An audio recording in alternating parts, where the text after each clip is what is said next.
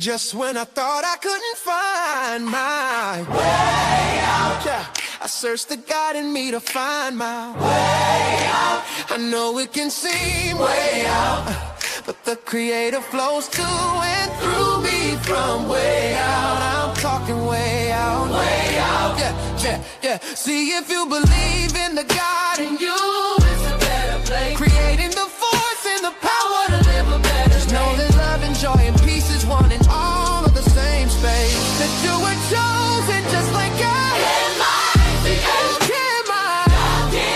Your energy. That's right. Only you can make the change. Shine your head at you. Shine so bright from darkness to light. Hey, hey, hey. From darkness to light. Yeah. And you'll find your way out. Yeah, yeah. Oh, it won't seem way out. Yeah, yeah, yeah. The power of God will flow through you from way out. Welcome. This is Alchemizing Energy. Thank you so much for joining us today. We have a really interesting show that we're going to be discussing, and I think that you will be interested. When you get finished, this is a little bit different than what I normally cover. But let's get into it, So, for years, China has been known for something most modern nations struggle to do. They plan far beyond the present moment. Its policies don't stop at 5 or 10 years. They stretch across generations, covering population trends, healthcare, urban development, and long-term social stability. But here's the part that's often missed. China is not the only country preparing for a future of longer human life. The difference is not whether nations are planning to extend lifespans. The difference is how they are doing and who's controlling access.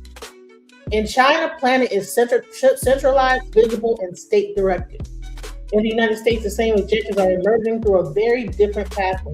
Private research labs, universities, military-funded science, biotech firms, experimental healthcare markets. Tonight, we're not asking whether people will live longer. We're asking how longevity planning actually works when it doesn't come in the form of a single national document, and why the outcomes may be more similar than they appear. So here's the thing. There was a leaked audio that happened when Xi, president of China, the dictator of China, met with Putin. And they discussed that they have the capability now of living up to 150 years old. And it's really crazy when you think about it. It's like, what? And the pills that they're going to be able to give out to people, are going to be able to extend the life of people, and this is going to be mainly for the elite, apparently, that they're saying that this program is that they're going to push out, while most countries plan around election cycles, quarterly profits, short-term political risk, China plans decades, So today's, it's not a sensationalized. I'm not here to spread conspiracy. I'm here to have the conversation. Okay. China does not govern only the way that most Western nations do. Its planning model is centralized, coordinated, and intentionally long range. At the surface level, China operates through 5-year plans. Okay, this approach allows China to align transportation, housing, healthcare, technology under one coordinated strategy. Whether someone agrees with the system or not, one thing is clear: it allows China to plan for demographic realities far in advance. China has a demographic problem. Okay, its population is aging rapidly. Birth rates have fallen sharply. The working age of the population, just like in the United States, is shrinking. These trends aren't theoretical; they are measurable, and they create enormous pressure on the healthcare system, labor markets. So, governments facing these realities begin to ask practical questions: how do we keep people healthier for longer? How do we reduce the cost of elder care? How do we extend productive years without collapsing social systems? This is where longevity enters the conversation, not just as fantasy, but as policy, guys. So what's happening now is that China has this 150-year thing where they are talking about how to live longer. Let's go into this. Okay. So first, I'm going to start off with the leak conversation that happened between Xi and the president of Putin, which is crazy to me, right? So Putin visited China, and this is his visit, and they caught them on a hot mic talking about this new plan that they had to let people live longer. Let's go.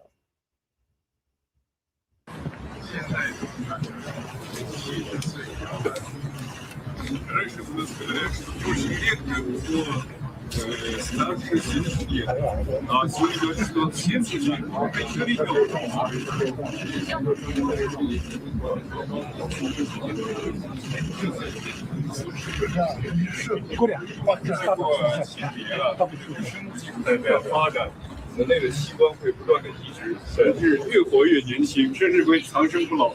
预测呢，本世纪呢，可能未来可以活到150岁。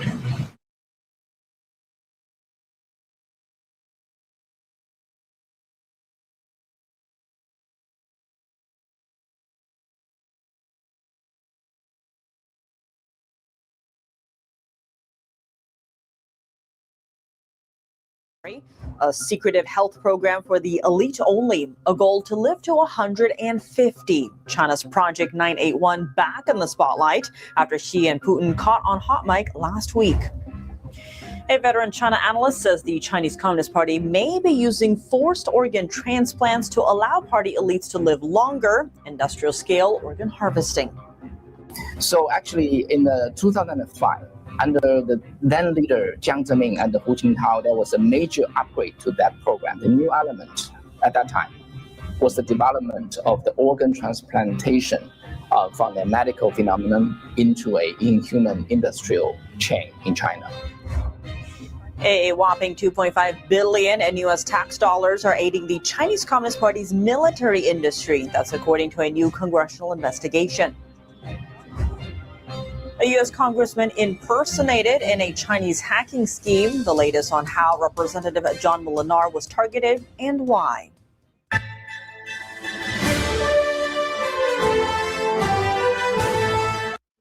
Right. So, and where is China mainly? Where are they mainly stationed in?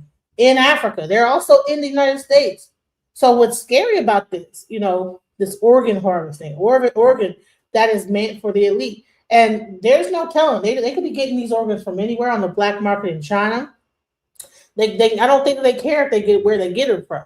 But the bottom line is there's an entire move, a whole plan for people to live to 150 years old. And China is at the helm of it.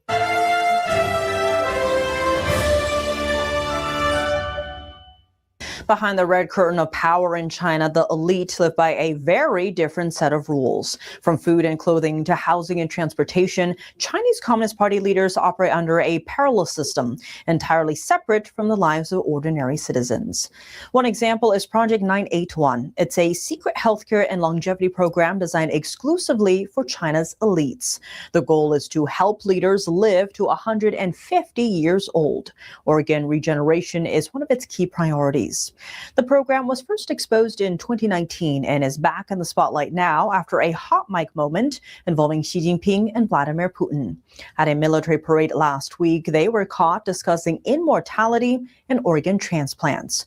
While state-run CCTV moved to quickly censor footage of the conversation, both inside and outside of China, the phrase live to 150 is now lighting up search engines across China. So what is Project 981? China's Project 981 was launched in 2005 and is focused on longevity and organ regeneration. Its official name is the 981 Health Project for Top Leaders. The project is run by military hospitals, most notably the People's Liberation Army's 301 hospital in Beijing. In 2019, the hospital advertised an ambitious plan on social media to help party leaders live to 150 years old. The hospital also claimed that by 2008, Chinese leaders had an average lifespan of 88 years, 10 years longer than their counterparts in the US and the UK. The ad was swiftly scrubbed from the internet the following day. But now, 6 years later, at the military parade, Xi Jinping seems to have unwittingly confirmed it live on state-run TV. The goal of helping leaders live to 150 was set in 2005, publicly advertised in 2019, and in 2025, seemingly confirmed by Xi Jinping himself. The cost of this elite-only healthcare program remains unknown. It's shielded under the same veil of secrecy as the Chinese Communist Party's official budget. And even more noteworthy, the timing of Project 981's inception coincides closely with the rapid expansion of China's organ transplant industry and mounting international concerns over evidence of forced organ harvesting from living people. It's a story the Chinese regime doesn't want the world to hear. A secretive medical program, an alleged organ supply chain, and a promise of longevity for the powerful. It's all resurfacing after a viral hot mic moment. Senior China analyst Alan Zheng helps us unpack the chilling backstory. Alan Zheng, thank you so much for joining us. Great to have you on the show. Thank you. Thank you for inviting me. Now, the hot mic moment between China's Xi and Russia's Vladimir Putin are still making the headlines to the point that, some media have actually taken it down due to pressure from the Chinese regime. Why do you think that hot mic moment is catching the public's attention so much? People often talk about longevity. Why do you think this moment is making the rounds? Why make a big deal of that? Actually, it's because of in the last, I would say, 20 years, and there has been, circling around about in China, Chinese government has been doing this organ harvesting to extend the longevity of their top leaders. It is something that people, some people believe it. The public generally, is looking at this with a suspicious eye. But this hot mic, actually, I think it alerted the media. Actually, the video came from CCTV's own footage. Okay, actually, as they recorded, they were not aware of it. About that themselves. But, some media, I think it's BBC, they've been hearing this, with a sensitive ear of a media, they dug into it, and then actually I think they amplified the volume to make this a matter. But once that is made public, then whoever has the insight about the organ harvesting practice of the CCP or the Chinese government, then they start to open it up. Then that touched a sensitive nerve because it's something that really exists. It does exist.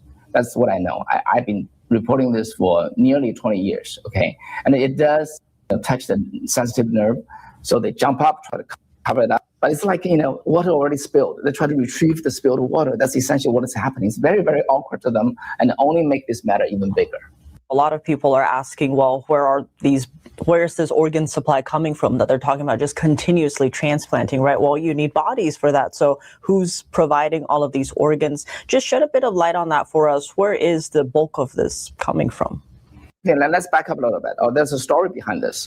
Just actually not long after the CCP established its rule, okay, starting from the Mao Zedong era, the party has been providing the top leadership with special medical, protection. And, to the party, their ruling class, that's a privileged class, okay? So they have been treating their top leaders just like that, always with.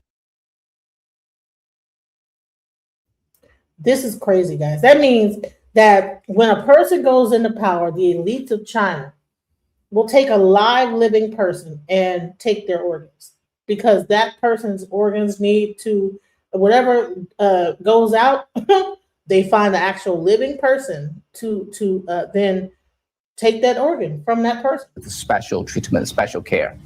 And so actually in the 2005, under the then leader Jiang Zemin and Hu Jintao, there was a major upgrade to that program. It's called the 981 Leaders Health Project.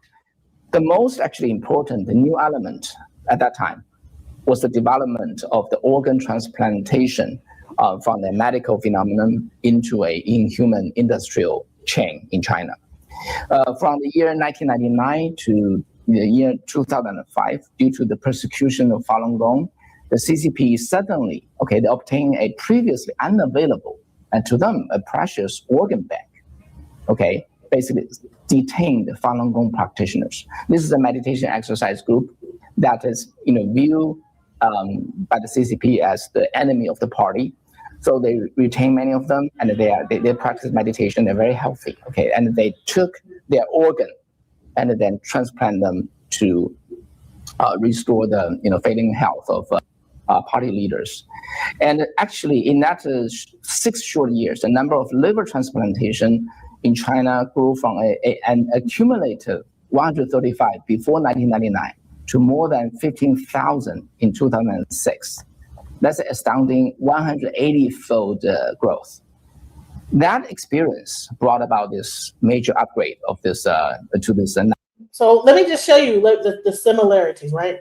So what China did was they took the people that were practicing Falun Gong, right, which is like a practice. It's like a martial arts, I guess. It's like a meditation practice. You know what I'm saying? And very healthy group of people. And they imprisoned them and then began to take their organs and give them to the elite people that the elites. Like he just said, liver transplants went up, all this stuff went up. What do you think will happen when you have these people that are in these ICE facilities and all of a sudden you're just seeing people start to get knocked off one by one? What do you think happens to their organs and their bodies? So they're now owned by the U.S. government now. What do you think is going to happen? Do you think they're just going to bury them? Or do you think that this is something that could actually happen in the United States? Because right now we're talking about China, but I think that we're kind of moving in the same direction, guys. 981 program. And then about 10 years later, okay, by March 2014, this program has advanced to a full industrialization. So in that month of that year, in Beijing's Haidian district, the 981 Health Technology Group company was established. This 981 company, they have served over 3,000, they call it a million level leader members. So they got the 3,000 members, elite members, who could be their patients or the customers, however you call it. So in recent years, what happened in China is that there has been a lot of report about the high school students suddenly gone missing. And then they may well be the source of live organ harvesting. And because once this practice become commercialized and the demand surged, and then the crime inevitably spread across the society. You need to understand that down the chain, there's there's other companies who saw this as they are the supplier of the organ, and then at that time, about 10 years ago, okay, it's $100,000 for a kidney, and $200,000 to $300,000 for liver. And then this has, driven various. See this whole organ harvesting thing, and here, okay, so Blumen says America has been doing this. There was a lady whose son was kidnapped, beaten, and organs taken. He was put on display. A black man, exactly. And here's the thing: I think it's interesting how China has suddenly have all this interest in Africa. I believe that they're trying to really get these organs. I'm sorry, you can't tell me nothing different. And you see all this trafficking in Africa. You all of a sudden see all this organ harvesting in Africa. Illegal means and the fake accidents and persecution and even armed group, okay, using violence to obtain organs. That has been happening in China. So within the CCP's top class, when the organ failed, well, it's simply replaced. And then they do that again and again. That way, the top leader keep living on, and then they don't die, well, for a while. From Africa, you might know what's going on in Africa. And then what is most scary is this, Tiffany, such organ transplantation has become an important gift of CCP to bribe world leaders. They use this to corrupt world leaders. That's possibly one reason, the reason why Xi Jinping mentioned this in that group, where you got like 20 to 30, leaders of those countries in Beijing. So this is I would say this is the general background that I see it. As you mentioned, the 981 project, right? Kind of this like special three-tier system to help their selected elites, if you will, live longer, the best medical care, best medical advances, and so forth. Talk to us about that system, because it sounds like, what we've talked about so far, there are different systems inside of China, or different levels of care afforded to different types of people, if you will, right? The Chinese leaders are one group and their friends. And then how is that different from, say, the regular Chinese person on the road? If they got sick, what kind of care could they get? Yeah, it's really just a two parallel world. Okay, not even just the medical, a medical care. Actually, some of the water they drink, the food they eat, the vegetable they eat, the vegetable they grow. For those top leaders, they're all different systems. There's due to the fast economic development, one price that the China pay is the environmental cost. There's a lot of pollutions. However, those top leaders of Chinese government, those CCP, they are not impacted by that. And they have their own special garden, a special farm, special people serving them, and so starting at every step, they're just nobles. They're modern day nobles without carrying the name of nobles. And in China, actually, many people heard of it. Well, Ellen Zhang, thank you so much for joining us. This is this news is from overseas. Of course, you can already see that they're somewhat like censored, and how you see the cuts. It's like the cuts are so unnatural. It's like, what? How did they cut right there? It's crazy. Thank you, Tiffany. U.S. tax dollars are aiding the Chinese Communist Party's military industry. A new congressional investigation details how the CCP is exploiting taxpayers through joint collaboration between U.S. and Chinese research projects. NTD's Melina Weisskopf reports. And as you can see that the United States is in bed with China, even helping their military, So when it really boils down to it, this whole thing gets really, really dicey, when we talk about this. Let's get a little bit further into how crazy, why even parents don't feel safe in China because of this whole organ harvesting situation. And I don't believe that we're too far. This is a January 2026 that this lady did this story. And I think that at the end of the day, we're not too far off from. We've already had it going on, but it's under the cover. The only difference with China is that they let it be known, but we're not too far off from it. I believe that a lot of this immigration, grabbing these people up, moving them from here to there, you don't know where they're at. All of a sudden that person disappears. Guess what? Same thing, different animal. Let's go. Now, every country has supply chains, every industry has supply chains, but China has a supply chain that no other country has. This supply chain involves state security, public security, hospitals, biotech companies, airlines, high-speed rail, and most disturbingly, schools. What industry is this? Well, saying it out loud could cost your life, as we've seen in the case of the actor who died. In China, some people called it a 150-year industry. So where does that name come from? It came from this picture. Remember this? September 3rd last year, when Xi Jinping and Vladimir Putin were talking about how humans could live to 150 years old when they were on their way to the military, to watch the military parade. At the time, many people laughed and thought that Xi Jinping was joking or bragging. But he wasn't joking and he wasn't bragging. He was expressing confidence in what China's medical system can do. And now more people are starting to understand what he meant. In simple terms, people are discovering a dark medical supply chain, one in which young people have become the source of spare body parts for the rich and powerful.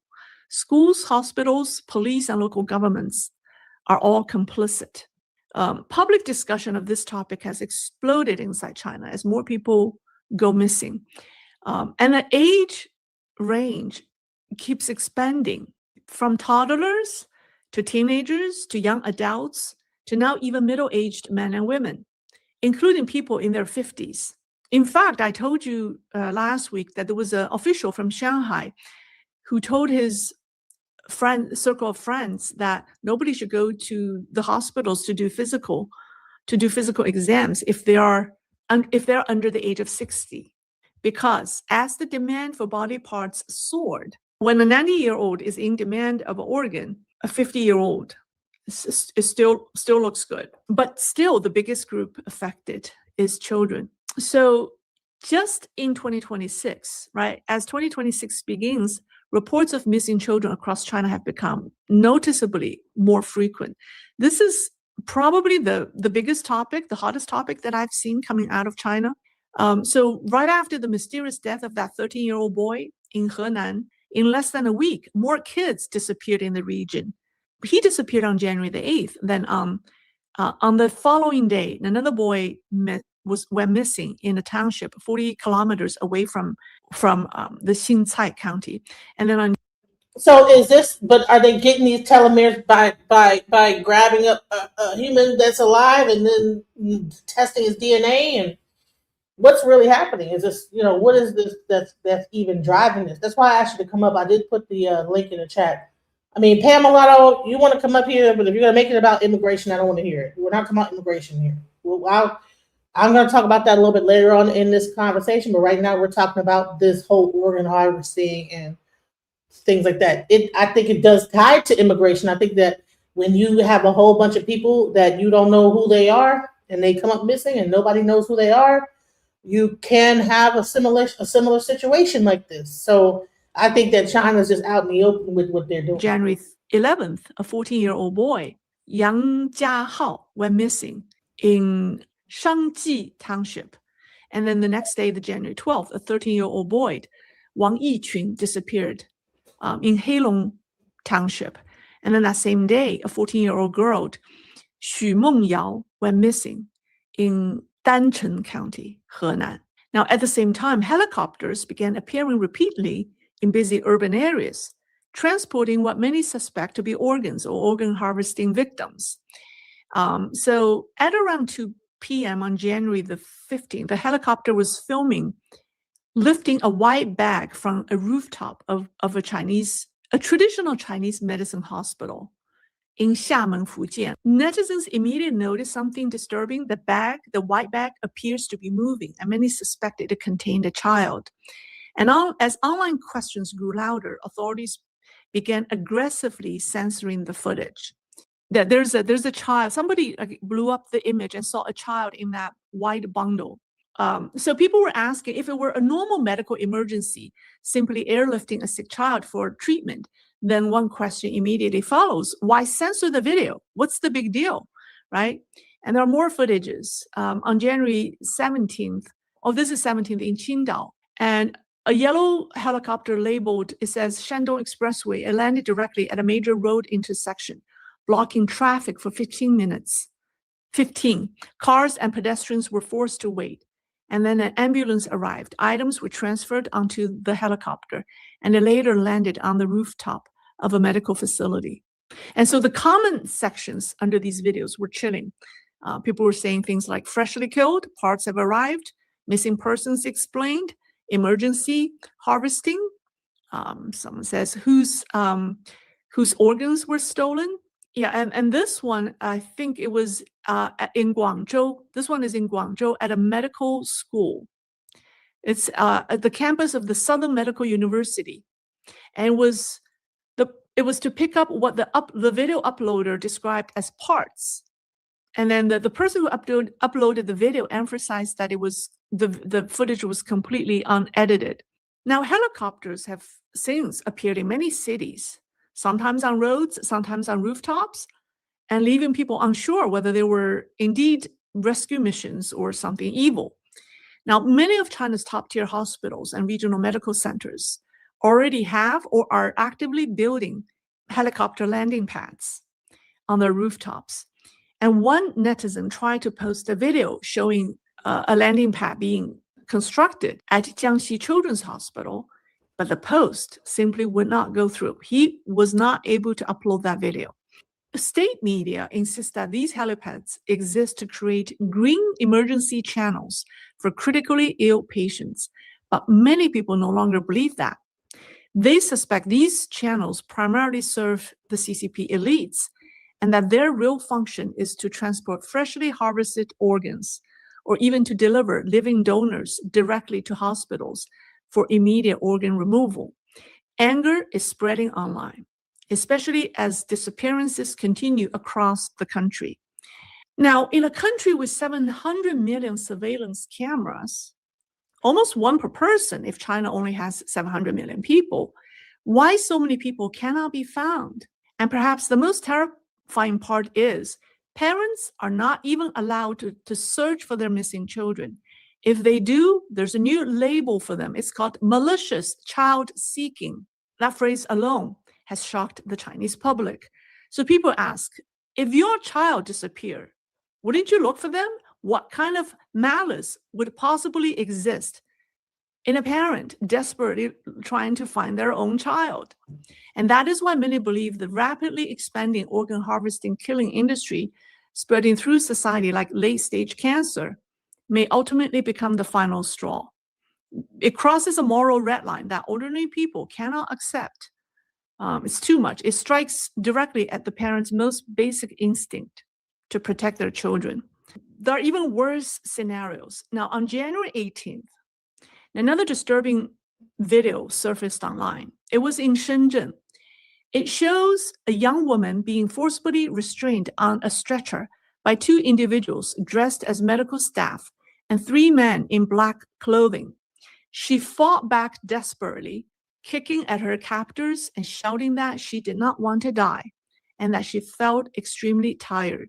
And she appeared physically weak, possibly already drugged, but remained conscious and clearly aware she was in danger. Another woman nearby tried to make a phone call, trying to help her, but she was powerless. She couldn't stop the five abductors.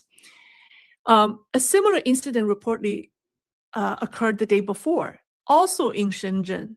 After a traffic accident, neither police nor traffic authorities arrived. Guess who arrived in no time? An ambulance arrived first. Four large men in irregular clothing got out and carried the woman who was hit. I think she was on a moped and she was hit and then she fell. And so these men, large men, carried her directly into the ambulance. So people immediately erupted. The internet erupted. People asked, how is the ambulance arriving faster than the police? So some said they hit her on purpose, then sent a fake ambulance to harvest organs. And someone lamented, medical workers were supposed to save lives. Now people fear them and hospitals. And these incidents are not isolated. Last May, a video circulated on X showing a woman in Yuzhou, Henan, again in Henan, being handcuffed by police dressed as emergency medical personnel and forcibly carried away on a stretcher. She screamed, I saw that video. She screamed to passerbys. She said, my name is such. I'm fully conscious and healthy. What kind of hospital puts handcuffs on people? Help me. People watched, no one intervened. And then similarly, in June last year, in Guangxi, near in a place called Guigang, a 16-year-old girl was injured in a traffic accident, and she was forcibly strapped to a stretcher by men dressed in black into an ambulance and was taken away in an ambulance. The next day, her body was delivered to a funeral home. So these are just a small number of cases, I'm telling you, but it's troubling. And then abductions are no longer limited to the streets. On the night of December 27th last year, which was less than a month ago, a woman living in Jingxiang apartments in Wenzhou was abducted from her home. Neighbors filmed this scene and posted online. I saw that video, where it quickly spread. The footage shows the woman screaming desperately for help as multiple individuals entered her apartment.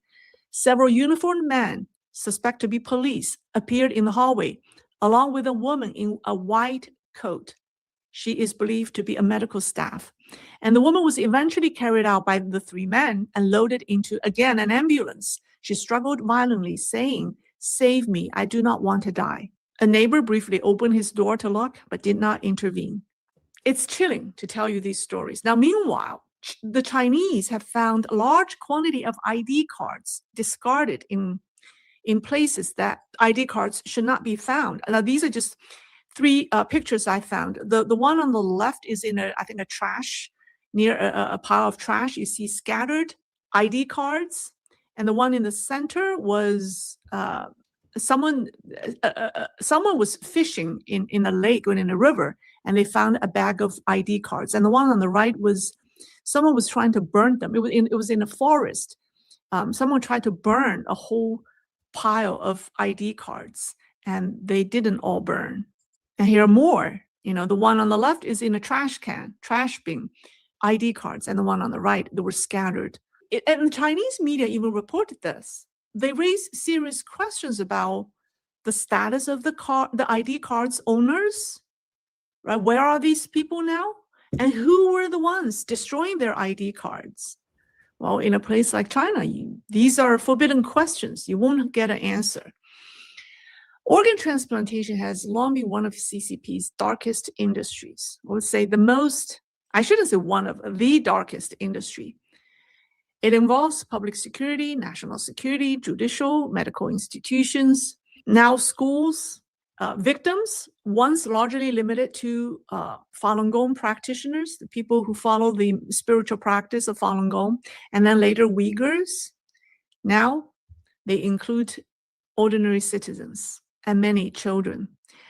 So for many Chinese families, the most basic sense of security is gone. When parents feel hopelessly vulnerable, when they realize they cannot protect their own children, do you think people still want to have children? What makes this even harder for parents is the role schools now play in the system. In China, physical exams are organized by schools, not by parents. Children are expected to obey teachers. So even though many parents have told their children not to let your teacher take you to physical exams, it's hard for students to resist that. They don't get to refuse. And parents often don't even get a real chance. So I have seen parents quietly taking their children home and stop sending them to school altogether. They say, even if my child doesn't learn anything at home, at least they're safe, at least they're alive. So with this level of parental anxiety, Chinese society is no longer afraid of having fewer babies. It's afraid of having children at all. A society can survive poverty. It can survive inequality, but it cannot survive once parents lose faith in the promise that their children will be protected. So this is happening in China, but I don't think that the U.S. is far off from it. Let's discuss. let's get into it, okay? Hold on, let me find this. So in America, several detainees have become up missing as well. When we talk about immigration, where are the detained? Hundreds of people from Alligator Alcatraz missing. Let's go. Immigration jail in the Florida Everglades, dubbed Alligator. Hundreds of people who were once detained at the troubled immigration jail in the Florida Everglades, dubbed Alligator Alcatraz, have disappeared. The Miami Herald reports about 2/3 of the 1,800 immigrants who were held there in July have gone missing from ICE's online database, with their families unable to locate them.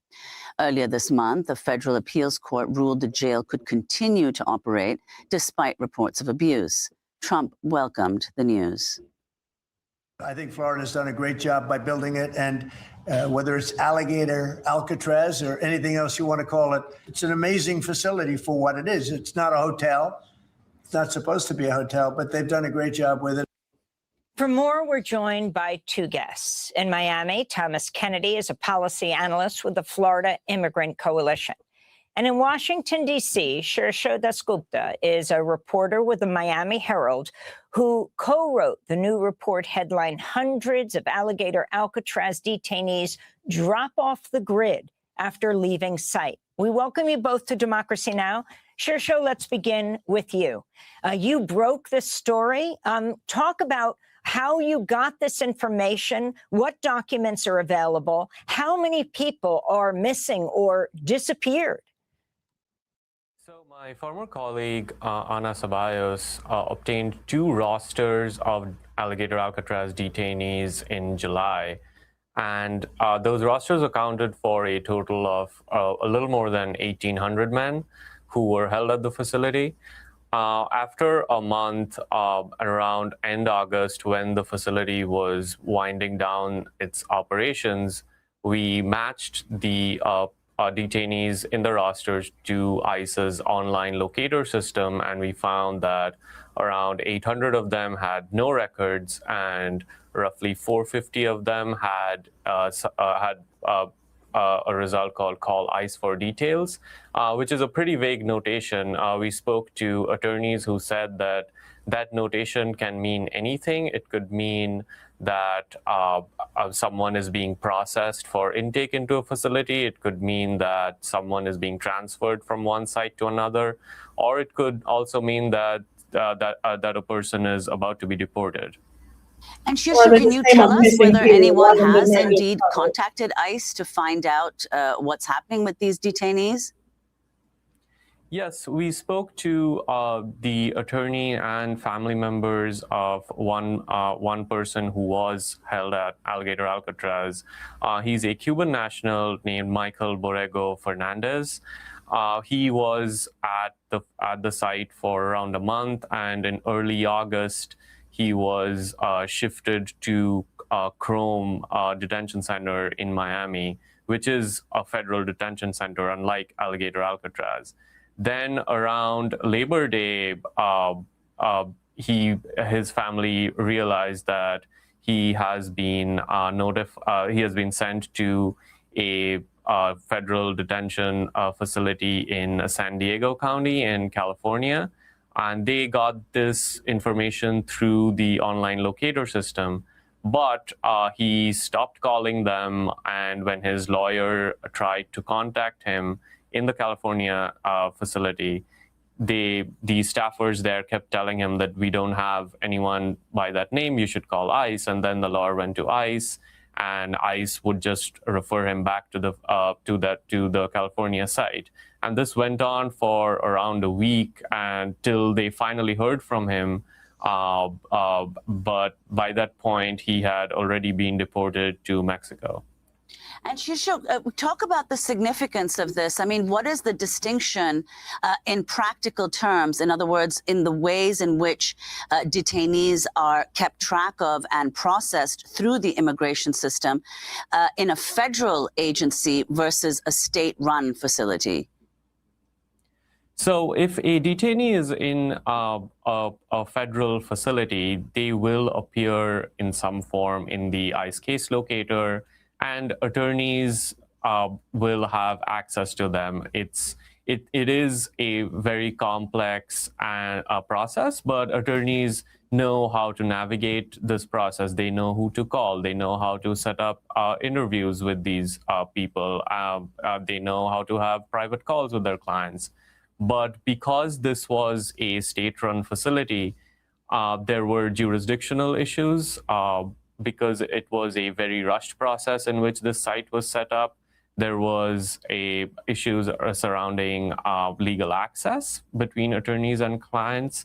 And, even when they were transferred out of this facility, I've spoken to attorneys who've said that, we don't know who to call. Sometimes we call a person who is listed as the contact person, or is the contact person at like a site where he's supposed to be kept, but we don't even know whether that person is the right individual to call to set up a discussion with my client. And what is the state saying to you, Shushu? What is Florida explaining that difference between federal and state, and what DeSantis, the governor of Florida, the deals he has made, the contracts with the money flowing in, ICE getting more money now than they ever had? So Florida, per our last estimate, Florida has spent more than $200 million setting up Alligator Alcatraz. And obviously, it was ordered to be, operations to be winded down, which they did. But then an appeals court issued a stay on that order. So it's a bit unclear about what's happening at the site now. In general, the DeSantis administration has taken a very hard stance on immigration. and he has made Florida among a leader in the states which are cracking down on violators of immigration laws. But in terms of our story about people sort of falling off the grid after being moved out of Alligator Alcatraz, his office did not comment. They referred us to ICE, and ICE did not issue any comment either, despite multiple requests. Here's the issue. This is the issue. Where are the detainees? Now, this was back in September. What they said that of all 1,800 immigrants who were held there in July, okay, 2/3 came up missing. So 1,800 immigrants,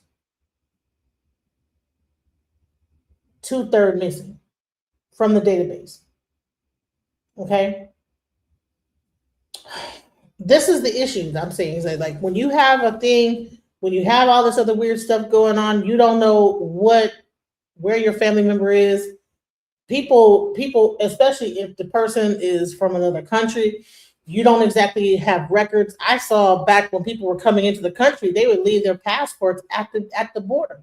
So this is how people come up missing, guys.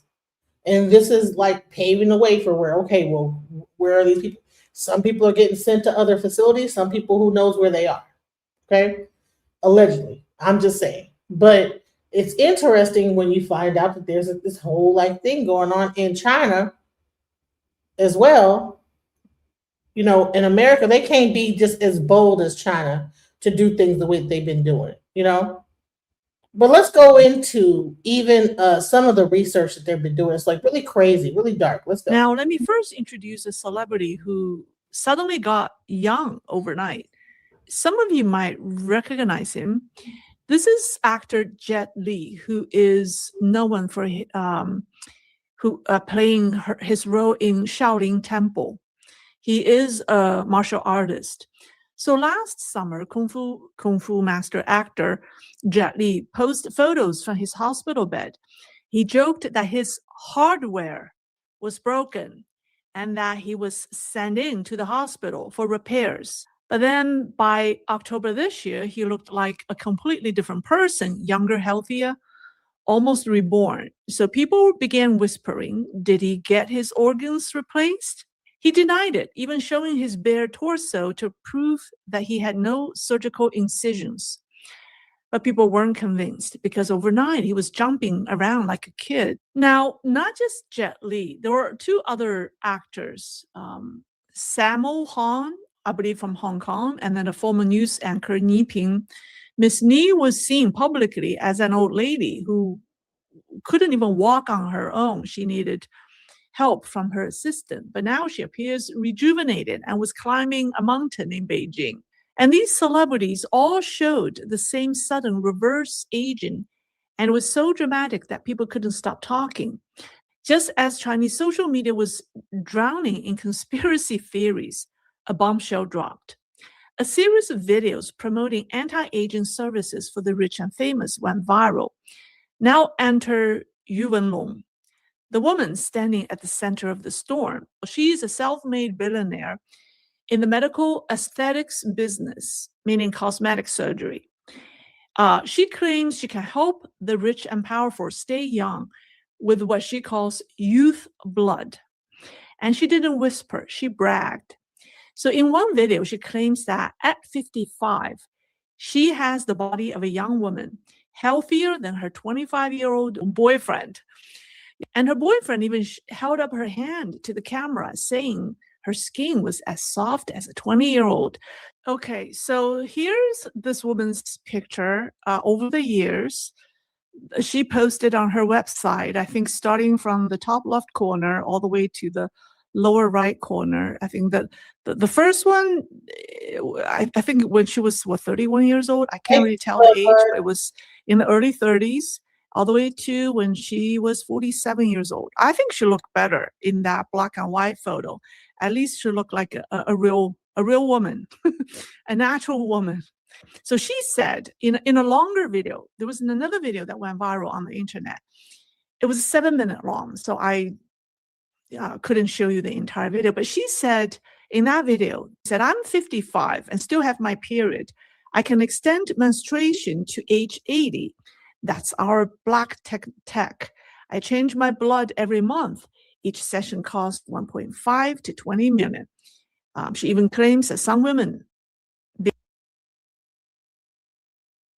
That's our black tech? The hell is going on here? What is it? Why is it called black tech? What is that about? I'm sorry, guys. I'm watching this right along with y'all, and I'm like, what? I'm 55, and I still have my period. I can extend menstruation to the age of 80. That's our black tech. I change my blood every month. Each session costs 1.5 to 20 million. What? I can extend menstruation to age 80. That's our black tech. I change my blood every month. Each session costs 1.5 to 20 million. She even claims that some women became pregnant in their 60s. Here's how the young blood works, according to her. So she explained the technology like this. She said, we extract micro vesicles and young functional proteins from young men under 21. And she insists that each donor produces only a tiny amount, and you need the combined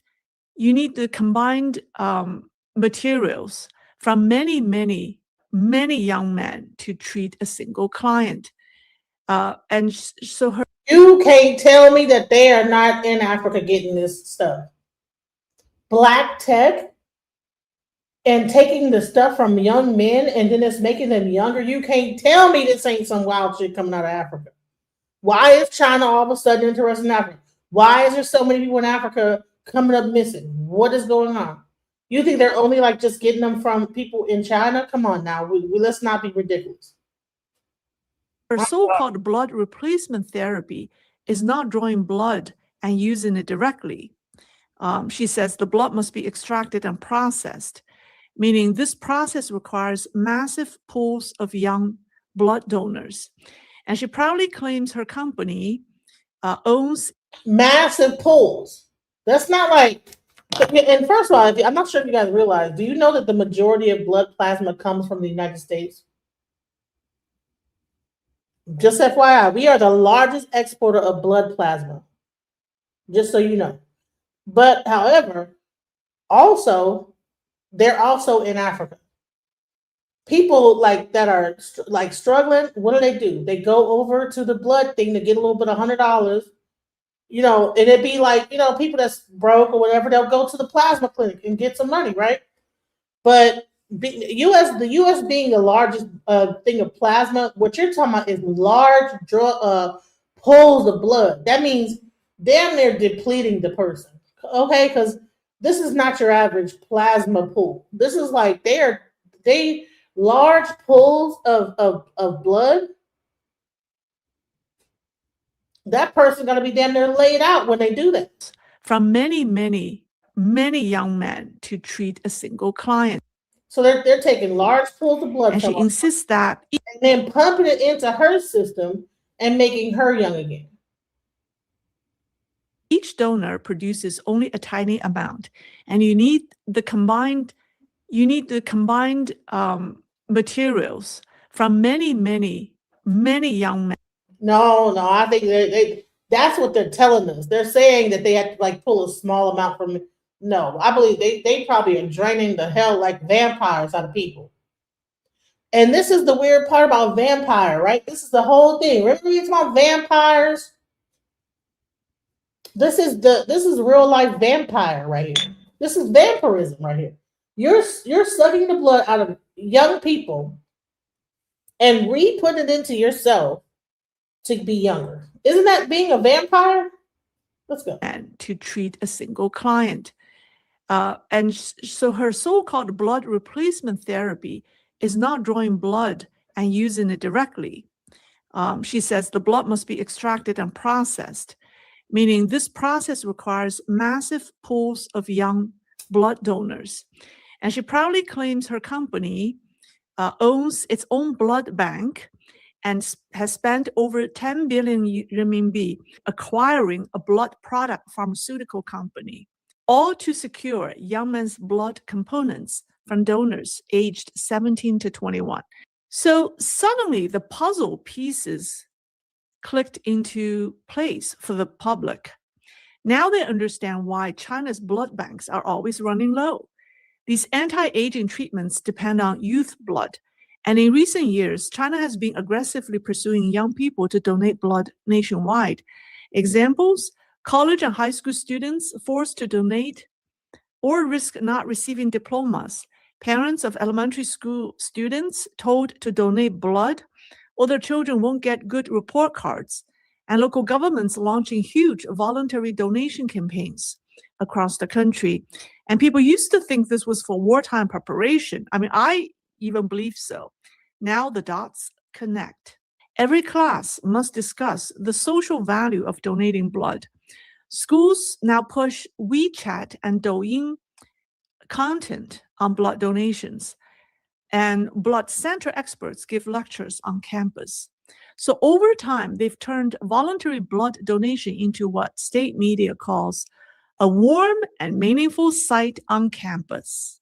So this woman says it's all legal. And she said, we're a huge institution and publicly listed. If this were illegal, someone would have extorted us already. She also claims, she said, we haven't fully gone mainstream yet, but European tycoons have come to them, have gone to them to replace their blood a lot.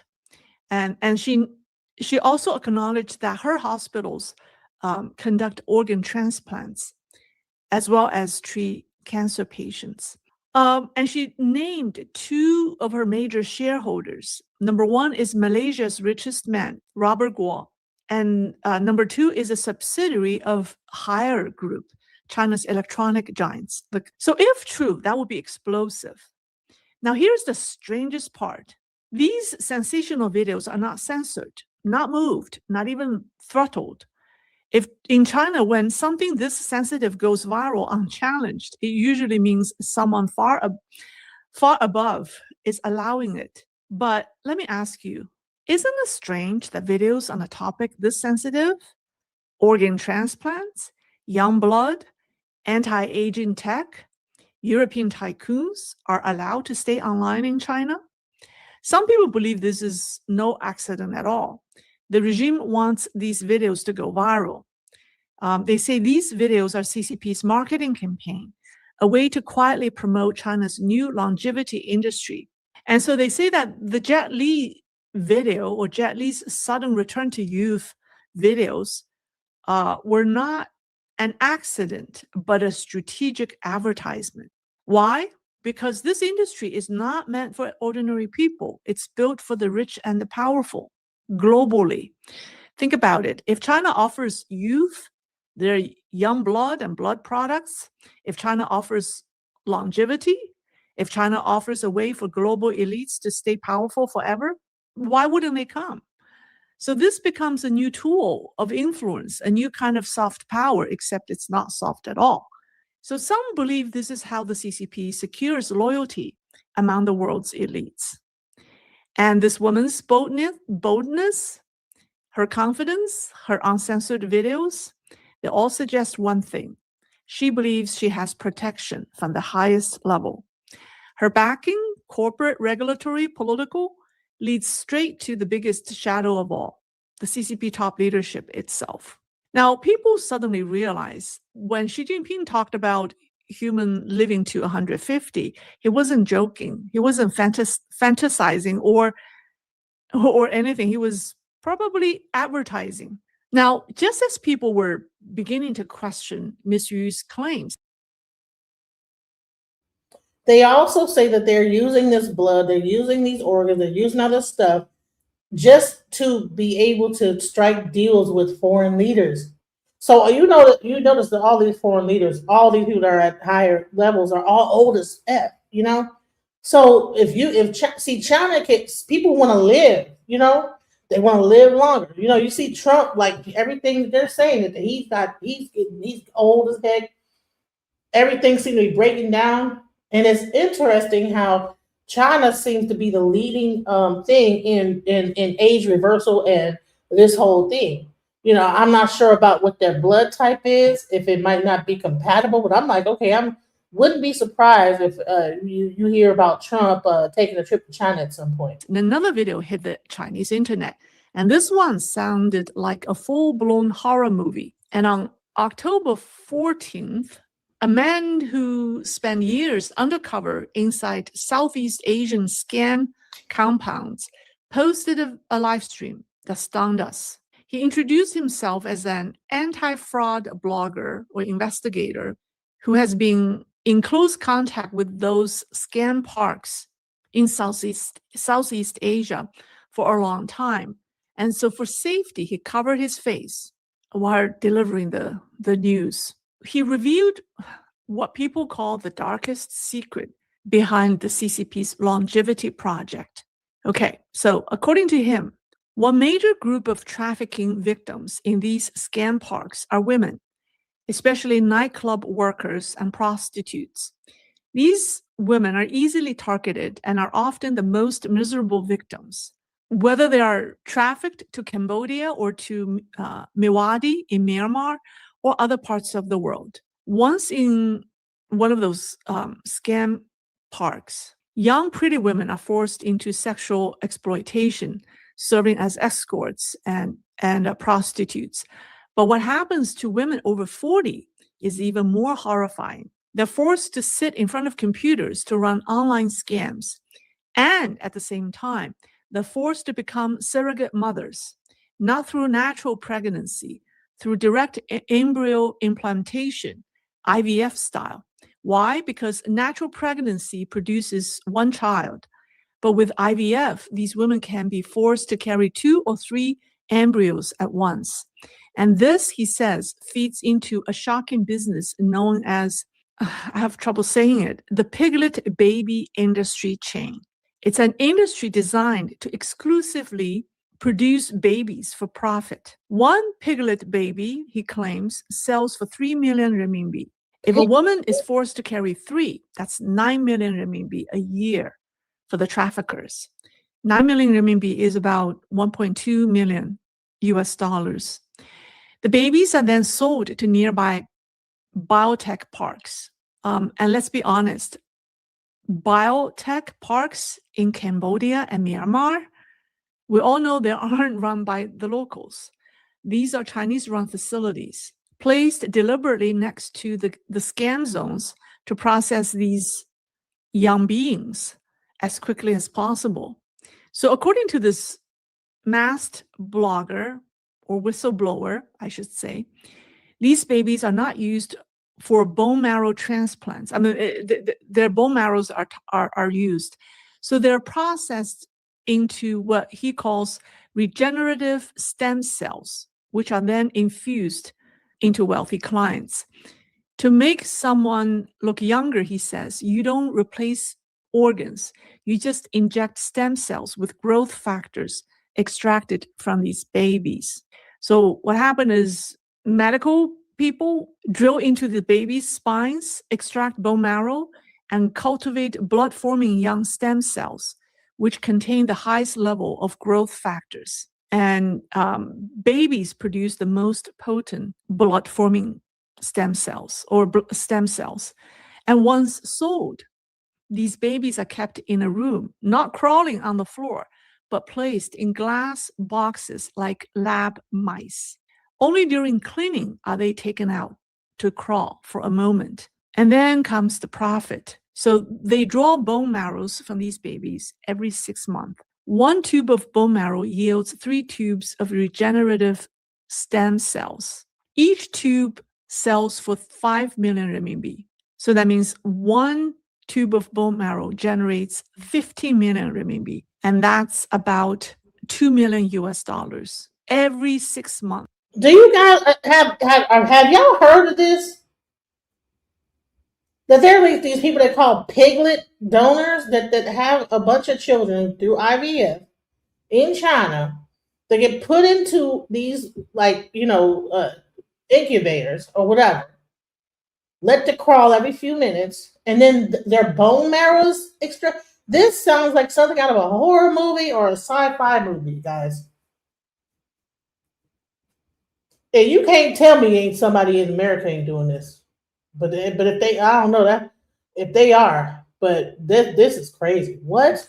And they said that only celebrities and business tycoons can afford it. He says, no, most people have no idea that this scam exists. And he swears that what he described is only a tiny part of what actually happens. So the public reaction has been pure horror. Online, Chinese netizens exploded in outrage. I mean, this video is posted outside China. This video isn't posted on the mainland Chinese social media. So people call this pure evil. Others said, can I just say this? Everybody that thought that whole thing where they were saying they were making babies cry and scream and they take this adrenochrome and stuff like this is showing that this adrenochrome thing is not too far off the mark. It might not even be making the kids cry. They might just be crying anyway because their bone marrow is being, extracted. Who knows if these little babies are even being given anesthesia? This is how sick this society has become. This is crazy. Now, you know that these scam parks in Southeast Asia are not isolated criminal dens. They're intertwined with the Belt and Road Initiative. And in fact, CCP's own Global Times, its own official mouthpiece, published an article in 2019 with this title. Okay, the title says, Chinese entrepreneurs tell their Belt and Road stories, building a special zone in Myanmar's wasteland. And the article openly praises KK Park, one of Mewadi's most notorious scam park. It's called the KK Park. That article has since been deleted. So recently, many Chinese discovered tracking devices hidden in the soles of their new sneakers. People were terrified. So the person who posted this issued a warning. He said, if you find a tracker in your shoe, someone is following you. And if someone is tracking you, they may want your organs or your life. So people connected this mysterious shoe tracker to the missing youth, right? Because sneakers are mostly bought by students. So no wonder so many young people have vanished. I think about it. Young blood is openly advertised, and those missing kids, maybe the blood banks. Now, the tracker scandal made people think of something even more sinister. China's smart school uniforms. Since 2018, many primary and secondary schools in China require students to wear uniforms with RFID tracking chips sewn inside. These chips monitor when the kids enter and leave school, their identity, their purchases even, their real-time movements, all sent directly to parents and teachers. Now, parents are now paranoid. They said, if bad people get this information, our kids could be taken. And the truth is, China's missing children and teenagers have surged in recent years into millions annually. Shoes with trackers, uniforms with chips, children disappearing, young blood in high demand, babies born as human spare parts, and Xi Jinping casually talking about living to 150. What can I say? At the end of the day, this isn't about technology. It's not about longevity. And it's not even about politics. It's about humanity, what we allow, what we ignore, and what we will become. And just last week, whoever this lady is in China that is talking about this stuff, shouts out to her, because people have been saying this has been happening in the United States for the longest time. It's a hidden industry, but you know what? In China, they are out cold with it. They are just out there in the open, just like bumping. You know what I'm saying? Hey, we want to live longer. We are going to take the blood of the youth. Let's talk about this whole young blood thing. Now, this is also happening in America. People are using young blood to do facial stuff, infusing it into their face and stuff like that, using microdermabrasion. But let's talk about the things that are happening in America. New treatment that may hold promise, but at a price. It does appear to reverse the aging process. Dr. Jesse Karmazin is talking about transfusions with the young blood from teenagers, and he says it just may turn back the hands of time. That blood is going to patients over 35 as part of a clinical trial called Ambrosia, where subjects paid $8,000 to get the rich growth factors found in the platelets in blood's plasma. There's pretty much people from most states, people from overseas, from Europe and Australia. There have not been any published results, but the intriguing concept still found its way into pop culture. It's my transfusion associate. Dr. Karmazin says patients who have had it say they feel amazing, and he has seen evidence of reversing the aging process in rats. Their brains are younger, hearts, their hair, if it was gray, just turns dark again. There has also been encouraging Alzheimer's research using young blood at Stanford. We found that it was safe and feasible to administer infusions of young plasma weekly. Dr. Sharon Shaw is a researcher who says they have seen evidence of improvement in functional ability. It's all very exciting that there can be components in blood that could be healing. Platelet-rich plasma, or PRP treatments, using a patient's own blood, have been in demand as trendy vampire facials to fight wrinkles and as joint and tissue treatments to accelerate healing. A lot of goodies in blood. Dr. Human Corazani is using those rich PRPs in a study at Mount Sinai to regrow hair. We can actually use your own blood to stimulate the body. The study is ongoing, but seeing short-term results, Dr. Corazani is optimistic. It looks very positive. Experts agree there is still more research that needs to be done. There's still a lot of unknowns and a lot of factors that we don't know when we actually getting another person's growth factors and nutrient injected in us. Dr. Karmazin says that he plans to open a young blood lab in New York in the coming months. I'm trying to tell you, you think it's only in China. This is happening in the United States as well, guys. People are using the blood of teenagers, the blood of children, and things like this. And, you know, so initially I see people, you know, when they hear, oh, this is in China. You know what I'm saying? Oh, that had nothing to do with the United States. Couldn't be, right? No, like, listen, you have a president. I mean, you have a whole lot of just crazy stuff going on. This whole thing is just insane to me. When I think about it, it's crazy. And so at some point, the FDA began to warn about using young blood. Let's talk about that. Let's go. One startup company was promoting this young blood treatment for $8,000 a unit, the price of 1 liter of a young person's plasma.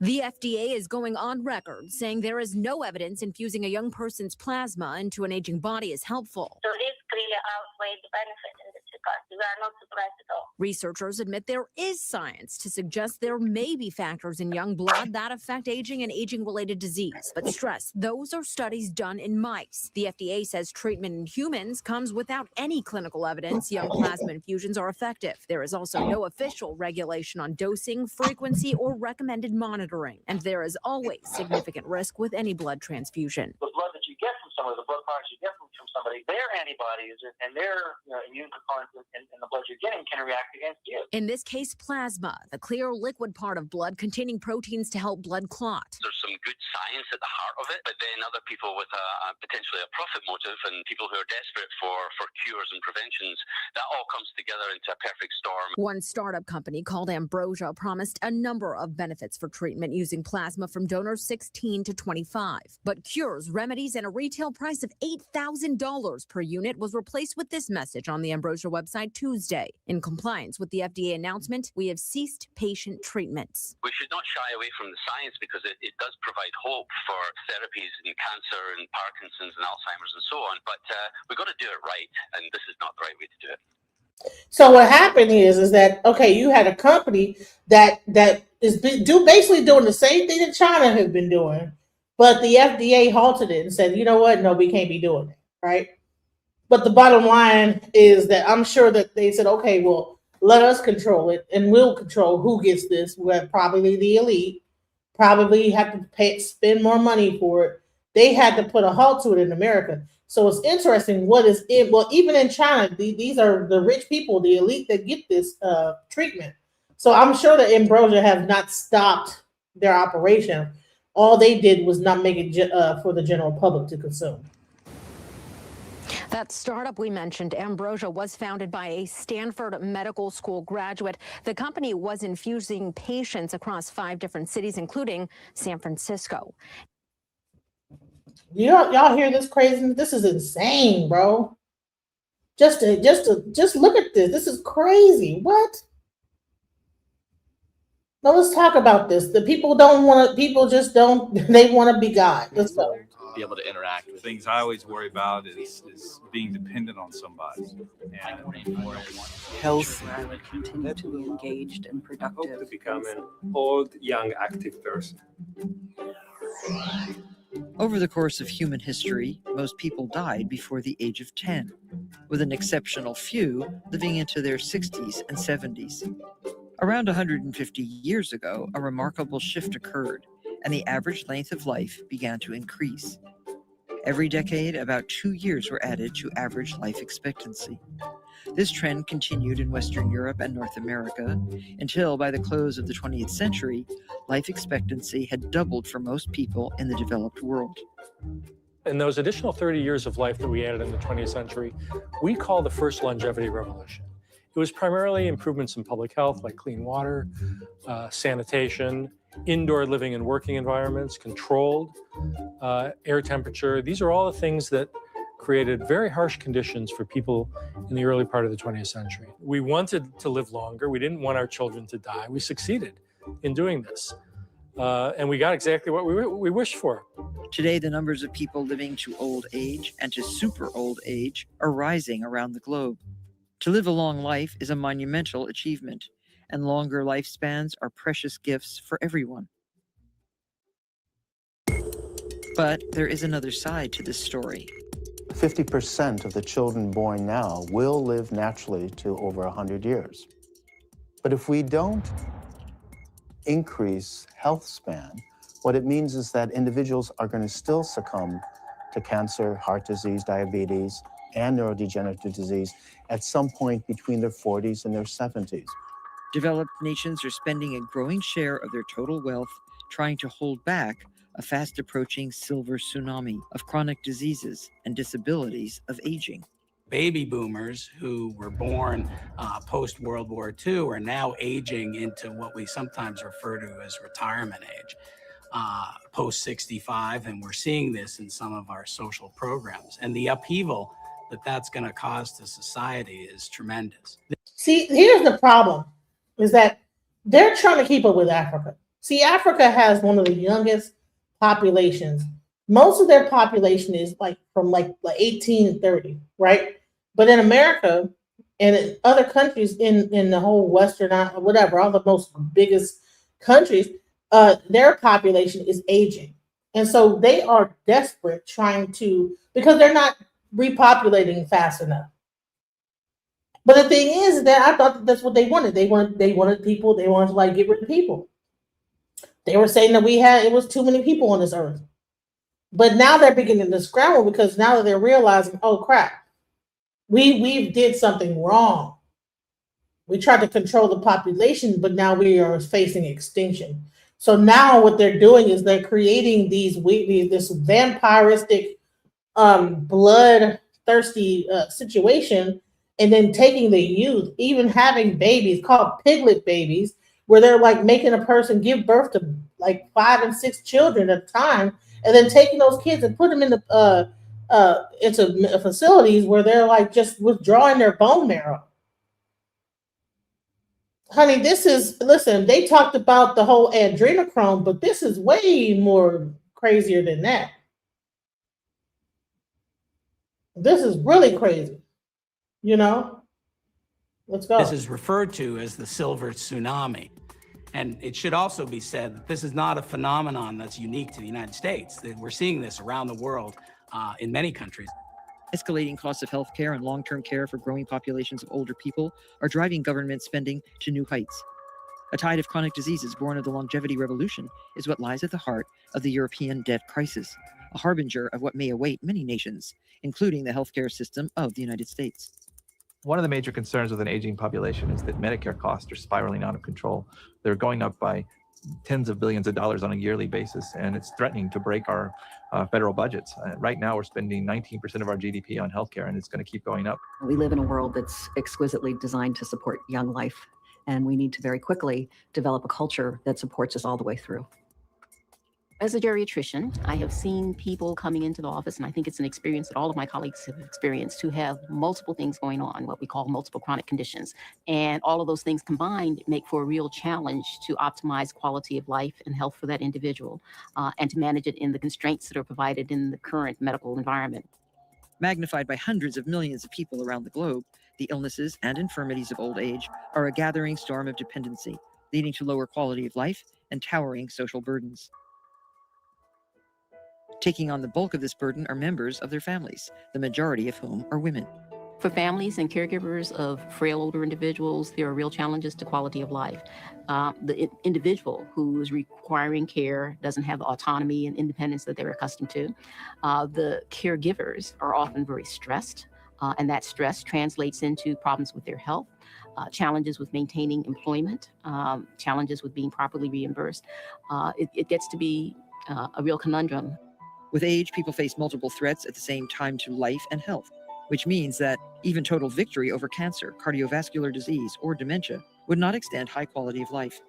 There is always another disease of aging awaiting to take its place. Aging is a major risk factor for all the diseases that we are afraid of and we die from. And unless we change the rate of aging, all we're going to hope for is exchange one disease for another. Because the only way to treat all of them, to prevent all of them, is delaying actually the aging. The questions then become, what can be done to help ensure a longer health span? And what research is most likely to produce innovations for a better future? Scientists, politicians, doctors increasingly agree that that investment must be made in medical research that aims to better understand how the aging of our bodies leads to the diseases that threaten not just our lifespan, but our health span. We are no genetically hard. Let me just say this, is that, see, in America, they're forced based on, the fact that we have a media and the Constitution, everything, not to be as bold as China is. So they have to smooth and gloss everything over. All this is a glossing of what they're really doing. Okay. China right now is proving everything that everybody thought that was happening with kids, with people just coming up missing. China is proving that this is existing. It's just it's a conspiracy in America. In China, it's real life because of the way that the government is run. They're able to say, yeah, you know what I'm saying? We're grabbing up the blood plasma. We're putting it on we're getting transfusions. We're doing all that. America has to lie to its people. Let's go. Than our ancestors were 10,000 years ago. This increase, this dramatic increase in life expectancy came about because of science and technology and wide-scale behavioral changes and social norms that improved the safety of the world in which we live. So science and technology got us here, and now we need to apply science and technology again in order to make sure that these added years of life improve quality of life at all ages, not just in old age, but again, all the way through. If we invest now in figuring out ways to extend health spans so that these people are still highly functional and they have low healthcare costs, we'll find that it could be a very positive thing, but we have to really invest now into finding ways to keep people healthy longer. Scientists who study aging are in general agreement. See, the part that they're missing, that they're not telling you, is that this is not for the average human person. This is for the elite. They're doing the research to help the people that have money, that are going to inherit this whole thing, that they think that they're going to inherit the earth or whatever. This is for them. This is not for the general public. That's why when that Ambrosia project came out and they were giving it to people for $8,000 or whatever, FDA came in and said, no, we got to regulate that. But you can't tell me that ain't somebody with $1 million hitting up Ambrosia and getting this young blood. Let's just talk about that. That the process isn't set in stone, that the aging process can be sped up by genetics or poor lifestyle choices, but that it can also be slowed down. This means that research that slows aging has the potential to extend healthy years of life and simultaneously postpone the costly and harmful conditions of old age. So in some sense, we're playing whack-a-mole. You know, you knock out one disease and then people are going to die of another disease or develop another disease. What if we could slow that biological process? Scientists have found that alterations in cell replacement and repair, stress response, and inflammation are key influencers in the development of cancer, heart disease, diabetes, and other debilitating and costly conditions of later life. These are also the essential changes taking place in our aging bodies that lead to loss of strength, changes in vision, arthritic joints, and other declines. But is it really possible to do this? To slow the rate of aging to protect against disease? We're now coming to realize that aging appears to be a modifiable risk factor, potentially. So we have some reason to be optimistic that in humans, we might be able to delay age-related diseases as a group by targeting fundamental aging mechanisms. This would be absolutely transformative. So what was science fiction just a few years back is becoming reality. Even a marginal delay in the declines of aging could give us a profoundly effective and efficient means to prevent, postpone, or reduce the impact of diseases that threaten healthy lives. However, the great majority of U.S. federal medical research funds goes to the study of chronic diseases in isolation from each other and largely divorced from the underlying aging processes that lead to them all. As American taxpayers, we are already supporting medical research through the National Institutes of Health. The NIH is the envy of the world, and Congress allocates over $30 billion a year to the effort, both by history and by habit. Most of our national investment in medical research is aimed at research that is specific to individual diseases. What is driving all of these diseases that we're seeing in an aging society is the same damage taking place in our aging bodies. You see, this is the thing. See, when we get our information is watered down. What you're hearing is a bunch of fluff, okay? But when you listen to a Chinese person and you hear how they're giving it to you, let's go into what she's talking about, okay? Because let's not gloss over it, okay? Let's talk about what's really happening. See, in China, it's all out in the open. It's not no secret thing. That whole adrenochrome thing they said was going on, they're admitting, yes, we take children's bone marrow, we inject it into your spine, and then you regenerate. You become youthful. We transfuse your blood with a young person's blood, and you begin to then reverse in aging. Let's go. A group called the World Organization to Investigate the Persecution of Falun Gong. This organization released a new report. It revealed that Chinese military hospitals have been secretly carrying out infant organ transplant experiments for over a decade. Yes, babies killed for their organs to be transplanted into adults. So now let me explain how it works. According to this report, more than 10 years ago, Chinese military hospitals quietly began experimenting with infant organ transplants. In the beginning, the failure rate was sky high. The organs were too tiny, the blood vessels too thin, the risk of blood clotting enormous. But two breakthroughs changed everything. First, PLA medical teams mastered the surgical techniques to operate on tiny organs. Second, Zhejiang University developed a drug that slashed post-surgery blood clots.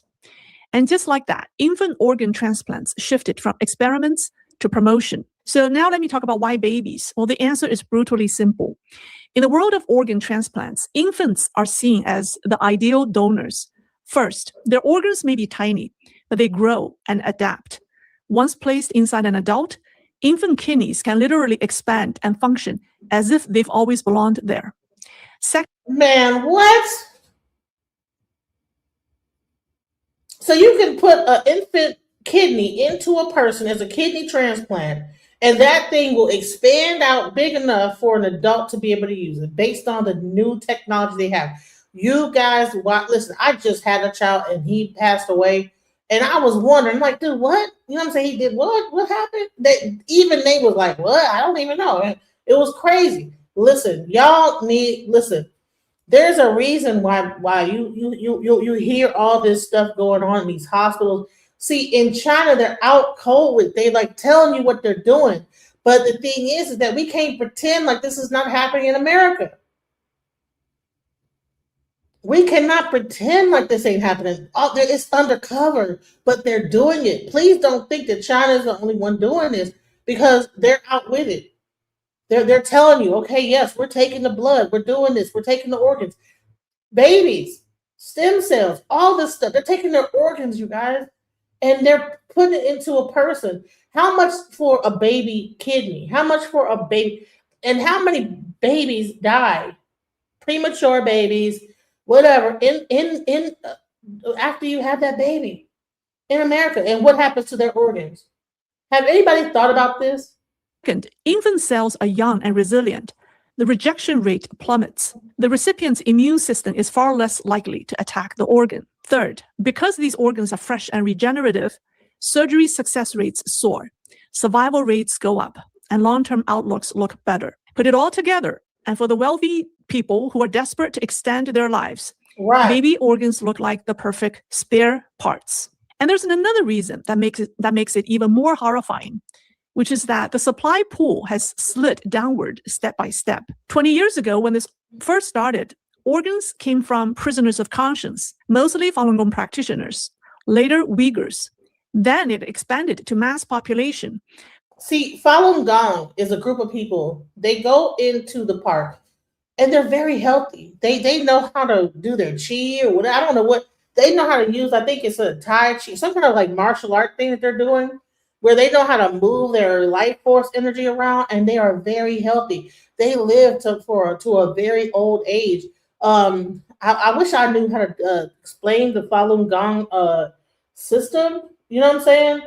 Fundi is here. Do you know about? I'm sorry, I didn't need it. I'm putting another video. The next video I'm trying to put in there.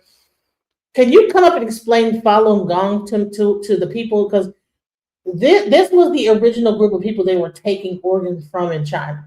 Okay, these people would go out to the park, and that practice became illegal. China then began to imprison these people for doing this, which is weird. They go out to the park, and all of this is like a meditation, from what I'm understanding what it is. It's like they go out and they know how to. Let me find out if I can because I can't explain this Falun Gong practice. Falun Gong. Because I was trying to learn Tai Chi one day back in the early 2000s, like in 2007, and I came across this Falun Gong. Right? And so based on this Falun Gong practice, they figured out how to become extremely healthy with this. And so what China did was that they began to make it illegal to practice, which is, I don't know why.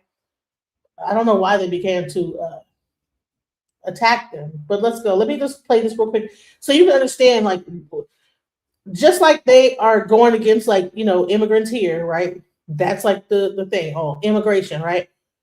Falun Gong practitioners began to do the same thing. They became similar to where you had officers, they would be outside doing, and it became illegal to do this in parks, because there used to be droves of people in parks doing this exercise.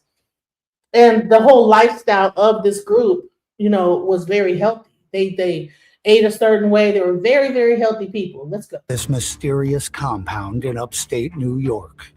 Are their claims of organ harvesting true?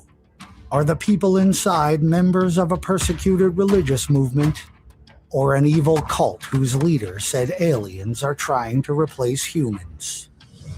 On top of a mountain at the western edge of New York's Hudson Valley lies a secluded 400-acre campus known as Dragon Springs.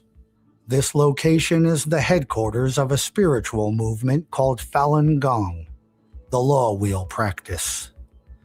Some say Falun Gong is dangerous. Accounts from former practitioners and their family members appear to support these characterizations.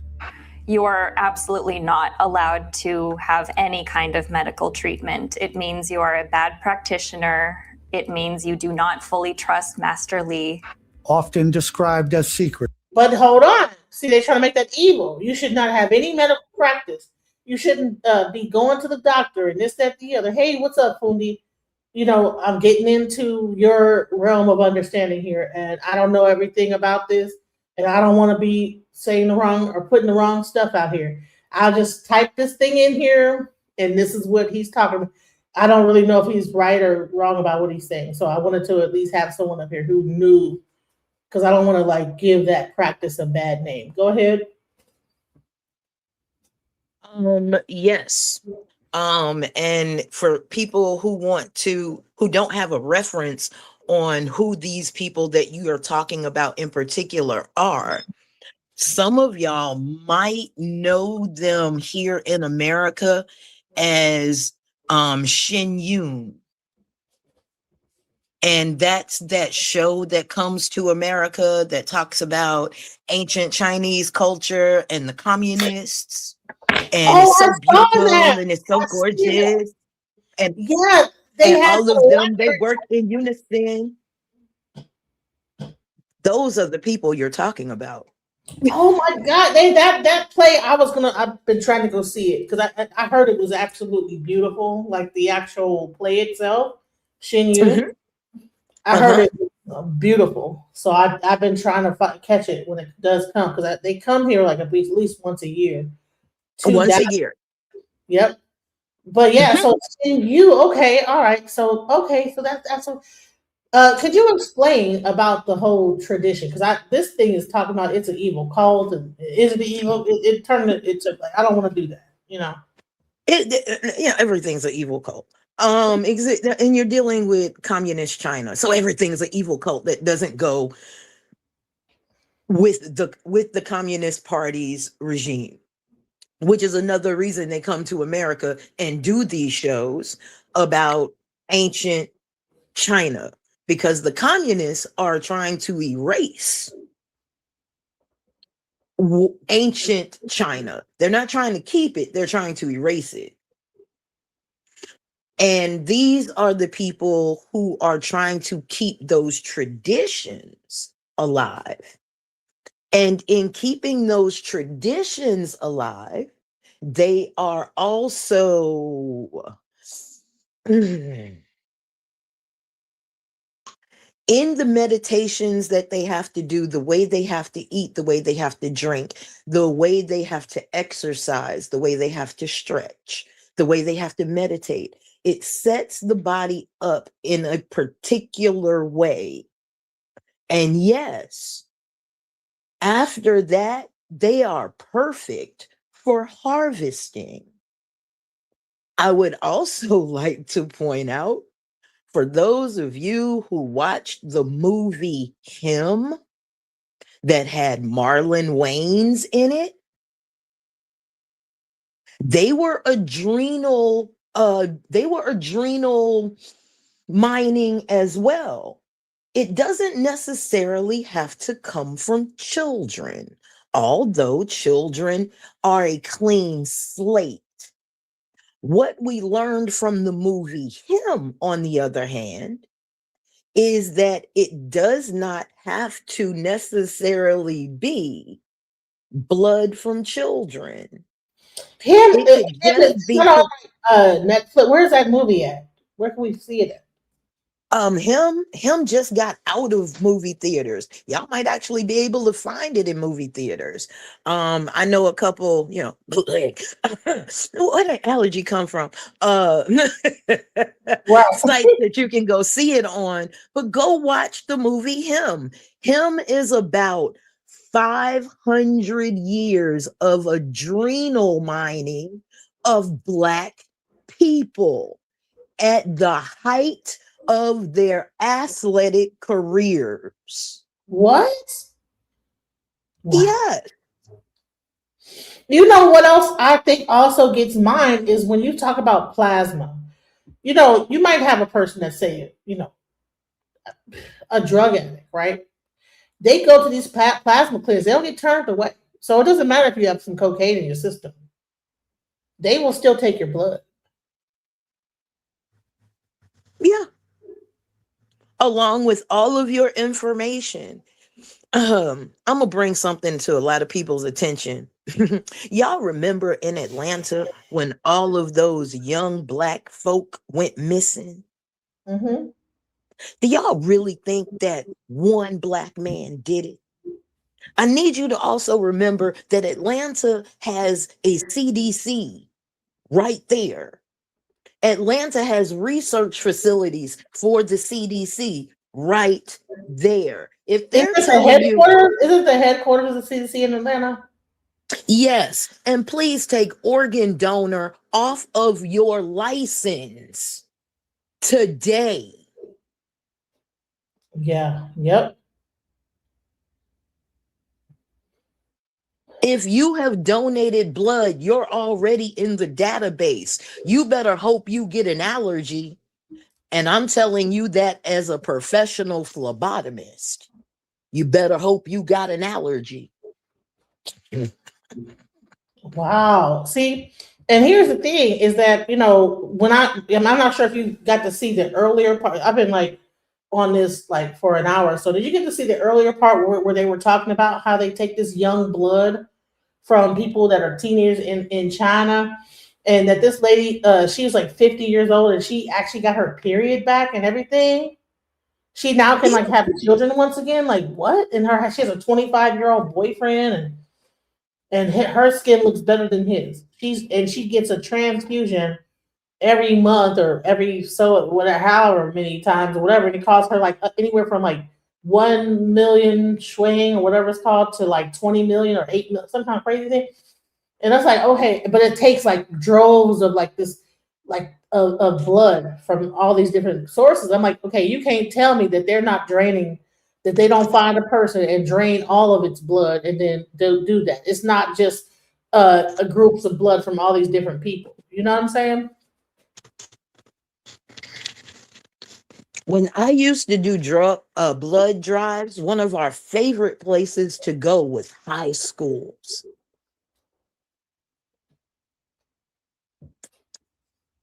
Wow. You know how much blood gets drained out of high schools?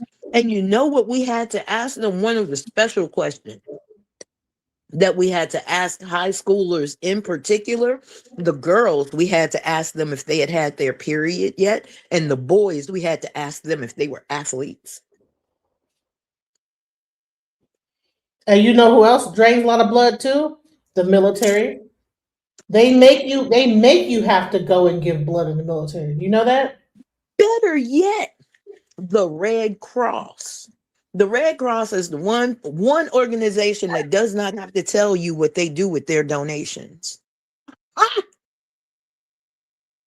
And I think that America is the largest donator of plasma across the board. That's why I think it's kind of funny that they're trying to pretend like China, that they're getting all this blood out of people in China. No, they're getting this blood from all over the world of certain people, you know? Now, if you put all of this in perspective, does it make sense why Black women and Black children don't get out of labor and delivery alive? Man, let me tell you something. I had high blood pressure, right?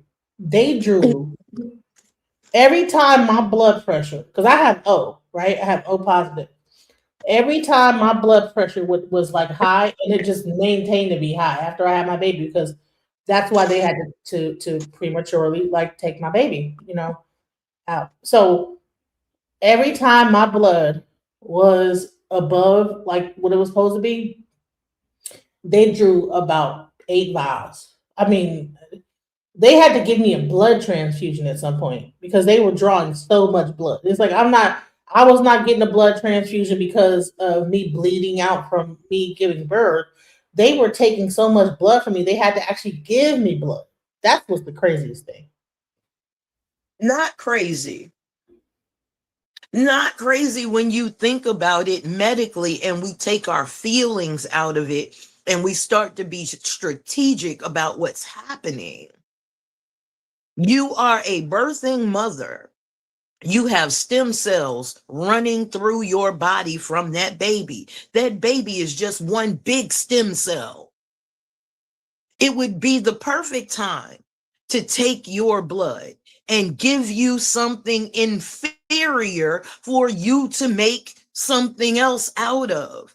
We don't even realize that we're the biggest filter of radioactivity on the planet. That's crazy. So they took all this blood, gave me more blood, kept drawing blood, because because after the blood transfusion, they kept drawing blood. I'm like, well, didn't you just give me a blood transfusion? I thought because I had COVID, and here's the thing, I don't even believe there was such a thing as COVID, because let me tell you something. When I came off of that floor, there was nobody else on the floor. When I left that hospital floor, nobody else was there but me. And it was the craziest thing I felt like I was in a damn sci-fi movie, or where people, you leave out. I'm looking in the rooms, they're all empty. I'm the only one on the floor, and my room was right across the desk from the nurses. And let me tell you something. This Parkland Hospital is a research hospital. I couldn't sleep. Every 5 minutes, I'd have 5 and 6 training doctors coming in there. Can I draw the blood this time? Can I draw the blood? They were like, all asking me, can they draw the blood? Can I take your blood pressure? They were all, can I do that? Can I just, it was weird. I was like, I felt like I was a test, like a lab rat, and nobody else was on the floor. And I'm thinking that I'm on a floor is full of like late mothers that just had their child. No. When I walked out that damn hospital, well, no, I got rolled out onto, with a chair. Nobody else was on the floor. And at first I rationalized it. Well, maybe it's because I had COVID. But I'm thinking about this. I'm like, I didn't feel like I had COVID. I didn't have any symptoms of COVID, I wasn't coughing. I wasn't like sick or nothing. They just told me I had COVID and drew my blood to death, like to the point where they had to. Shit was crazy. They finally figured out like the combination of something to bring my blood pressure down enough. It took them almost 2 weeks. So I was being drained of blood for 2 weeks straight, to the point where my muscles in my leg had atrophied, and I had to like learn how back to walk again.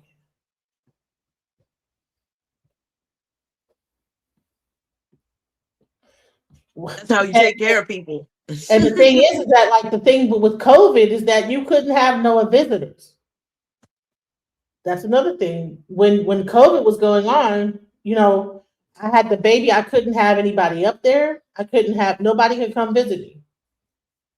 So I was up there by myself, just me and the doctors, constantly being blood drawn, constantly having transfusions.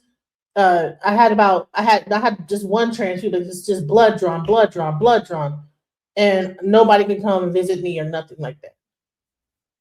It was very scary. Yeah. I bet. But again, we act like they don't feed off of our sorrow, our pain, our fear. When you are afraid, adrenal mining, when you are afraid, adrenaline pumps through your body. If you know that somebody can or will get high on your adrenaline, the best thing to do is stay fucking calm.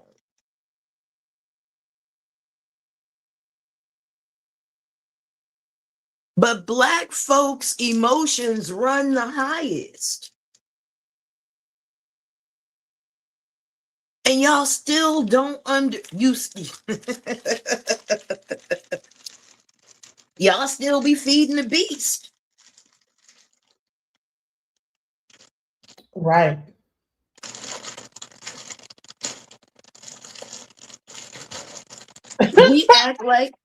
We act like they haven't told us they have been doing this for years. They have. I mean, they ate John Horse. They've been eating our leaders forever. They have been draining the blood of our leaders forever. Do y'all know that in magic, if you eat somebody, they're yours forever? Nobody can ever access them again. They come out of the ancestral line. I know y'all didn't know that. And I know y'all didn't know that because they have turned you so against magic that they have been using to keep their power that you forgot all the rules that you taught them.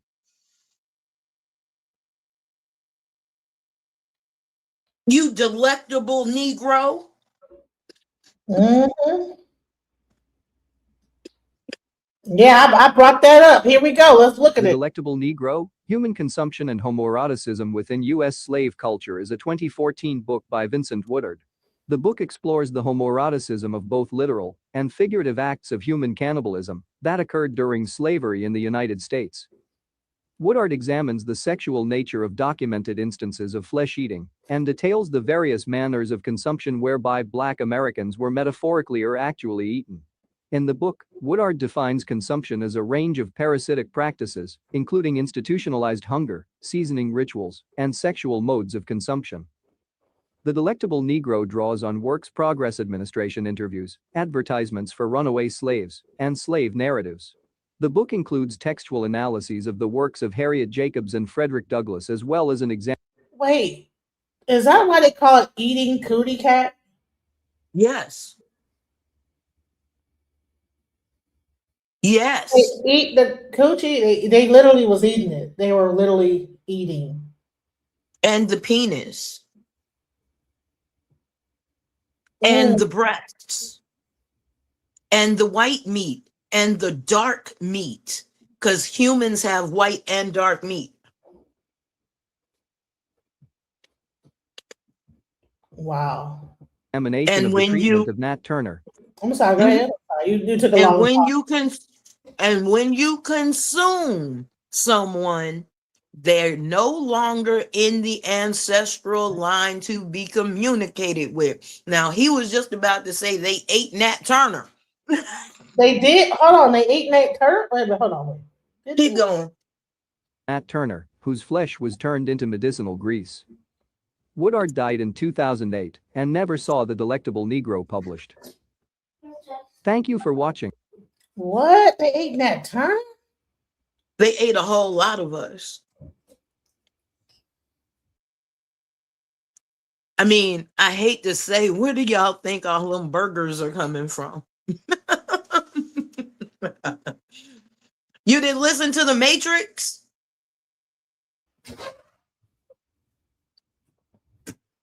The Matrix was talking about that? On how they were feeding the people attached still in the Matrix, attached to the machines. They liquefied the dead and fed it back to the living.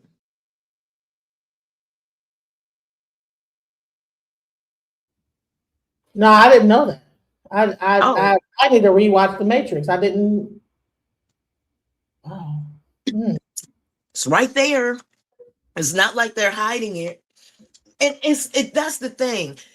Y'all think it's entertainment when it's truly a truth that you need to hone in on while you're trying to be entertained. You can change. Entertaining at all. I think it.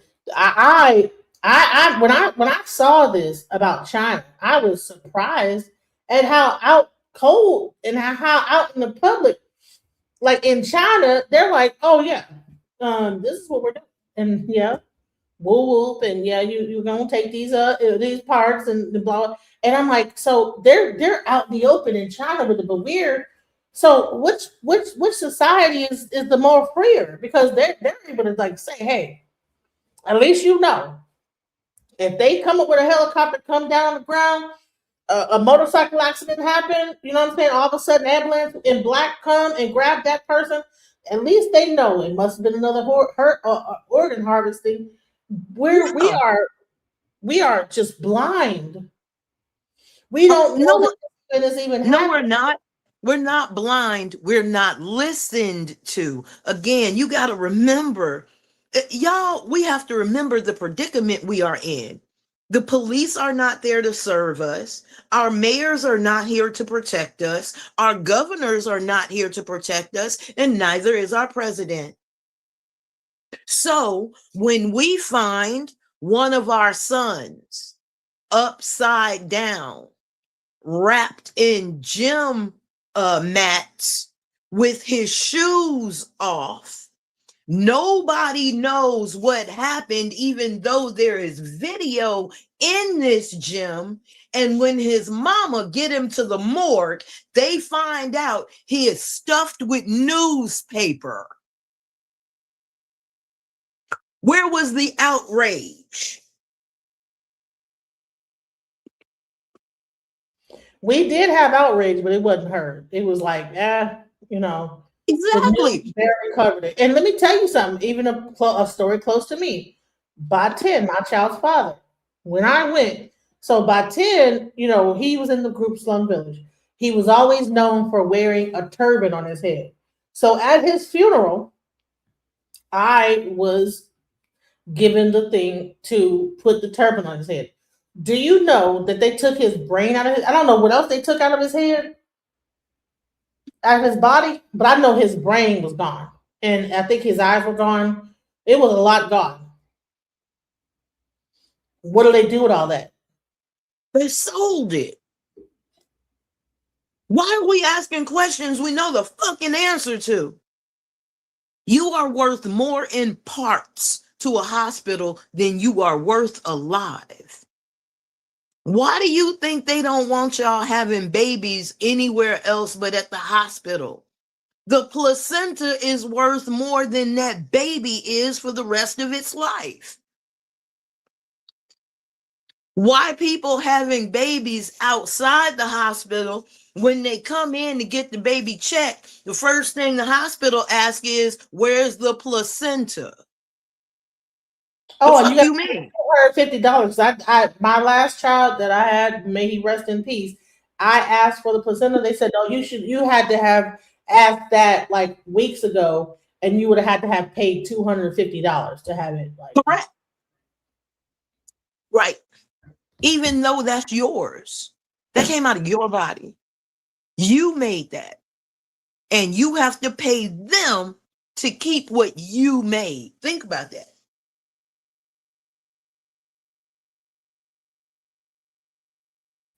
That's crazy. I don't know. I don't even know if somebody ate it or put it into like some cream or what, you know? And also, unfortunately, that baby will not pay taxes for all of those 60 years, depending on our economy. And that's a Black child. That's not a white child.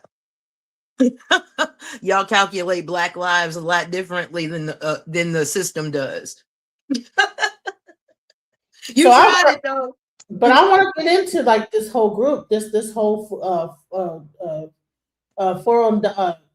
Falun Gong group, because here's the thing: if you're healthy and you're well, like this is where they're able to take these organs, but they try to describe it as a secret group. That's this, you know, whatever, you know. But let's go. Falun Gong says it's necessary to protect against persecution and spying from the Chinese government. We have seen embassy cars that's roaming around. Falun Gong, also called Falun Dafa, was started in China in 1992 by Li Hongzhi. It's a form of Qigong, traditional meditation and breathing exercises, but with spiritual and supernatural aspects added, including levitation and other extraordinary claims. You know what's so crazy? I was doing this because I was trying to, you know, learn how to do like meditation. And I came across a video. You can't even find those videos on YouTube anymore. Falun Gong, it used to be all over. That video he showed with that guy with that yellow outfit on, right?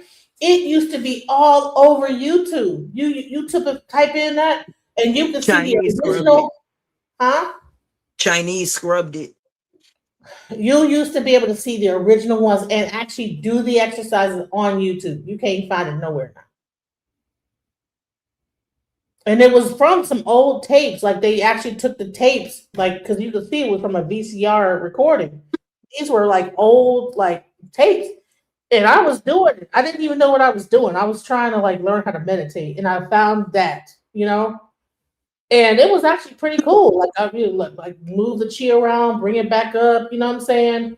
Breathe a certain way, and how they learn how to, like you can see how it was different like formats, like and it was really cool. I was like, wow, this is, and I called myself trying to do something. Didn't know what I was doing, but just doing it, and it was actually pretty good. I was like, this is actually really relaxing.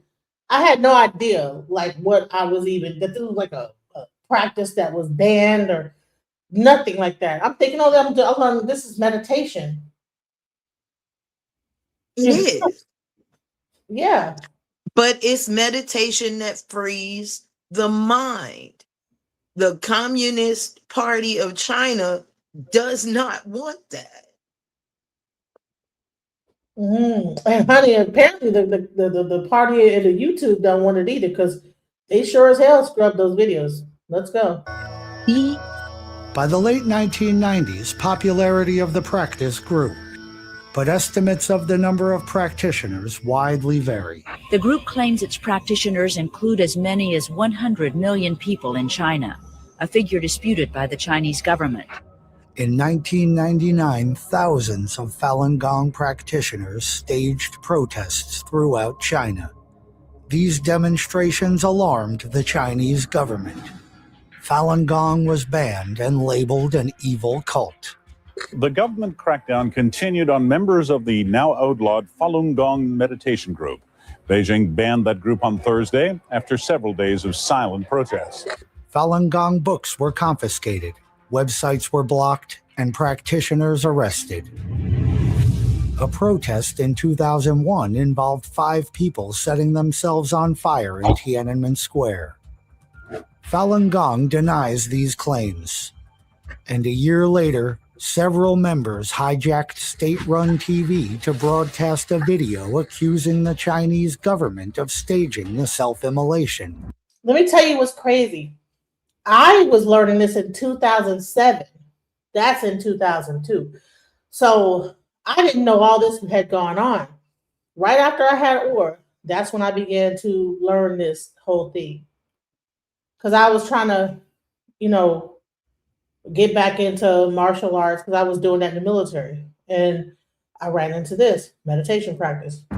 Human Rights Watch reported a violent crackdown, but also state almost all the information comes from either official Chinese government or Falun Gong sources.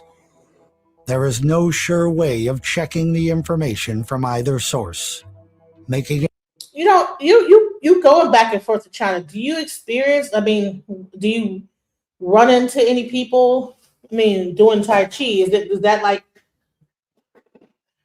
that's not quite as regulated by the Chinese government? Or what happens to you as a Tai Chi practitioner? Is that like, what happens with that?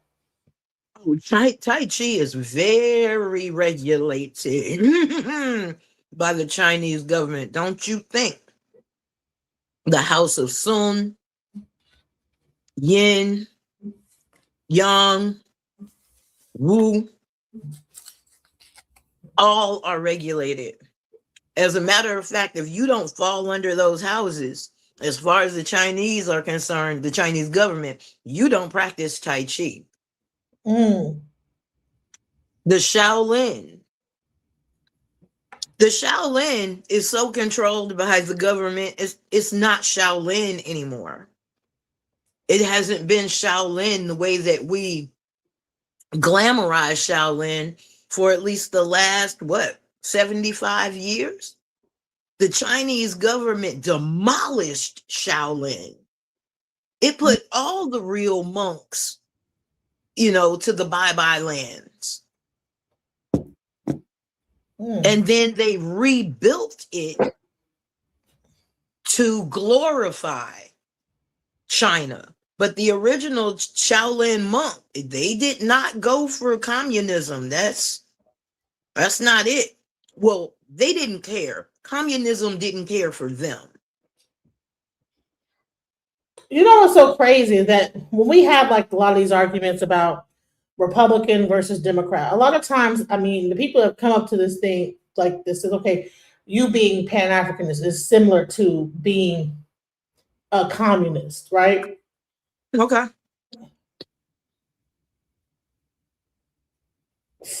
How would you draw that? How could so? But then everything that I see what's happening in this regime is more closer to what they're doing in communism than it would be anything that would be so-called like a Pan-Africanist way. Or I mean, I don't. I thought that didn't the government wasn't they against communism at some point? Why are now? Why is Trump? Most of the people that he's looking at are communistic, dictator ruled countries to kind of what he wants America to do. But then you have the right, the Republicans saying, "Oh well, you leftists are communists." It's like what? What? Project Paperclip. What's that? As Americans, we forget that our government took in Nazi war criminals, medical, scientific, and psychological war criminals, scrubbed their identity, and brought them into the United States to help us in government, military, and scientific endeavors. It was right after World War II that the American water system got fluoride in it. It was the same thing that the Nazis did in Germany. They put fluoride in the water.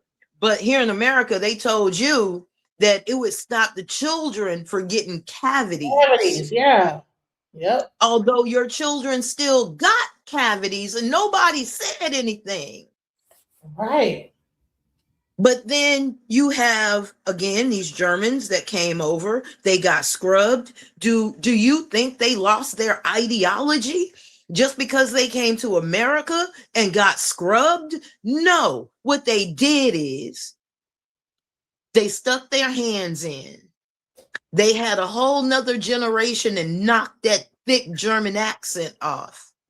Because they had good jobs with NASA, the government, this, that, and the other, they were able to send their children to college with their ideologies intact from the motherland. We act like we didn't watch Get Out.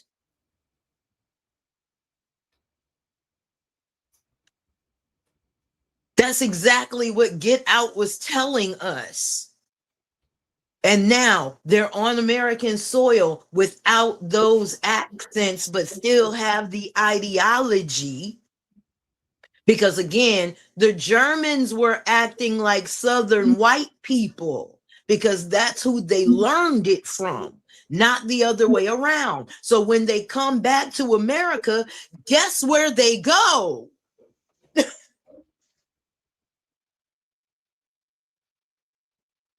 To the south, right? Or to yes. Here's the question. Through the south. Did you see the show I did where I discussed Ellis Island and the orphan trains? I did. I was on that show. Right. So were some of those people the Germans that were brought over, or is this something else that's happening? Yes. Yes, German children were on those boats. Germany had just been torn up. Where are those children going to go? They came to America. And we have to remember, the Nazi regime indoctrinated everybody. Children were not excluded. Right. As a matter of fact, the children were telling on the parents. Remember? Yeah, they were.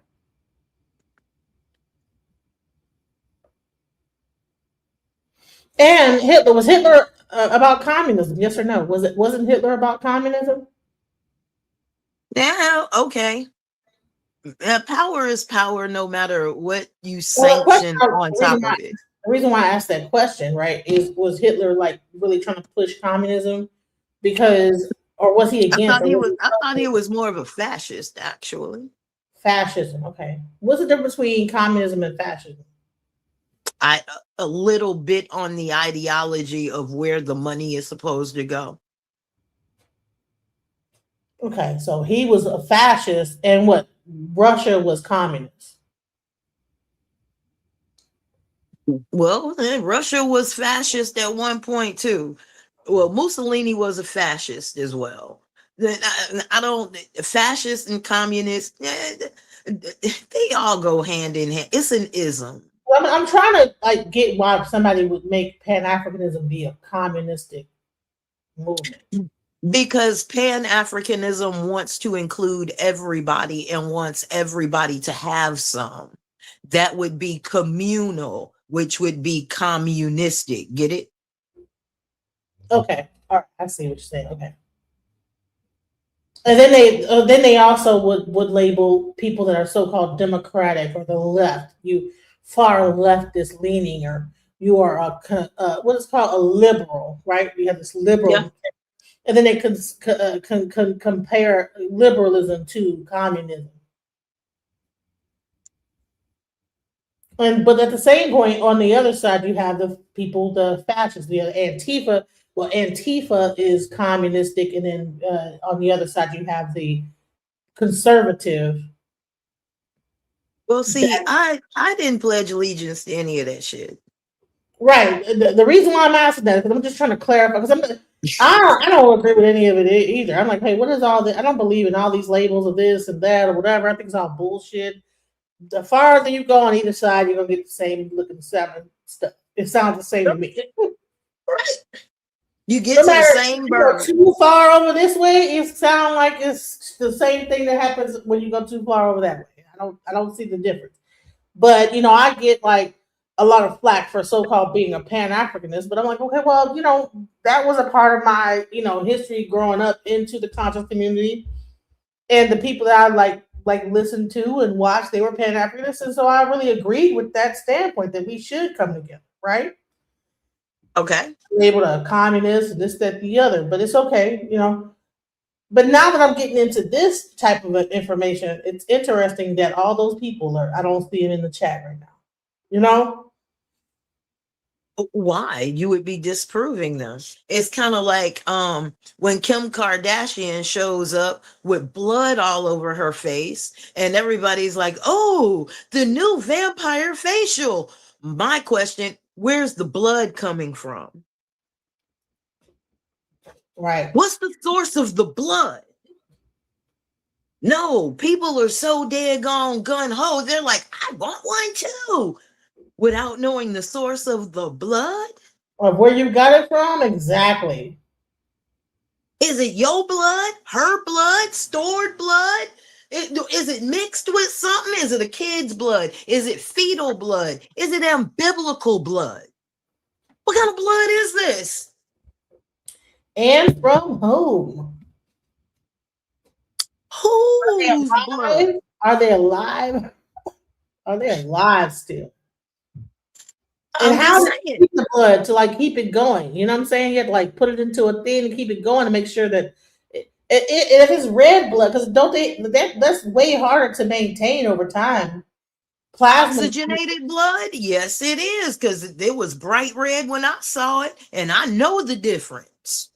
I know the difference in blood that comes out of an artery and blood that comes out of a vein, and that is artery blood. That's fresh. That's coming right off the heart. And the brighter it is, the closer to the heart it's coming from. Right, because that oxygen hit it, right? Right. And then there's a whole thing about what color blood is. Is it blue? Is it red? Is it green? What color is blood, right? Is it dark blue? I mean, there was a whole thing about that. Damn near a Mandela effect. Well, if you were from this timeline, blood was. I remember blood being told that blood was blue But then somebody said, well, in this timeline, blood is a different color, green or whatever color. So I don't even know what color blood is. Or is it red or blood? You know, red, blue, purple. What color is it anymore? But I'm gonna go deeper into this whole thing because, you know, with these with the Falun Gong, because this is the thing. This is an exercise in understanding how a marginalized group of people that are just there to be peaceful and just do their meditation practice turns into a cult, turns into an evil thing, and then used to harvest organs. This is crazy. Let's watch. It's impossible to fully assess competing claims. They have engaged in illegal activities like harassing governmental agencies, harassing media unit, whoever who have a different view with them, they will subject them to harassment, to the siege. All these facts violate the criminal code of China. The Chinese government says Falun Gong is an anti-society cult, which preaches heretical fallacies that are anti-humanity and anti-science, and exercises extreme mental manipulation on followers. The Falun Gong is an anti-society cult. This organization preaches heretical fallacies that are anti-humanity and anti-science. See, that's the key, anti-science, right? Because what did Falun Gong tell us? Don't go to the doctor. You can heal yourself. Correct. They exercise extreme mental manipulation on followers because their people will not go to the doctor.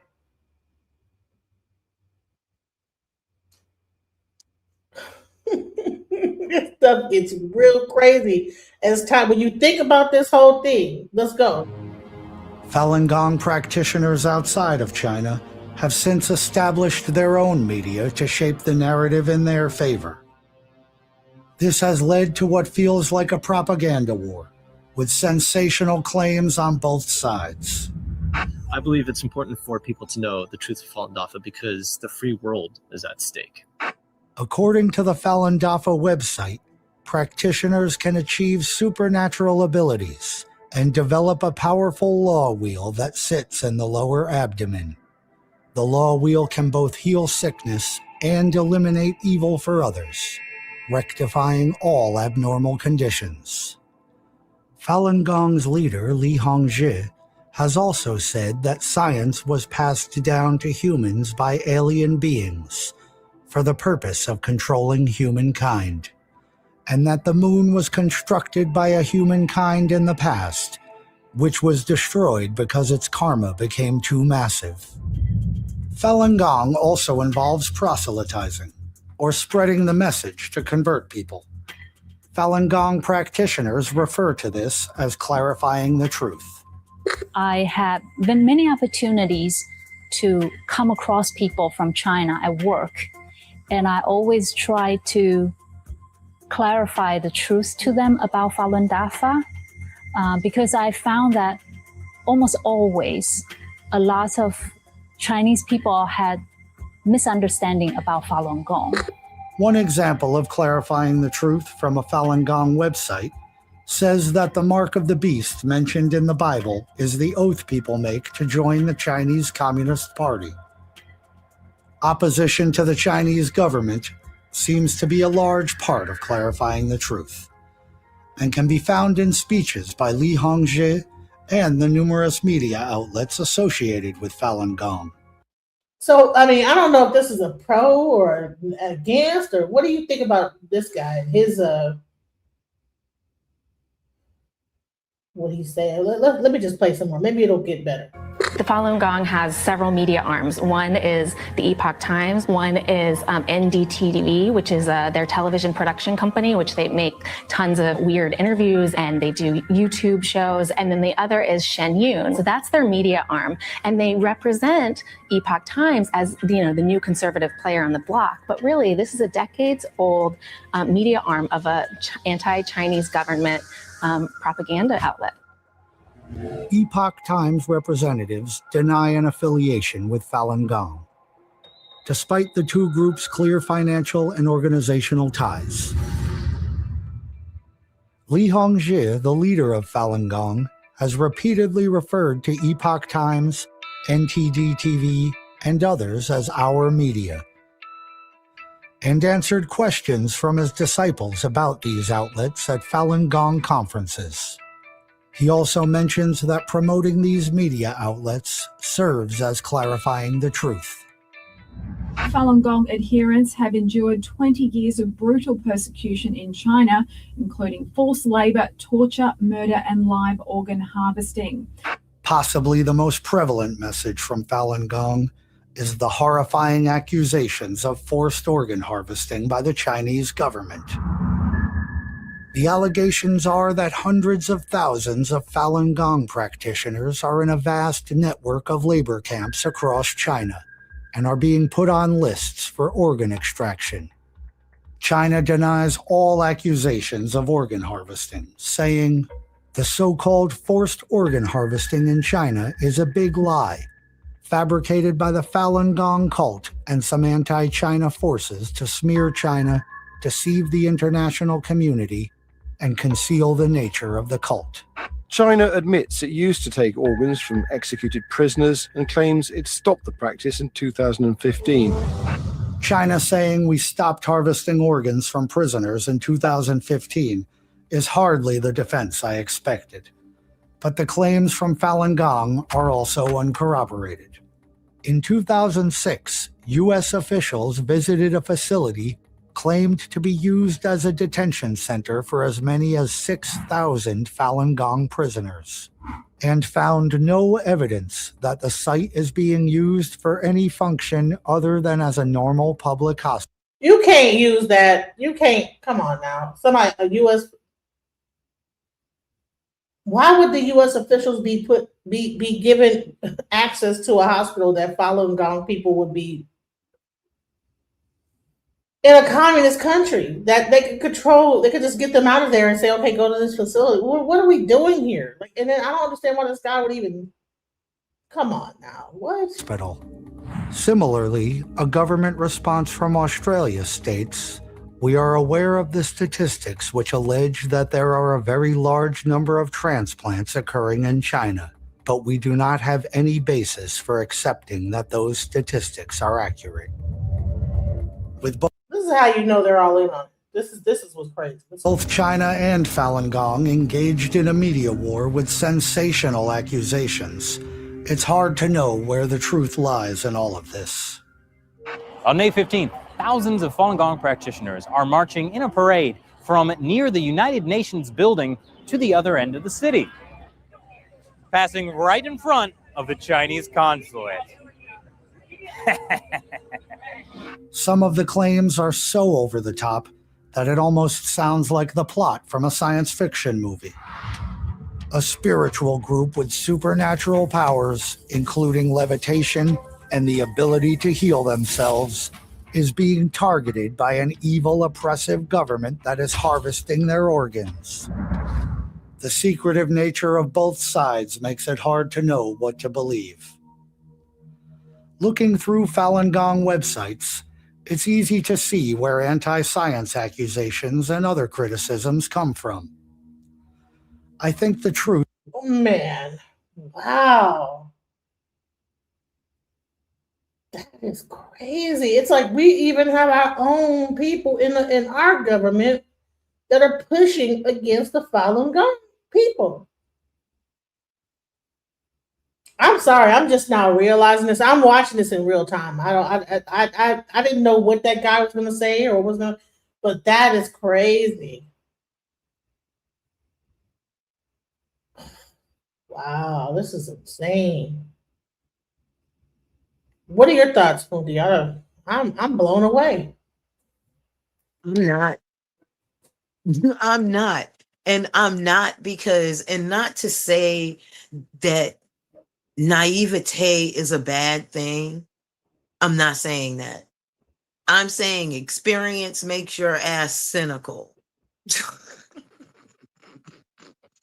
And I am cynical. I want to know where things come from, not just what you did, what are the results. I want to know the fluoride. Your children won't have cavities. Yeah, but if it's for children not to have cavities and I'm an adult and I'm drinking it too, what does it do to me? Nobody ever asked that. Right. Soft metal makes your brain itch. It makes your brain cloudy. It functions in your body to mess up your DNA. So your next generation is softer. And when I say softer, I mean in DNA, softer and getting sick. The body's not hard anymore.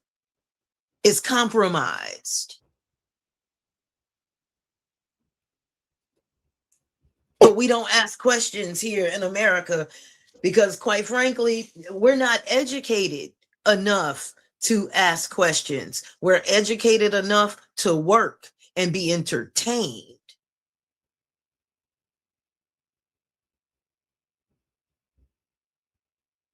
I ask why, especially when we know why.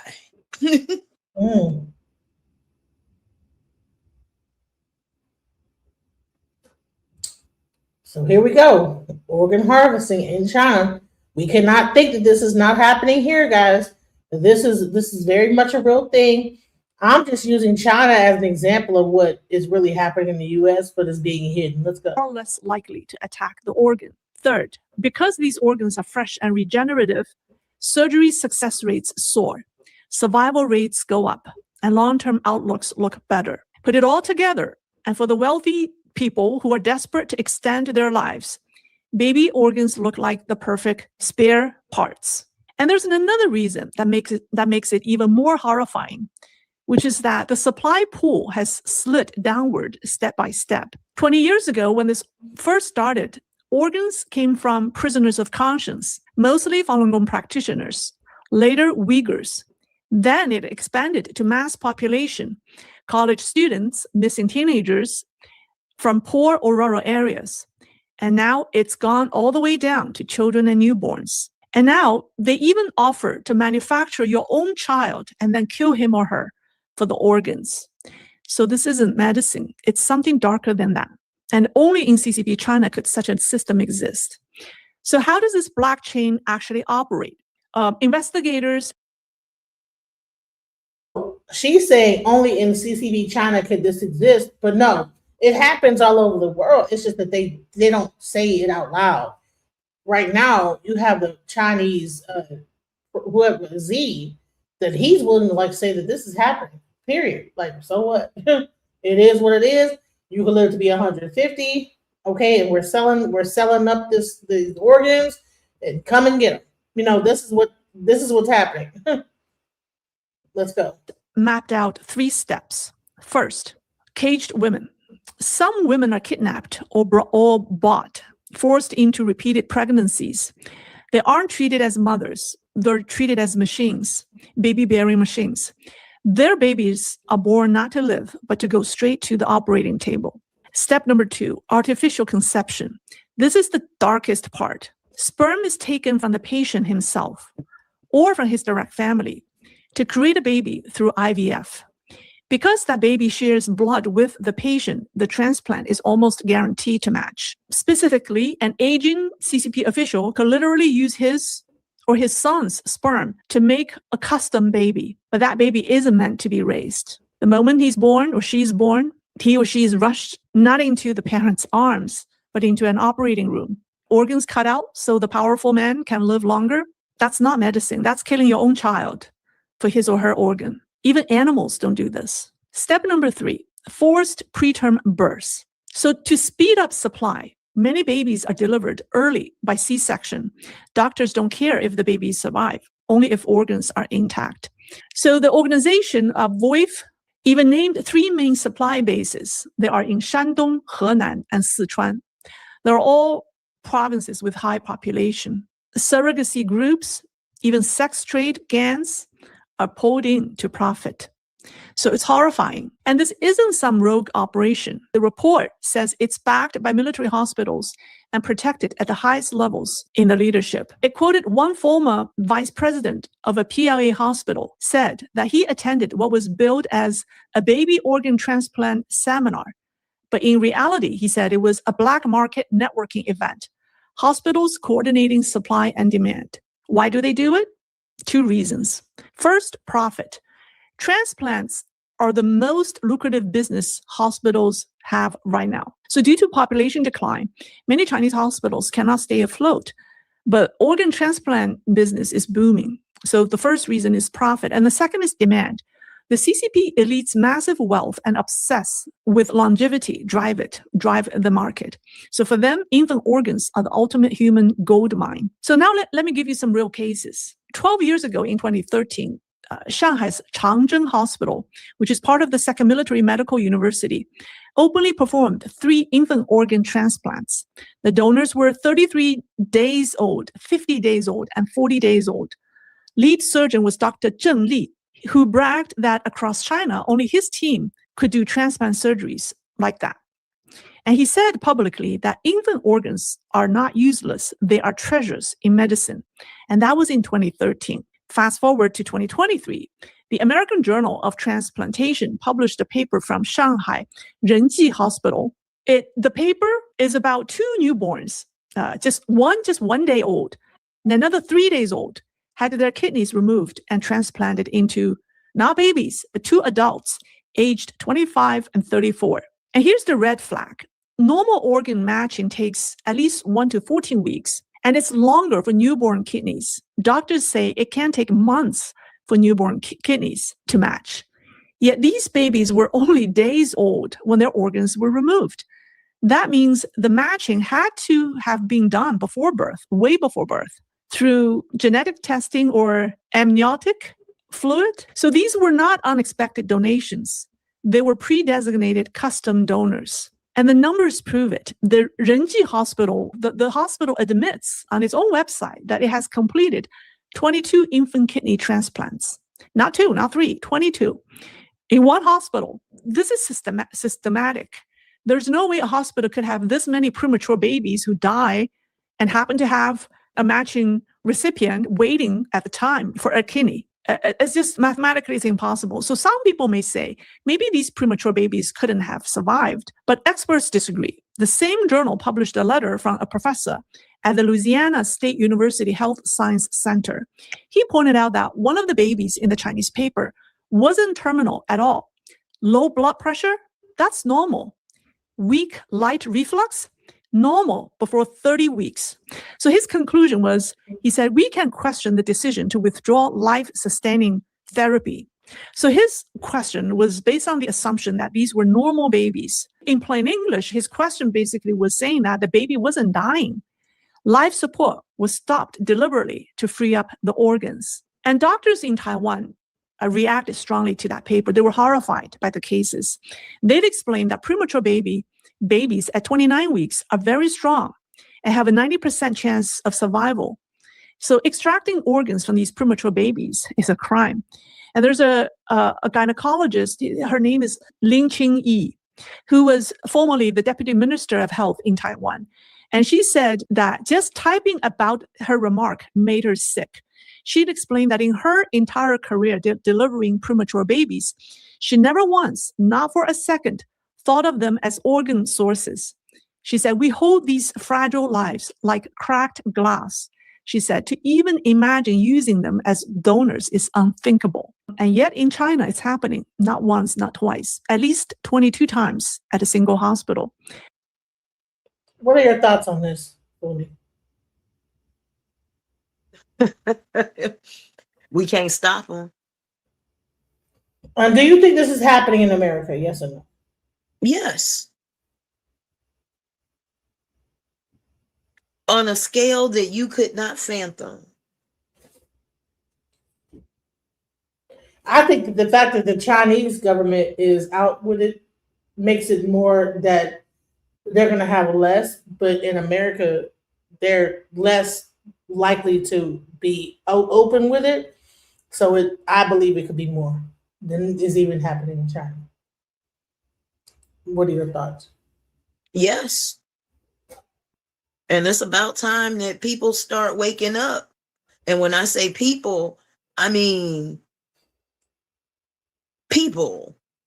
Because the rich let me put it this way. The rich don't look like me, nor do they have my DNA. I wouldn't be a match. Maybe if you know, those of you out there that would be a match, you better start watching your step. Watch who you talk to, watch who watching you. Because they see you before you see them. Trust that. So he's asking Abyssinia, how can a baby kidney be efficient to handle an adult body? Story doesn't make sense. If you would have been watching earlier, go ahead, Fundi. Go ahead. You about to answer him. Go ahead. Earlier it said that these kidneys can grow very quickly and then they'll be able to sustain. It doesn't just stay small. They're able to quickly reproduce, and also technology. You know, time has gone on. They figured out how to reduce the clotting that would normally happen when you have a smaller kidney. Technology. Why do you think that we have, technology has changed? People are able to do more than what they used to do. Can I answer whose baby? Go ahead. Please, can I answer whose babies? Black women who have the highest mortality rate in all hospitals across the United States of America because organs don't have skin color.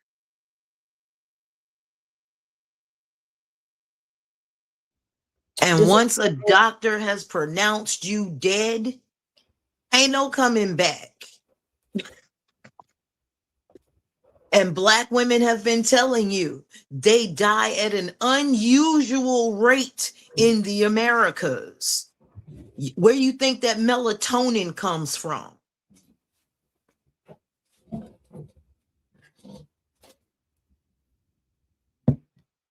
This is why they want y'all uneducated. I'm not going to say stupid. I'm not going to say dumb. I'm going to say uneducated.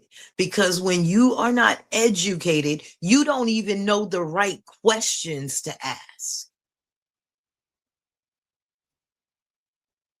Where are the babies coming from? Look for the highest kill rate in the hospital. That's where they're coming from. Duh.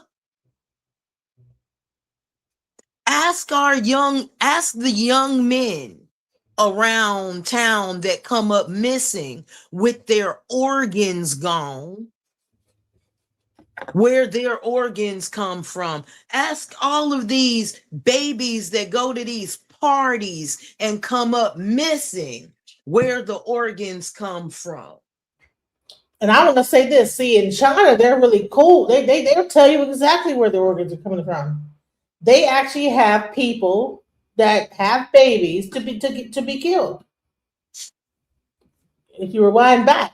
But in America, what they do is they can't just be out with it. They have to manufacture it,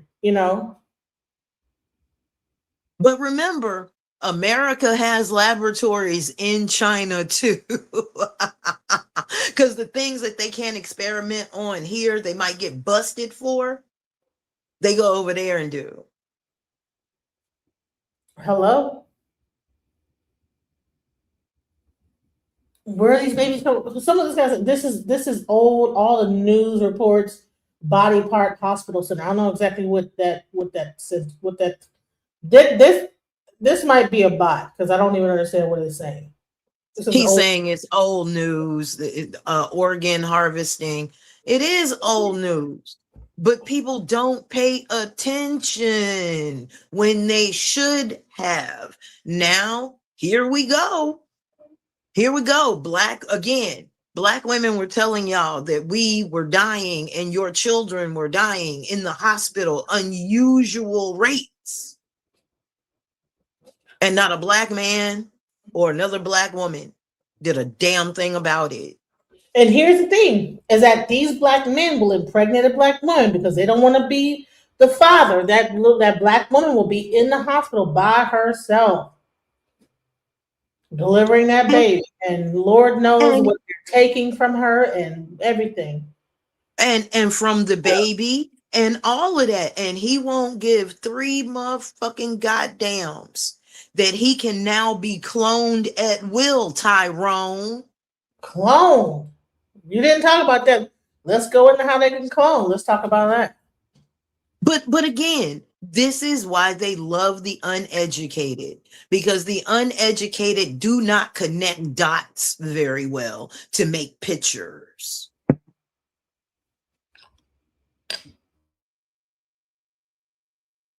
And for my, how do I put this? For my irresponsible ejaculators who do not think one way or the other about their spillage once it happens. Because I know a lot of men that believe that, once their Navy has left their body, it's no longer their responsibility. All right, bruh, you right. It is no longer your responsibility. Then it's no longer a thought in the world on what they do to your children or your predecessors or your legacy. So that firmly lets me know that the conditioning of, natural affection has truly taken effect, because every animal is supposed to have a natural affection and attachment for its young.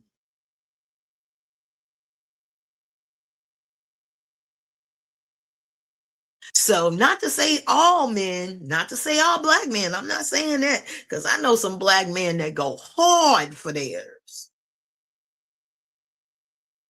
But y'all men, y'all need to start talking to these boys about their irresponsible ejaculate. Because in a minute, well, shoot, the population is already going down. So we're good.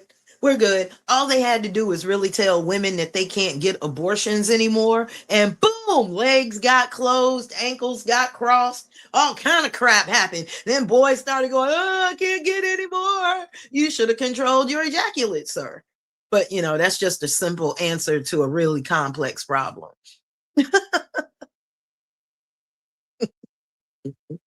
Ain't shit. They got a whole movie called They Cloned Tyrone. Yes. And they try to make it seem like such a hard process. Yes. It ain't that hard. I tell men all the time, this ain't on women. The idea of unwanted pregnancy is not on women. A woman can go all her life and not have a child. All her life and not have a child. You have to introduce your Navy in order for her to have a child.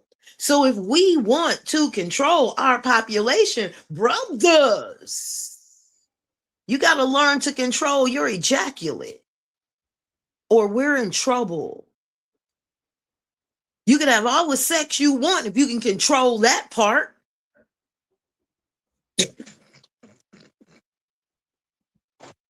And all this that I'm showing you guys here, I'm talking about China, and people probably like, well, that ain't got nothing to do with us. This is just, no, honey. I'm just using China as a benchmark for what they're able to say out loud that we're not even saying over here. That's happening over here, but they're saying the quiet part out loud, what they're doing. Let's go. And that's just the official numbers. And then in Western countries, when newborn kidneys are transplanted, they are usually used to save another child. In China, they're being transplanted into full-grown adults. Why? Because adult elites are the ones paying. Because the system is built not to save the vulnerable, but to serve the powerful. This is a medicine. This is murder and crime against humanity. So now let me talk about how they cover it up. The organization's investigators and whistleblowers say the cover-up runs on 3 main tactics. First tactic is they separate extraction from transplantation. So on paper, everything looks clean. One team harvests the organ, and another team implants it. The hospital records only show the legal side, the transplant. The extraction happens in the shadows. So if you try to trace it, you hit a dead end. The hospital says, we didn't harvest anything. We only transplanted an organ provided to us. So that split serves the evidence chain. And the second tactic is public-private. Right. So if you have a private organization that provides the organs, you don't have to be responsible about who you put it into. You just have to say that, well, I bought this organ from this organization, this corporation that regularly like gets these organs. Lord knows where they get them from. Private partnerships. So patients are funneled to private clinics or non-military hospitals for surgery. Those places face less oversight, but the actual surgeons are often senior PLA or state hospital doctors. They lend their names or even fly in to perform the operation. So on paper, it looks like a small private hospital did the transplant. In reality, it's powered by the state medical system. And tactic number 3, secret bases. And this is the most chilling. So for example, in Harbin in Northeast China, there's a top-tier hospital building. From the outside, it looks impressive, brand new. But for more than a decade, it has never opened to the public. The equipment inside stays pristine, maintained, and ready at any time. Insiders say it's not a real hospital. It's a secret transplant factory. No outpatients, no admissions, just an empty shell until an organ becomes available. Then the operating rooms come alive. And this isn't isolated. Investigators have identified empty hospitals across China, fully stocked operating theaters with no waiting rooms, no public records. They're simply standing by for the next shipment of supply. So if you string all of this together and you don't see random cases, you see a complete chain. So from caged women to designed pregnancies, to forced preterms, to secret bases, to missing children and teenagers, this black industry has been running in China for years. It's not scientific progress. I think it's crime against humanity. That's crazy when you think about it. No, it's not. That's business. That's business. That's world business. The fountain of youth is a quackling, locking moon to the back industry. People don't want to die. And you peons don't have enough money to pay for it. The only thing you can do is still be stock. And we act like black women and black children aren't the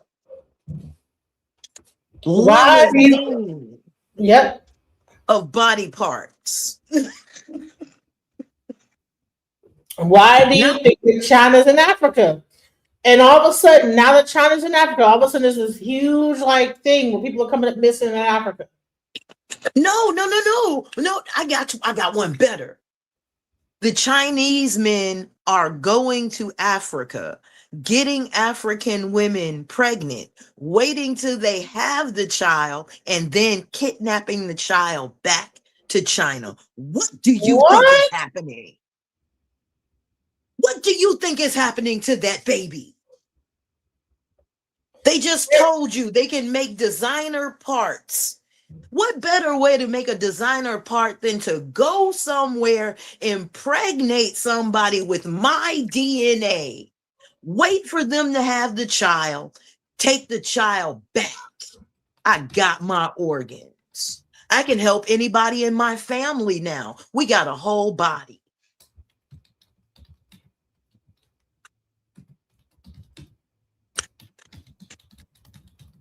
Hold on, I gotta find out this. What? I'm trying to find where can I find that? Chinese? I can't find it. They're not gonna put that up. Chinese African birth rate explodes.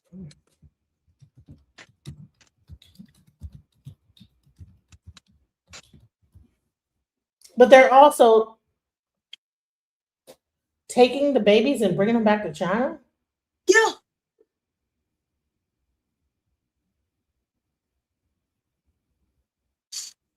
Yep.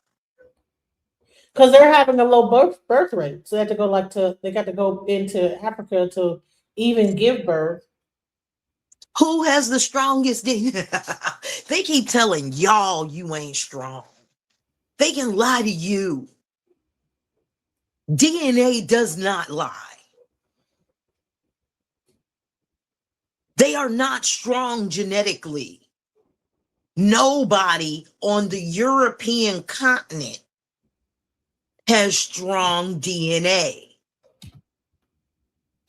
Strong DNA comes down the Polynesian line into the South American line into Africa. Those are where the strong genes are. They are not north of the equator.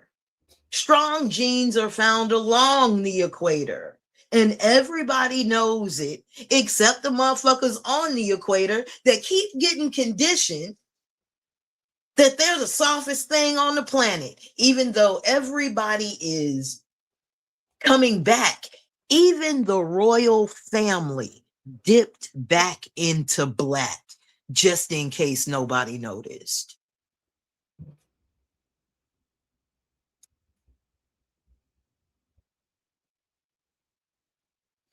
I just see the Chinese billionaires are having dozens of US born babies via surrogate.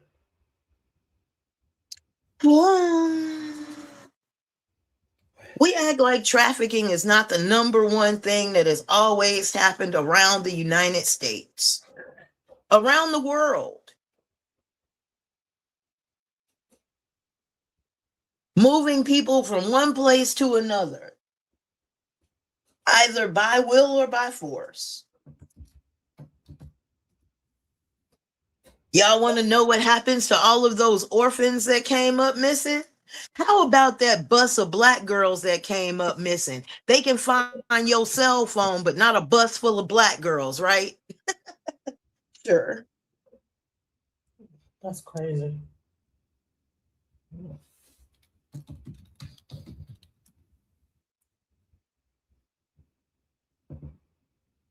Yeah, I'm trying to find that whole thing. What, Chinese birth rates rise in Africa? Well, no, like them taking the people's children. If you can find me the article on that, because I knew it was some reason why they're over there. So this is another thing talking about, can transfusing your young blood reverse aging? Let's go. But can you find that thing about the Chinese taking the kids after the people give birth? Into the old reverse the aging process. If this sounds like a crazy idea from Silicon Valley, that's because it is a crazy idea from the brilliant TV show Silicon Valley, or at least that's where I first heard about it. But I was amazed to find out when I looked it up that heterochronic parabiosis is actually a real thing. Are you really not familiar with parabiosis? Can't say that I am. Well, the science is actually pretty fascinating. Regular transfusions of the blood of a younger, physically fit donor can significantly retard the aging process. It's been in the news quite a lot recently, so I thought I'd make a video about it, and I assumed this would be an easy, quick, open and shut debunk of mad tech billionaires and their crazy pseudoscientific quest to live forever. But what I found out was actually a lot more interesting. This is episode 2 of If It Ducks Like a Quack, and with each topic I want to highlight some of the key elements that allow pseudoscience to thrive. In episode 1 we looked at the placebo effect, which I'm sure we'll return to in future, as well as selection bias. In this episode, I want to take a look at how to design a trial to get the result that you want, if you're so inclined. But before that, young blood. Isn't this just a new manifestation of the ancient belief that drinking youthful blood would confer, well, youth? I think we drink virgin blood because it sounds cool. How have we now got to the situation where we've got companies in America excited to be giving blood products from young people to old codgers with more money than sense? Companies like Ambrosia, who are charging $8,000 a pop for a bag of plasma and even claimed to be running a clinical trial. It sounds like he's going to try to debunk it. He's going to try to debunk this. It sounds like already like he's going to try to debunk. Let's see what happens. This was me having my blood taken the other day. I've got to admit, it took a lot out of me. I only heard about heterochronic parabiosis about a year or two ago, but it's been the subject of study for quite a while. There's not a lot of current research, but a few decades ago it was quite in vogue. It fell out of fashion, but recently a few teams have been examining its effects in mice in very specific scenarios. The rough idea goes like this. Most death today is due to diseases associated with aging. Heart disease and Alzheimer's, for example, are very rare in young people, but extremely common as we get older. Something about aging increases your likelihood of developing these chronic diseases. You remember the constituents of blood: red cells, the buffy coat, and plasma. Plasma is full of proteins, hormones, enzymes, signaling molecules, and so forth. If you remove clotting factors from plasma, you're left with something called serum. Whoa, wait a second. Serum? What? Your serum? Can't help you now, stud. The buffy coat? Well, that was pathetic. Blood of the young? Which one of you made me the way I am? There's definitely some kind of connection here. I just can't figure out what it could be. So what if we use plasma from the young to treat the old? A team studying neurological function of mice showed heterochronic parabiosis resulted in more neural stem cells, higher synaptic activity, less neural inflammation, and increased expression of genes involved with memory. They stated that blood factors in the young mouse caused these changes in the old mouse. And they went so far as to draw the parallel to humans, saying that we have very similar factors in our blood. This research took place in Stanford because, well, of course it did. Okay, I'm starting to understand how this all took off. Well, let's be an EDTA bottle half full kind of audience. And that all sounds fairly promising, right? I mean, obviously mice and humans aren't exactly the same, but it's not a huge leap to think that if infusing plasma from a young mouse into an old mouse caused all these fantastic changes, it might work in humans as well. Only that's not what the researchers did at all. I hate to be negative here, but this research is nothing like what Ambrosia was claiming that you might have seen in the press. Parabiosis actually involves stitching together two animals so that they share a circulatory system. The older animal doesn't just get blood from the younger animal, it has access to all of it. Oh my God, did you see what he just showed? What the hell? Stitching two mice together?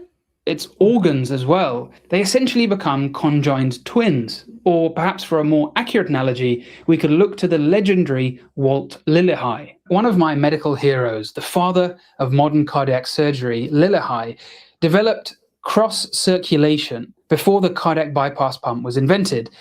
He plumbed together his patient, a child, to a human bypass machine, usually the child's parent, provided they were a compatible blood group, so that they could take over pumping around the child's body as well as their own while he fixed the child's heart.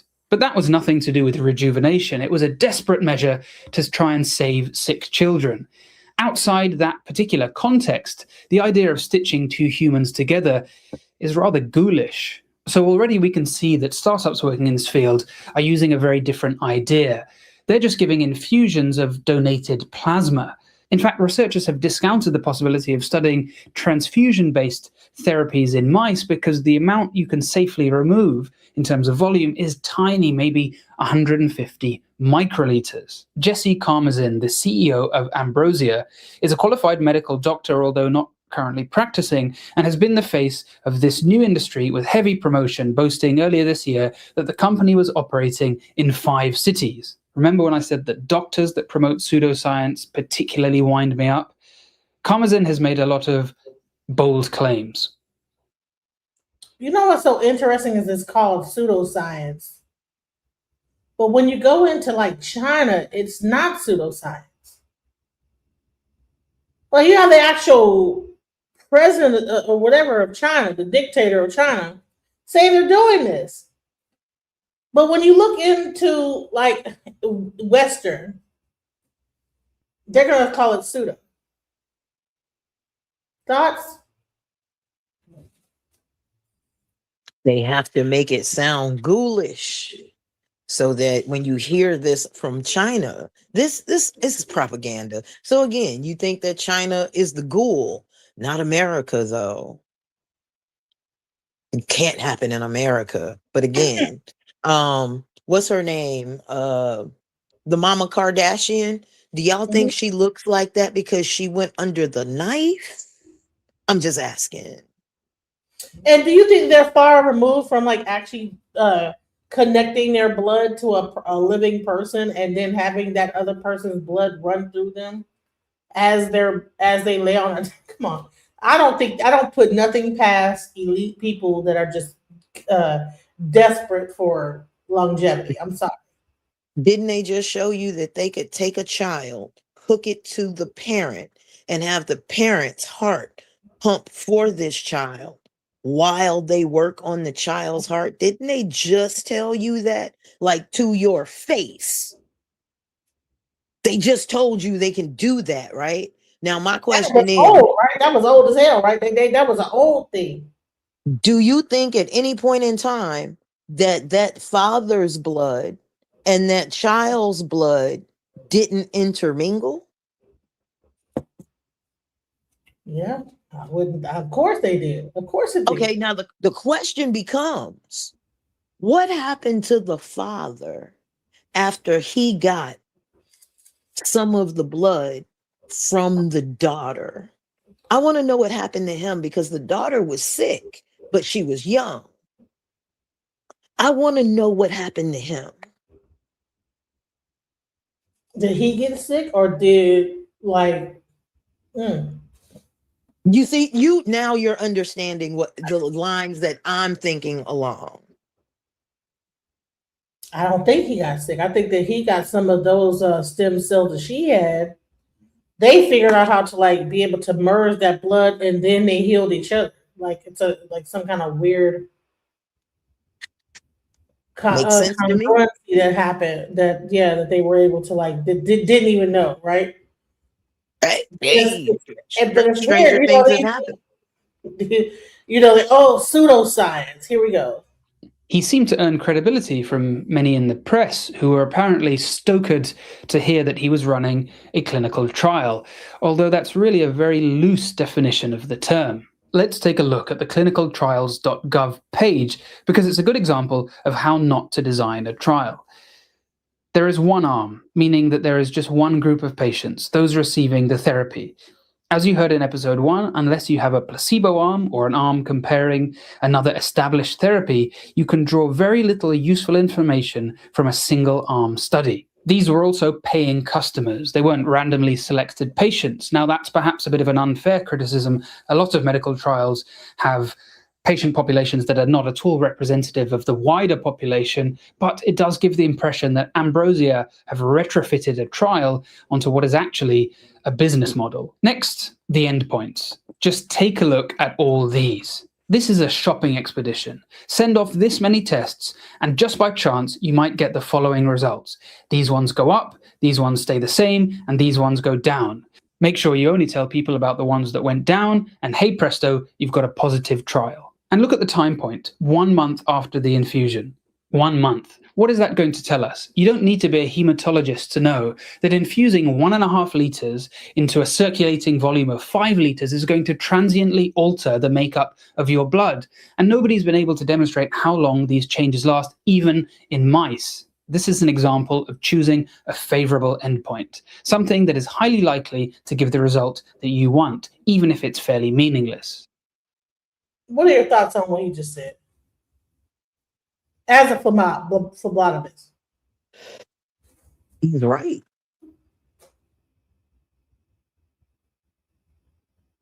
He's right. I mean, And we're not even going to talk about blood. Let's just talk about having sex with somebody for a long period of time. And y'all are swapping fluids that way. That changes you.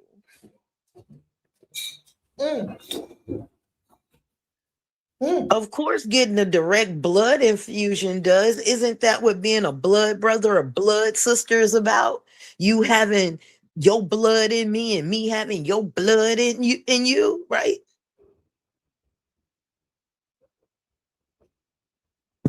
They say that even like when you actually are in the act of sex and you're rubbing like body like skin together, it changes in the DNA. I heard also that when a guy ejaculates into you, that DNA goes into your brain and it creates like some DNA merging or something like that. Did you hear about that? And every time he pumps in you and creates a vacuum, your fluid backs up into his penis, right into his bloodstream as well. Everybody always talk about the woman getting pumped. You are too, bruh. Every time you create a suction, you know that noise y'all like, that noise? Every time you make that noise, rest assured, her bodily fluids are rushing down the head of your penis, right into your bloodstream. Isn't that where your blood is, sir? Most of your blood is in your penis. And I hate that women don't understand anatomy enough that they don't slap back with that. Well, she got me all in her. Yeah, and you got me in you too, bruh. Keep it up. Keep it up, because backdraft is a thing. That is an open hole that does not have a flap, a stop, a valve. That's a straight hole, bruh. Right. Every time you pull back and you push back, you pull and push. Pumping in. Creating like that suction into. So her fluids are going into you. Your fluids are going into her. Straight to the brain, straight to the dome. Because as soon as they get into seminal fluid, they only want to talk about the seminal fluid. But what about the whatever the fluid vaginal, is? Vaginal fluid. What about that? That's the squantum. You know how they love to talk about the squantum. Oh, for y'all that don't know, that's that fishy smell that y'all always talking about. Yeah, that backs into you too. And that's just for y'all that like to hit it when it's ripe, I like to say, because, sometimes y'all brothers, y'all don't care. Y'all don't. They want to hit it right when it's like coming up out of the, when you sleeping all night and hitting in the morning and marinating the whole night, just marinating. Just been sitting all night, just we be all night. Girl, he like, boy, if you don't get your ass in the shower.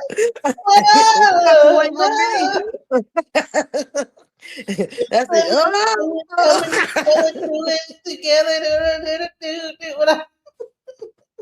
Y'all just nasty. And everything all night is 7 I'm just coming all together. Just going into your spinal cord. Going right into your spinal cord, because right next to that dick sucker.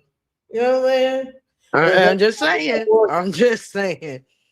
I'm waiting to hear a sister. I'm waiting for a brother to tell me something like that, and I hit him back with that, so other women know that you got to answer for that. We put it in you. We put it in you too. At the exact same time, bruh. Don't get it twisted. They call it the push and pull method. Hey, yin and yang. What's good for the goose is always good for the gander.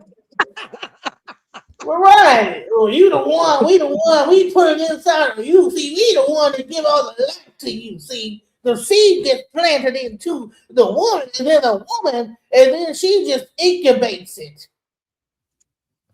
And she holds the baby, and it's an incubator for the baby. But we are the one that give the life to the egg. Can you imagine if you had to ask your stove if it felt like cooking your bread today? Hey, listen, I'm about to put this bread into you. Can you please cook it, please? Hell no. No. I'm on my period today. No. You know what I'm saying? I have a headache and my dial won't turn. My dial, it won't get hot right now. So, like that. I'm self-cleaning. Right?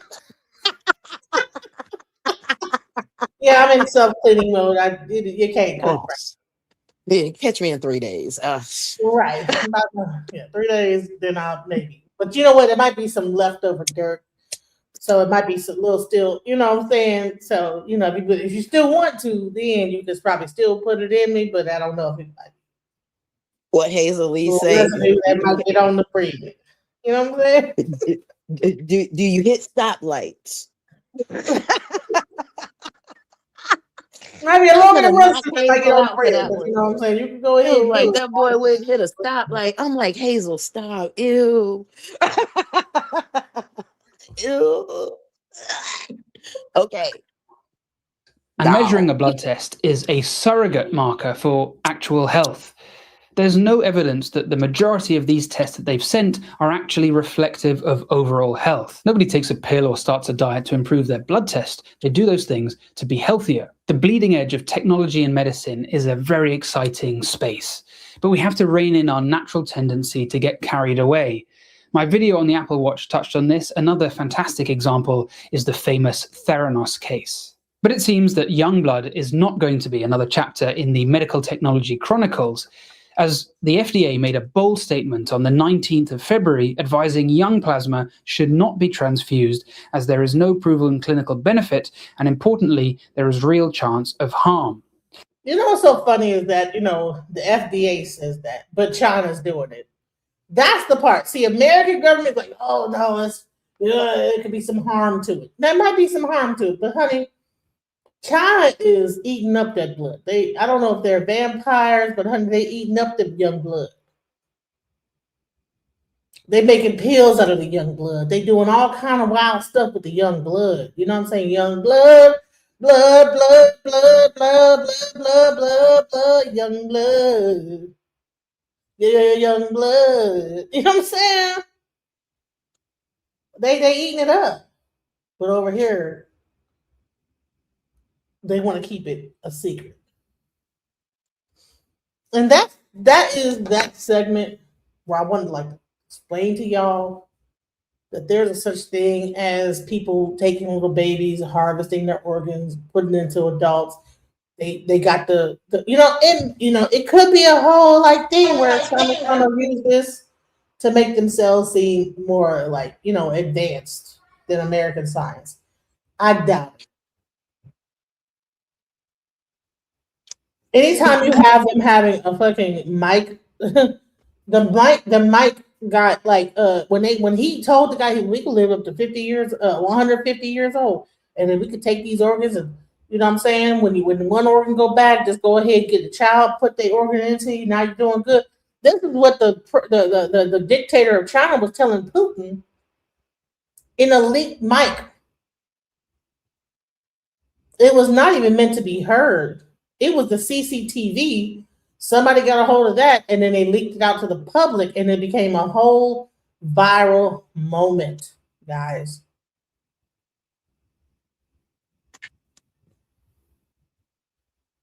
But I want people to know that this is not new by any means. Countess Elizabeth Bathory of Hungary, 1590 to, I want to say 1611, 1610. They're not quite sure because, you know, they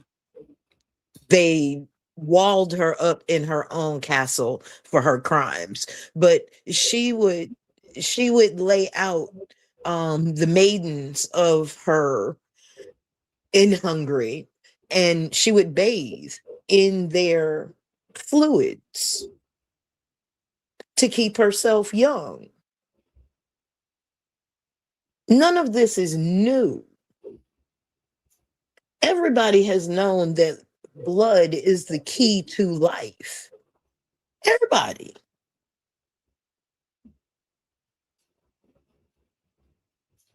I'm trying to find the actual story of her. Hold on, give me 1 second. What, Elizabeth Bathory? The Blood Countess. 10 facts about Elizabeth Bathory.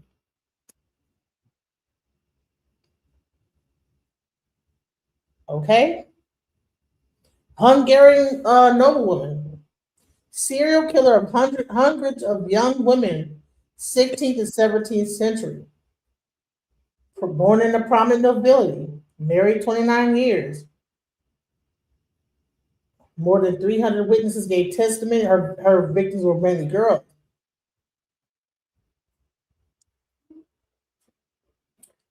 The initial targets, servant girls aged between 10 and 14. Daughters of local peasants. These victims had been lured to the estate by offers of work as maids or servants in the castle. This is her little castle right here. Was said to have killed the daughters of the lesser gentry, sent by their parents to learn courtly etiquette and social advancement. They told Thorzo of relatives who have died while Bathory's gymnasium. While at her gymnasium, abduction was said to have also taken place. Killed a bunch, tortured her victims before killing them. She was rumored to have vampiric tendencies. She enjoyed drinking the blood of virgins, believing it would preserve her beauty and youthfulness. Also rumored to bathe in the blood of her young victims. Story goes that she developed a penchant after slapping a female servant in rage and discovered her skin looked younger where the servant's blood had splashed on.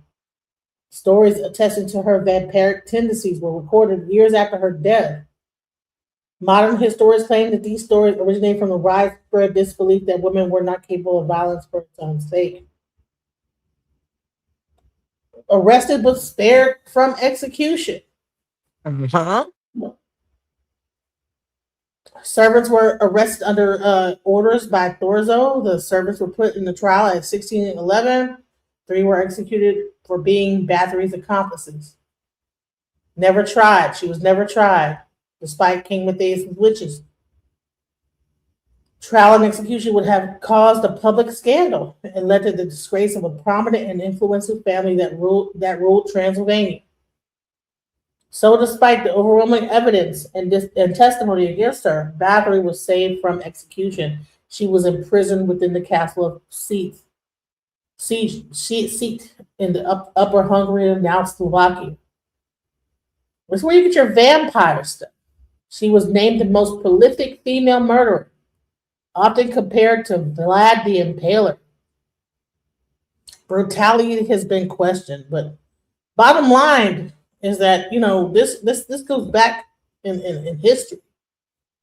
People doing wild stuff, trying to maintain. And let me even tell you about the mummies in ancient Egypt. Do you know that when they actually got those mummies, they would grind them up for medicine? Yes, they would have mummy parties. It's called mumia. Mm-hmm. They would grind them black people up into medicine. See this right here? It's called mumia. Mumia. Mumia powder.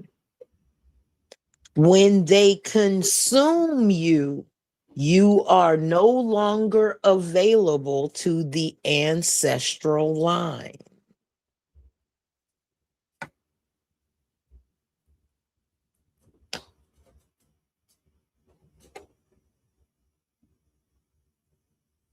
And what was it? A medicinal substance produced from ground up Egyptian mummies.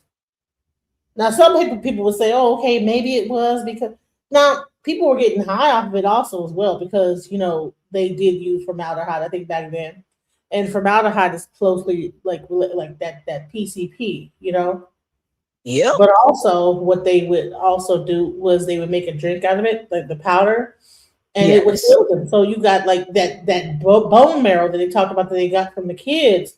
If you watch my show earlier, I talked about how they like extract bone marrow from these little babies and then put it into the spinal cords of people, and then that creates stem cells to like heal. That's why I tell women who go to the hospital to have their child, when you have your child, do not send your child to the nursery.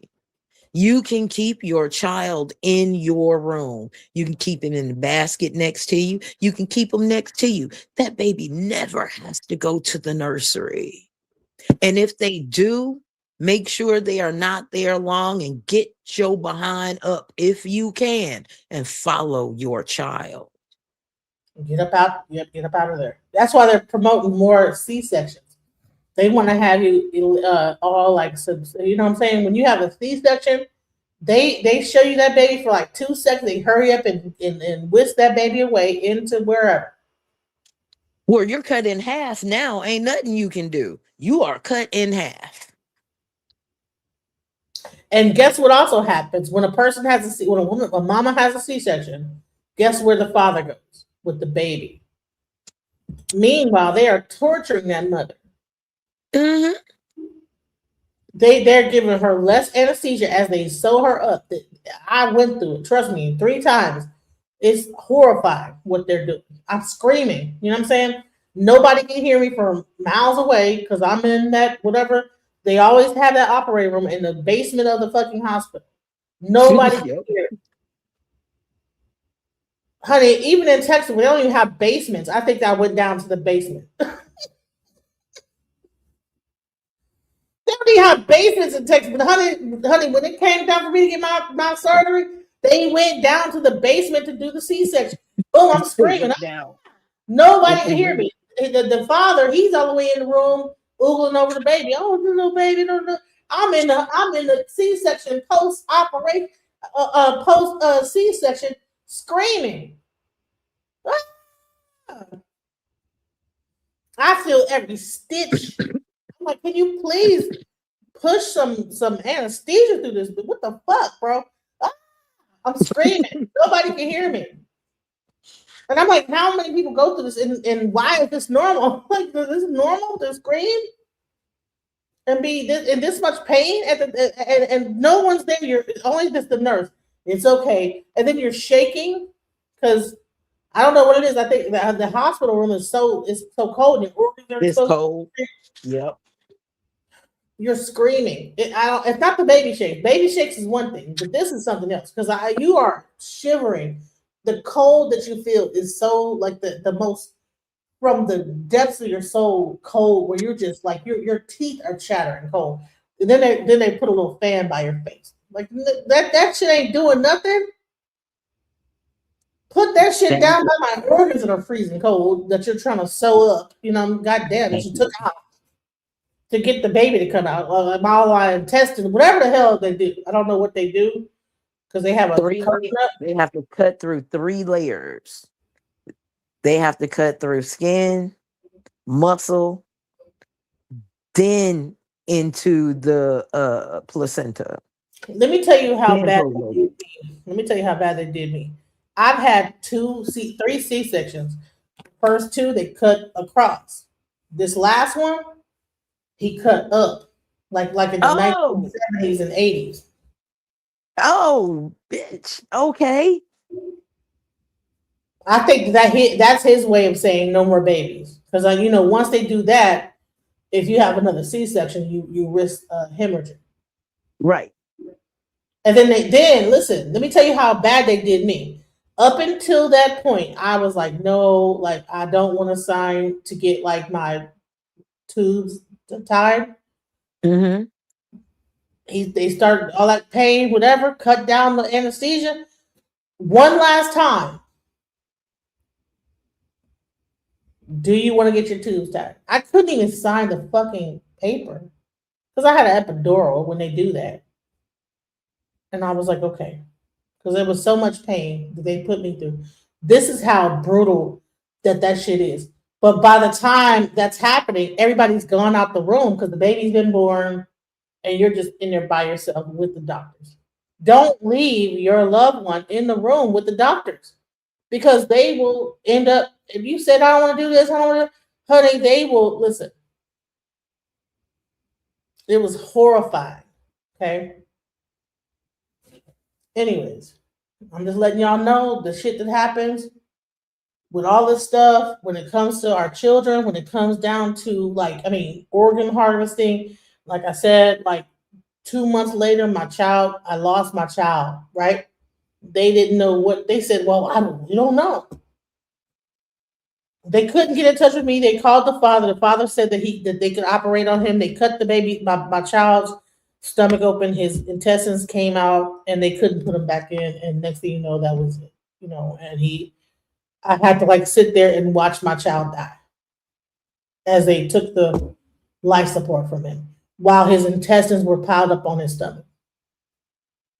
All they did was put a white sheet over his intestines. And I had to sit there and hold him and just be like, okay, it's going to be all right. I don't care if you hate your baby's mom. Any woman that you impregnate, at one point you must have liked her enough. Don't abandon that woman in that moment, because there's a lot going on that this medical system does that is very fucked up. And we're like the test tube dummies for this whole thing. They just put us in these things. Like I said, when I came out that hospital room, when I first had my child and they rolled me out of there was nobody on the floor. That's weird. How do you have a hospital, a fucking maternity ward, and you roll up out that bitch and ain't nobody there? Nobody in any room? Was I the only person in Texas having a baby that day? Are you kidding me? Anyways. So that's that segment. I wanted to get into that. Next thing we're going to talk about is the Epstein files. Okay? So apparently Trump has been destroyed. He been in the whatever came out, some stuff came out about Trump in the Epstein files. So we're gonna get into that. I don't know if you want to still stay on here.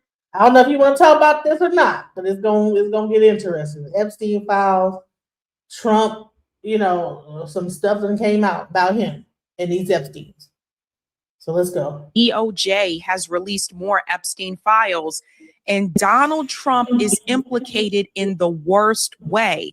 To make things crazier, he decided to then start deleting this information. Literally, if you go there now and you click on the DOJ's link, the information is gone. But luckily for us, there were people that captured screenshots of that information. And what I'm here to tell you, ladies and gentlemen, is that it is very bad for Donald Trump. Let's go ahead and get into it. Let's start with the clip of the DOJ. They sound very, very nervous during this part of the conversation. Let's see what they're saying, ladies and gentlemen. Again, we have breaking news here, ladies and gents. This is very damning for Donald Trump and his administration. Some of the victims of Epstein have expressed frustration with the entire process. I want to give you the opportunity to speak directly to them. Well, I don't know what you're speaking to. I mean, if there's frustration with, quote, the entire process, I'm here.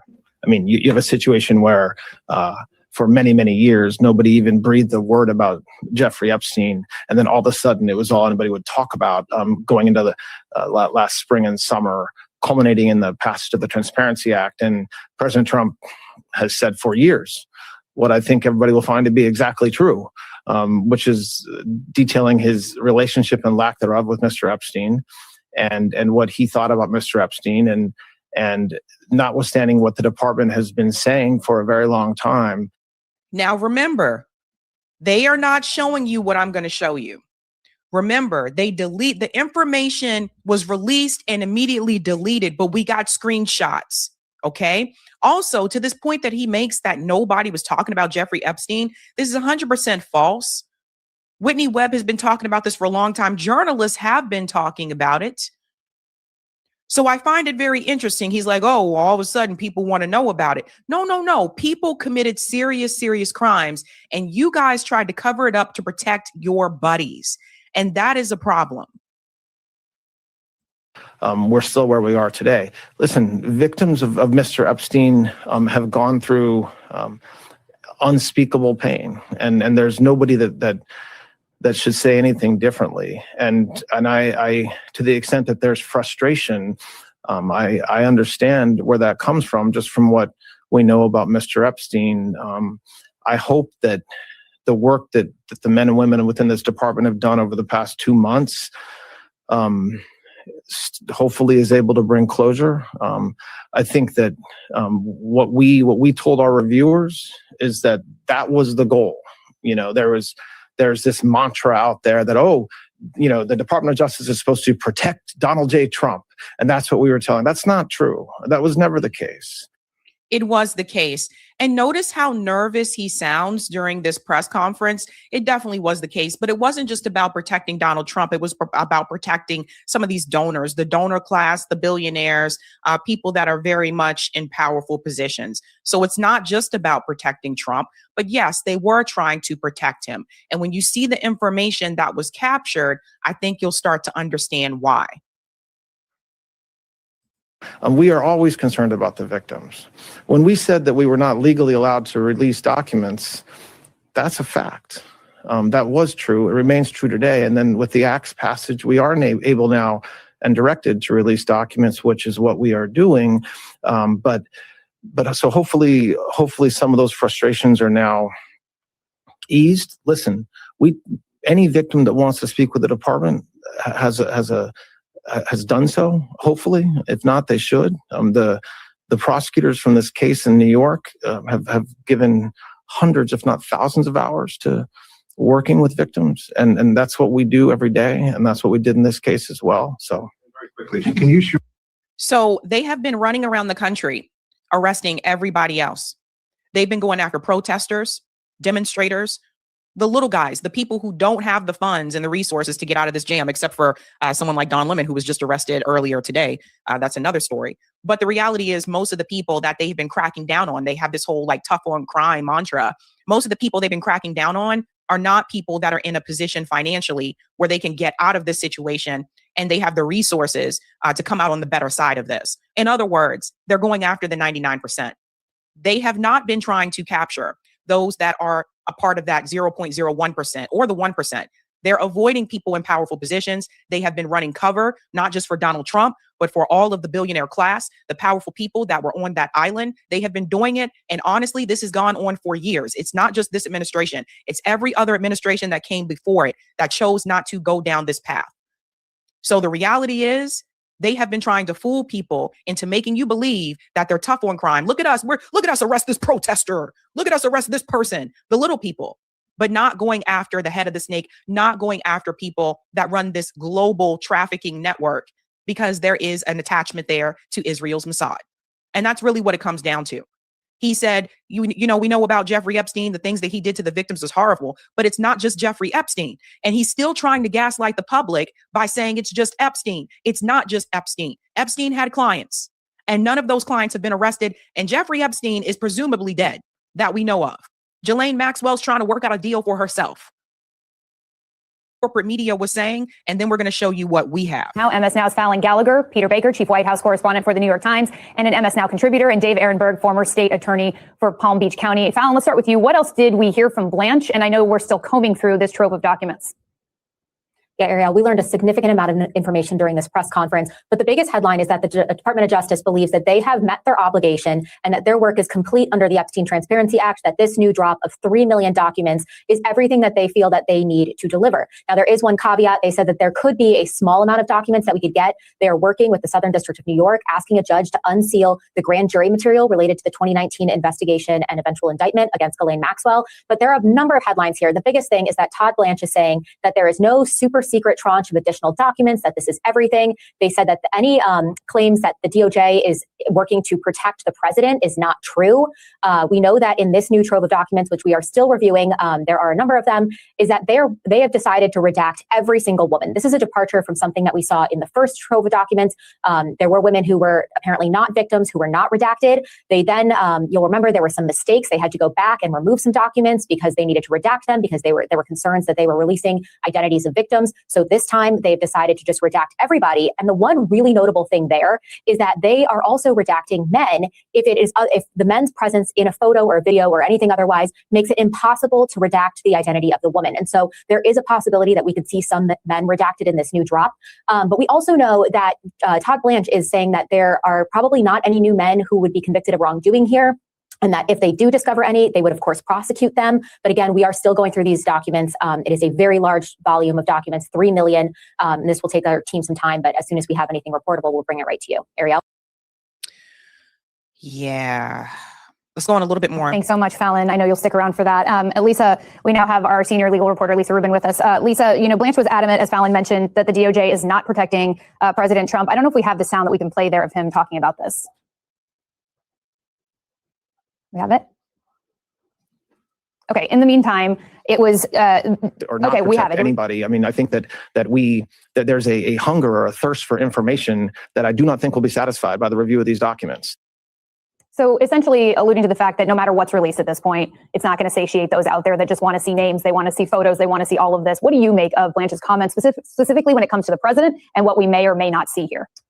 I don't think that's a fair comment. And I'm going to try and be measured in my words, Ariel, because as I was discussing during our last hour with Ana Cabrera, the very existence of the Epstein Files Transparency Act is a product of a reversal by the Department of Justice. Trump came into office aligned with a whole movement of people that believed that there was a massive conspiracy around Jeffrey Epstein and the suppression of evidence and information about his sex trafficking ring. And they encouraged those voices. They told those voices that they would be listened to, and they promised that files related to Jeffrey Epstein would be released. And indeed, when they came into office, they initiated a process of reviewing these documents. They brought in people from the FBI and people from the National Security Division at the Department of Justice. We know this because multiple publications reported on this rampantly throughout the spring. And then sometime in or around May, Deputy Attorney General Blanche and others told the president about instances in which his name had come up and those of people close to him had come up. And somehow that resulted in a memo unsigned in July of last year, where the FBI and the Department of Justice essentially told us there's nothing more to see here. We don't believe it's in the public interest for us to release anymore. Somehow in Mr. Blanche's mind, that's transmogrified into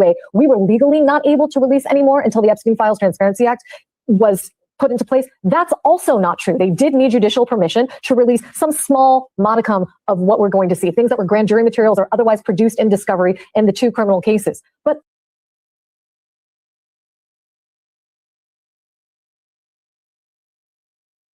what are they going to do? Tell him no? So listen to this. Epstein Files. Breaking news. Underage girl claims that Trump forced sex. It's bad. It's bad. So brace yourself for this as we get into these here. Bombshell allegation in the latest Epstein file document release. An underage girl claims that she was forced to perform oral on Donald Trump approximately 35 years ago in New Jersey. And here is a screenshot of that. Here again, they're going to be in different places because people are taking different screenshots. But this is the person's name redacted. Blank reported an unidentifiable female friend who was forced to perform oral on President Trump approximately 35 years ago in New Jersey. The friend told Alexis that she was approximately 13 to 14 years old when this occurred. And the friend allegedly bit President Trump while performing the act. We're on YouTube. I have to be PC about this. The friend was allegedly hit in the face after she laughed about biting President Trump. The friend said she was also abused by Epstein. Response. Spoke with caller who identified blank as friend. Lead was sent to Washington office to conduct interview. That's one piece of it. We'll get to the other ones in just a second. The document says the feds forwarded the lead to the Washington office to conduct an interview. And I got to say this. So that person was apparently 13 or 14 years old at the time. All of these people that you have seen in the past couple of months try to normalize the behavior, sexualization of someone who is not pre-adolescent. This all just says a lot. And I have continued to push back on that. And I told you guys that teenagers, 15, 16 years old, their brains are not fully developed and they do not have this ability to consent, especially to an adult. An adult has a brain that is fully developed. A teenager does not. They are underage for a reason. And there's reasons why we have certain laws like this in place to protect them. This young girl was 13 to 14. So, you know, as Megyn Kelly was like, whoa, I mean, person was 15. It's not like they were like 8 or anything like that. Nick Fuentes also tried to make that argument. And I've been warning you guys time and time again, there are certain actors in the sphere that are trying to normalize sexualization of teenage girls. Alan Dershowitz wrote an article years ago saying that the age of consent should be lowered. So everybody needs to pay close attention to what is trying to be pushed here. I feel like this is really, for those of you who are Christians, for example, you know that this isn't right.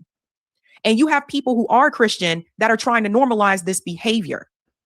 So I would actually call that to be demonic, not Christian-like.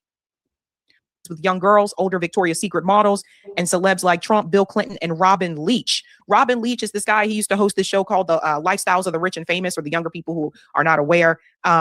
So interesting, his name is here, but they said they're not sure about that one. The documents say the feds got a call from a female who claimed to be a prisoner, and they referenced Lisa Marie Presley, the British royal family, Trump, Jeffrey Epstein. The feds say they were unable to contact the woman who lived in Australia. And we all know that Virginia Giuffre was also living in Australia. It's interesting that Lisa Marie Presley's name was mentioned because we all know the story of Elvis and Priscilla. Priscilla was 14 years old when Elvis Presley started dating her.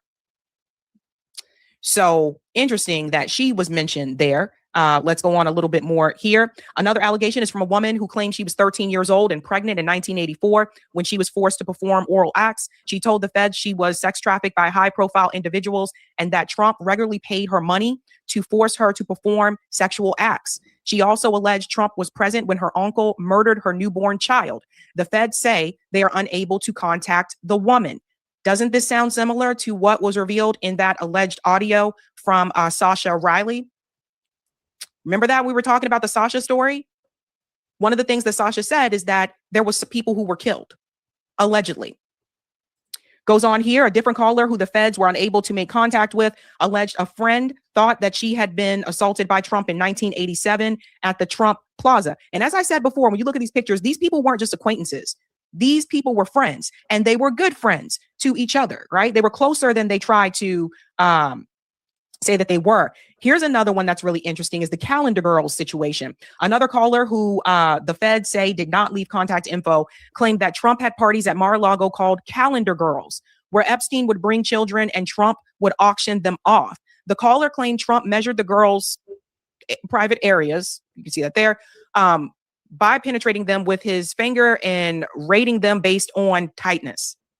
The caller alleged the party guests, including Elon Trump, Ivanka, Eric Trump, Alan Dershowitz, there's his name again, and Bob Shapiro.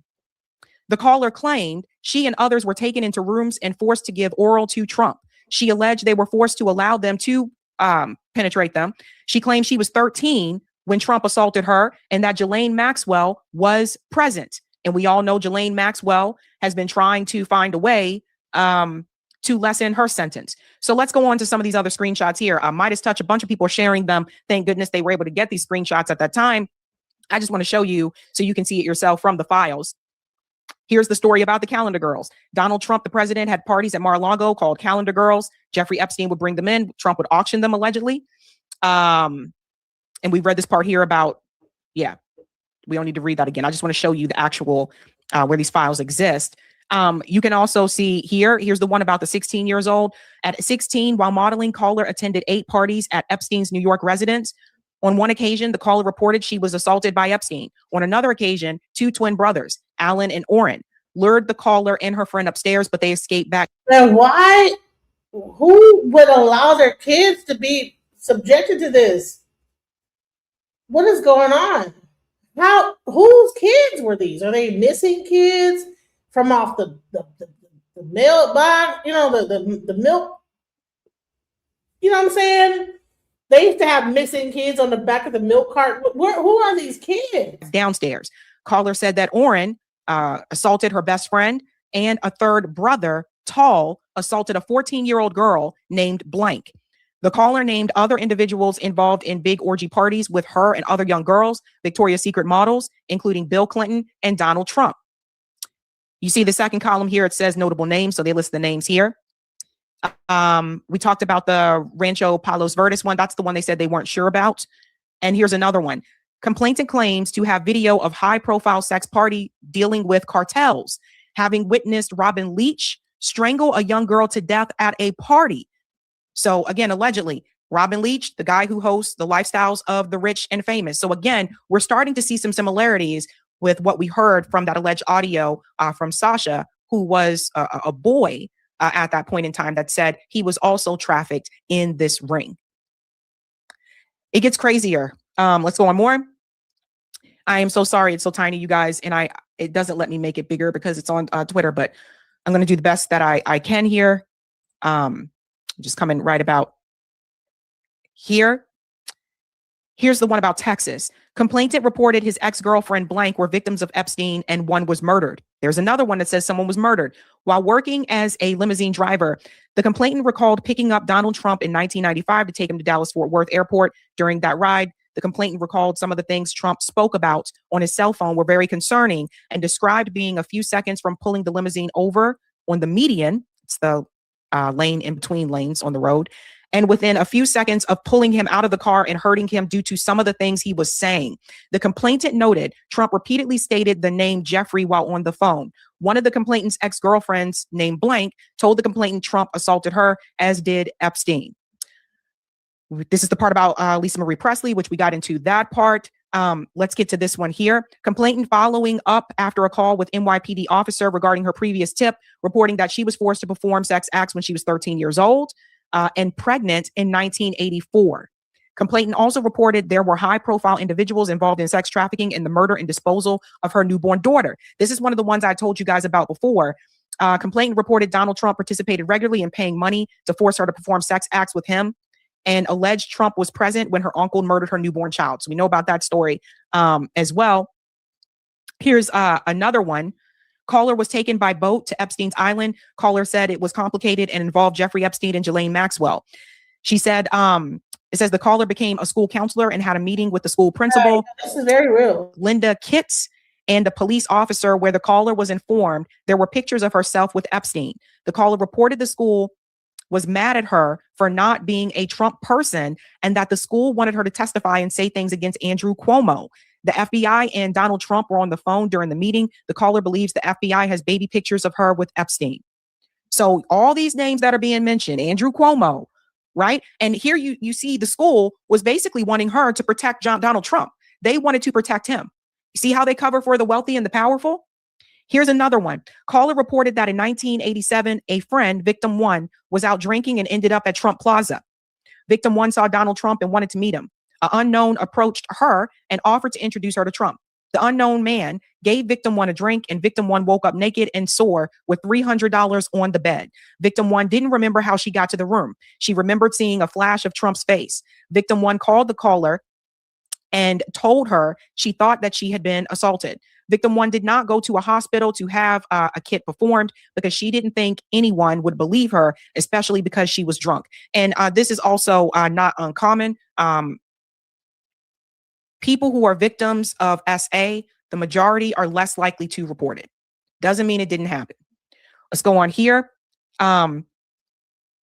Victim one, husband's business had problems with suppliers, and victim one believed Trump was behind it. Victim one also started dating a lawyer, identifier unknown, who was married. Victim one had a fight with her lawyer boyfriend and went to a bar. Victim one left a bar with a man who no one in the bar recognized, but who seemed familiar with the victim. Victim one was never seen again. A few years ago, remains were discovered that matched the description of what victim one was wearing when she went missing. DNA tests at the time were inconclusive. It's getting really bad. It's not just Trump that's named. There's something else dropped now about Bill Gates. Bill Gates was allegedly asking Jeffrey Epstein for antibiotics to secretly give to his wife, Melinda Gates. To add insult to injury, you them implore me to please delete the emails regarding your STD. Your request that I provide you antibiotics that you can serendipitously give to Melinda, and the description of your genitals. You also made it clear to me that I am not to refer to blank, as that is another topic that must remain between the two of us. And you can see that highlighted here. Email, it says it's from Jeffrey Epstein right up here at the top. Subject, Bill.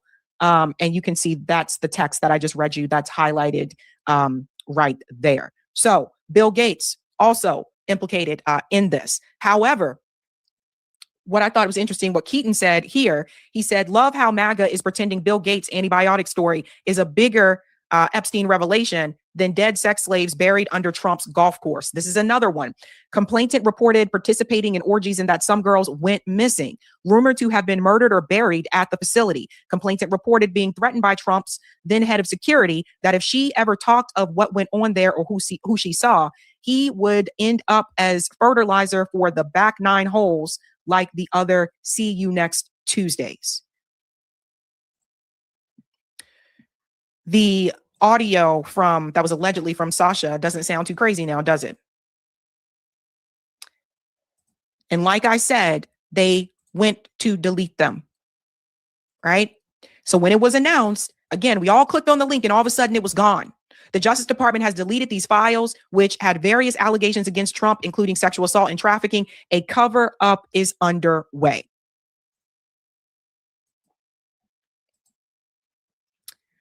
So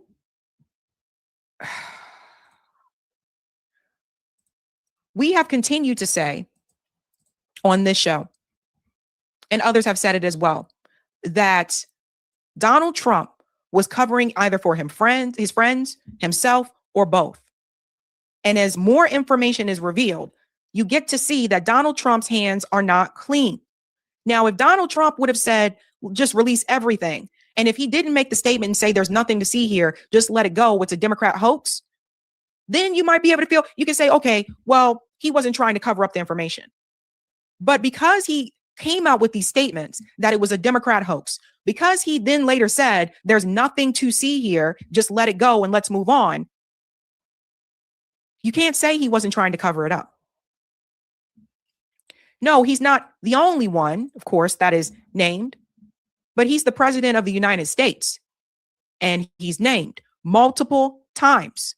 Too many incidents. These are just the ones that people were able to grab screenshots of rather quickly before it was deleted. So you pay attention to all the chaos that has been happening with this administration. Back to back to back. Right now, they're just itching to attack Iran, right? One thing after another. All the craziness with ICE. Escalating foreign policy disasters. Whether it's Venezuela, whether it's the boats in the Caribbean. Look here, look there, look everywhere. It's a boat. It's a plane. No, it's not Superman. It's Donald Trump and Epstein files. So now that this has been released and it's announced out there, pay close attention to Iran.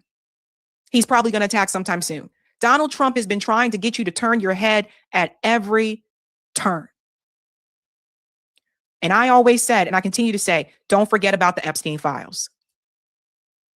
So Donald Trump told Marjorie Taylor Greene that his friends could get hurt.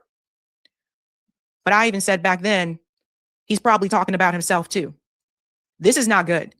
Regardless of how you feel about the situation, all these different stories that are being reported is not good. Now, people say, well, the Epstein victims who came forward said that Trump did nothing wrong. This is true. Those are the ones who came forward. Those are the ones that were at the press conference with Marjorie Taylor Greene and Ro Khanna and Thomas Massie. Those aren't all the victims. Think about that. Virginia Giuffre is dead. Her book tells a lot. You should read it. How it implicates prime ministers, former prime ministers like Ehud Barak. The reality is these files get back to Israel. Epstein was Mossad. He was just basically a spy. And he gathered a lot of blackmail on powerful people. And I believe that Mossad, Epstein, Israel all together has been blackmailing people in this country and other countries for quite some time. So that's the breaking story, ladies and gentlemen. Was not expected to do a video today, but I said, no, I've got to cover that because I was like, you know what? I got time. And this is not good. This is not good. He keeps trying to run away from this. I don't know how much is true or not. This guy says DOJ has noted that there is no public evidence that investigators found these specific accusations credible. They have highlighted that some documents, such as letter mentioning Trump, were fake. I don't know. Hey, looks like they did. There's some releasing of more files. I don't know. People are now. Everybody's scrambling. Let's go. For the information that we have. Well, ladies and gentlemen, we are now on part 2 of the Epstein file latest release. I had to break this up into 2 parts because it's just so much information. So on Friday, I covered the information that basically implicates Donald Trump. And now we're going to get into some of the other people that are mentioned in the Epstein files. And we're going to start off with Elon Musk. There's some celebrities that are mentioned here as well. Some of them not surprising to me. Some of them are a little bit surprising. So let's get into it. Now, let's just take you back to when Kash Patel said this when he was testifying here in front of Congress about the Epstein files. There's no credible information. None. If there were, I would bring the case yesterday that he trafficked to other individuals. And the information we have, again, is limited. So the answer is no one? For the information that we have. In the files? In the case file. Okay. I just wanted to remind you of that because Kash Patel also has egg on his face. He said for the information that they had, no, there was no evidence that Jeffrey Epstein actually trafficked anyone. Of course, I knew that was a lie. And all the information that is coming out, especially right now, just goes to show that Kash Patel continues to be a liar. And they were running cover for people. So let's start with Elon Musk. He's in the files. He's in the files, in fact, in a very bad way. I want to show you a screenshot here, ladies and gentlemen. This was an email from Elon Musk to Jeffrey Epstein. Hi, Jeff. I was thinking of flying down for an epic vacation. Blank told me you were planning a party. Girls, FTW for the win. I cleared my calendar. What are the details? Thank you, good sir. And notice the subject line says Epic Island Vacation. So even though that time Elon Musk said that Trump was in the Epstein files, notice Elon Musk didn't tell you that he was in the Epstein files. Let's go on to more here. I think this one's probably even more damning. Again, from Elon Musk to Jeffrey Epstein. So let's start at the bottom of this email here. And this is from the Justice Department's actual site, the files. After they deleted those files and people made a big uproar about them, they put them back up there. Really interesting. So many people look so bad. So from Jeffrey Epstein, how many people will you be for the heli to the island? So how many people are going to be taking the helicopter? It looks like he's talking about there. Elon Musk responds, probably just Tallulah and me. What day, night will be the wildest party on our island? So this is evidence that Elon Musk not only knew about Jeffrey Epstein's island, but he was trying to go there. Trying to go there, ladies and gents. We'll go on to the next one here. That's the one I just highlighted. Yes, I wanted to show you the full clip of that one. Here's another one here from Elon Musk. Look at this one. To Elon Musk, from G to Elon Musk. Let's start down at the bottom again because you know how these email threads work. Hi, Jeff. I was thinking of flying down there for an epic vacation. Blank told me you were planning a party. I cleared my calendar. What are the details? Thank you, good sir. So this goes a little bit further. And it says, response from Jeffrey Epstein. Deal with this. Thank you to G, whoever G, that's probably Ghislaine Maxwell.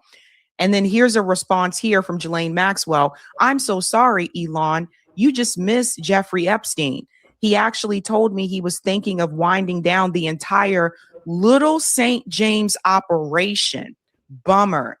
If it starts up again, we'll be sure to let you know. So what this also shows you is that Elon Musk was inviting himself So this is not an example where someone can say, well, he reached out to me and I da-da-da-da. No, no, no. Elon was trying to invite himself. And notice Jelaine says, Little St. James operation, not party, not, fiesta, not events, operation. Elon Musk looks very, very embarrassing at this point in time. Let's get into this clip here from CNN, and then we're going to get into some of the other people who are named as well, and some damning information about Israel as well. Well, the files also show that Epstein repeatedly took the fifth during a 2016 deposition when asked more than a dozen questions about former President Clinton. Among them, several about whether Mr. Clinton visited Epstein's private island and flew in his private plane. The former president has denied ever having visited the island. So has Elon Musk, yet the files contain at least 2 emails discussing just that.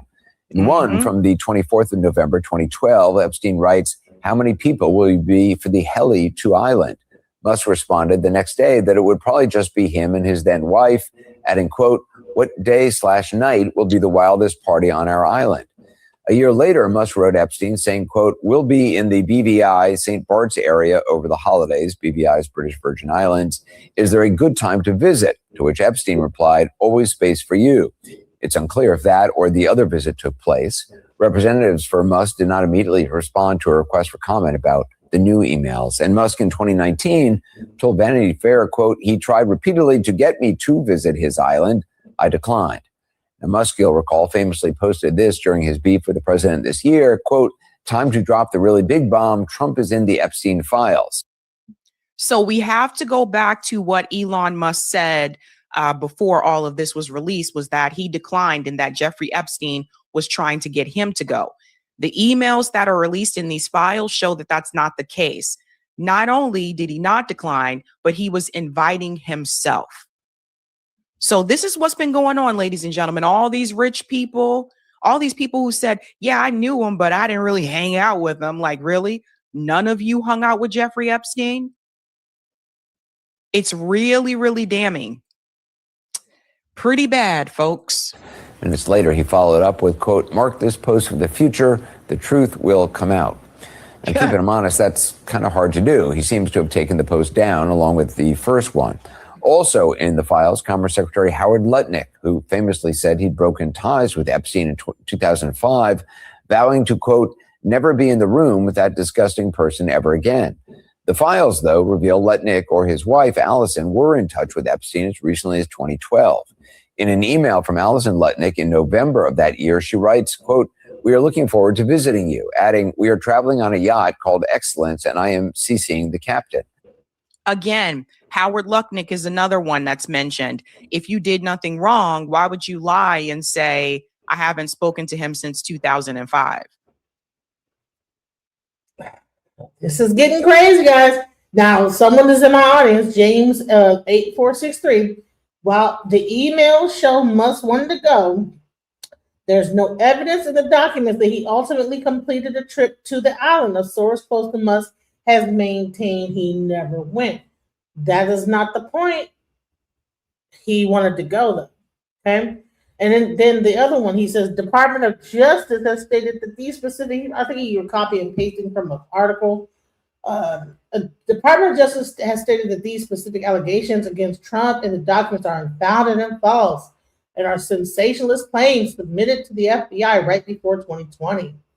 Interesting. So we have people up here trying to tell us that there's something to this. Let's go. That's the really damning part, right? Because again, let's say you did go there, but you didn't do anything wrong. You don't know anything about this entire trafficking operation.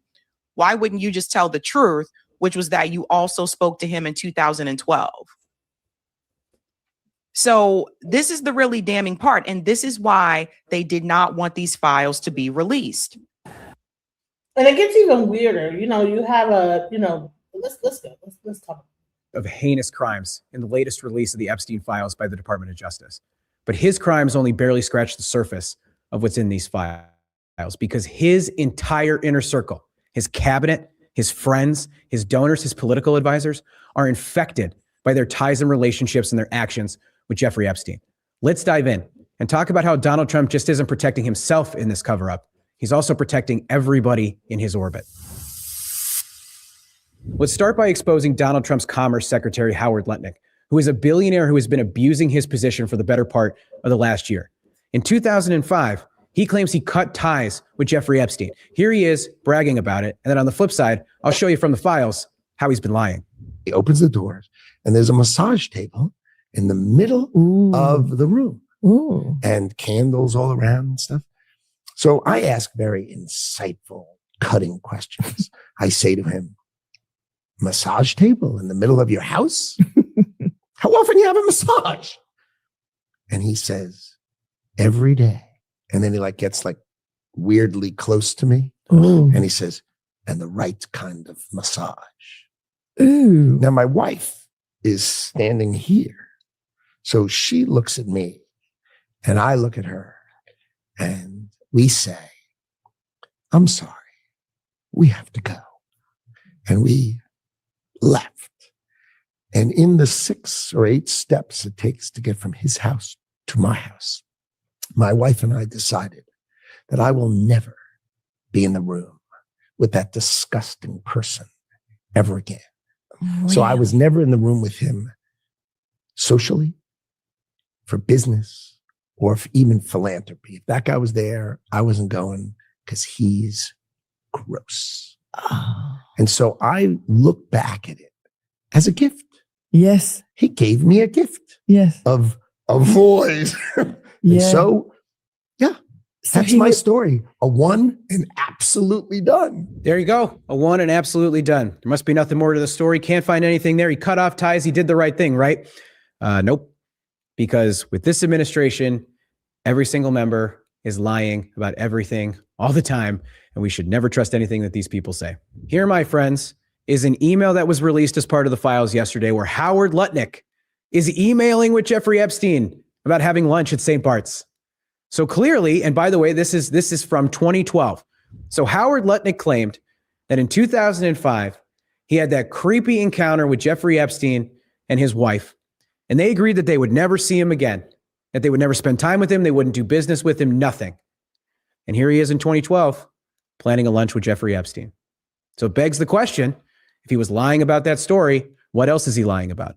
And who else is infected with this rot? We've also got Elon Musk is all over these files too. And he is a big part of the reason that Donald Trump was able to win. When the Epstein files scandal just was starting to brew in the middle of the year, Elon Musk was talking about how he refused to go to Epstein's island. But there are emails, and I showed this to you yesterday in my YouTube, where he was asking, what day/night should I be there so that I can get to the wildest party on your island? Wildest party. Now, he says that he refused to go, but that's actually not the reason that he went. Because from Fred Lambert here, here's an email right here. I'll pull it up for you to see. The event was canceled. So Elon Musk said, I had nothing to do with Jeffrey Epstein. I didn't go to the party. I wasn't on the island. I refused to go. There he is being disinvited from a party that he was fully intending to go back to. They're coordinating when he's going to fly back in that email thread. And they lied. So Howard Lutnick lied. Elon Musk lied. Steve Bannon's all over this. The Fed chair nominee's all over this. And Donald Trump and Pam Bondi and the rest of them have been covering this up because they're not just protecting Donald Trump. They're protecting a class of wealthy and powerful individuals who believe that they are above the law. And having wild massage table. That always end the way they want it to. Who believe that they are above accountability, that they can prey on little girls, that they can prey on boys, that they can traffic them and abuse them and get away with it. And so far, they are getting away with it, except the public is finally getting a chance to see some of it. And I don't believe that Donald Trump's DOJ is actually going to prosecute, but the statute of limitations is longer than a lot of these people realize that it is. And hopefully, we can get some justice on this. And I want to make another point too, because a lot of people make this out to be a partisan issue. And obviously, I'm a Democratic strategist, so I'm a partisan guy. I want Democrats to win in 2026. I want to elect a Democratic president in 2028. But I do not believe that the Epstein files is a partisan issue. It's not good for Democrats or bad for Republicans. It's bad for the country. This is a disgusting abuse of power and authority. This is something. I'm going to say this. Now, that part I don't agree with. I don't think there should be a Democrat or Republican for next year. I think we need to go ahead and go independent. I think we need to stop this Democrat versus Republican. We need to find an independent candidate that's not on the left or the right. We need to find someone in the middle that's not a part of either side. All this like the wings of the bird, birds of a feather flock together. Okay?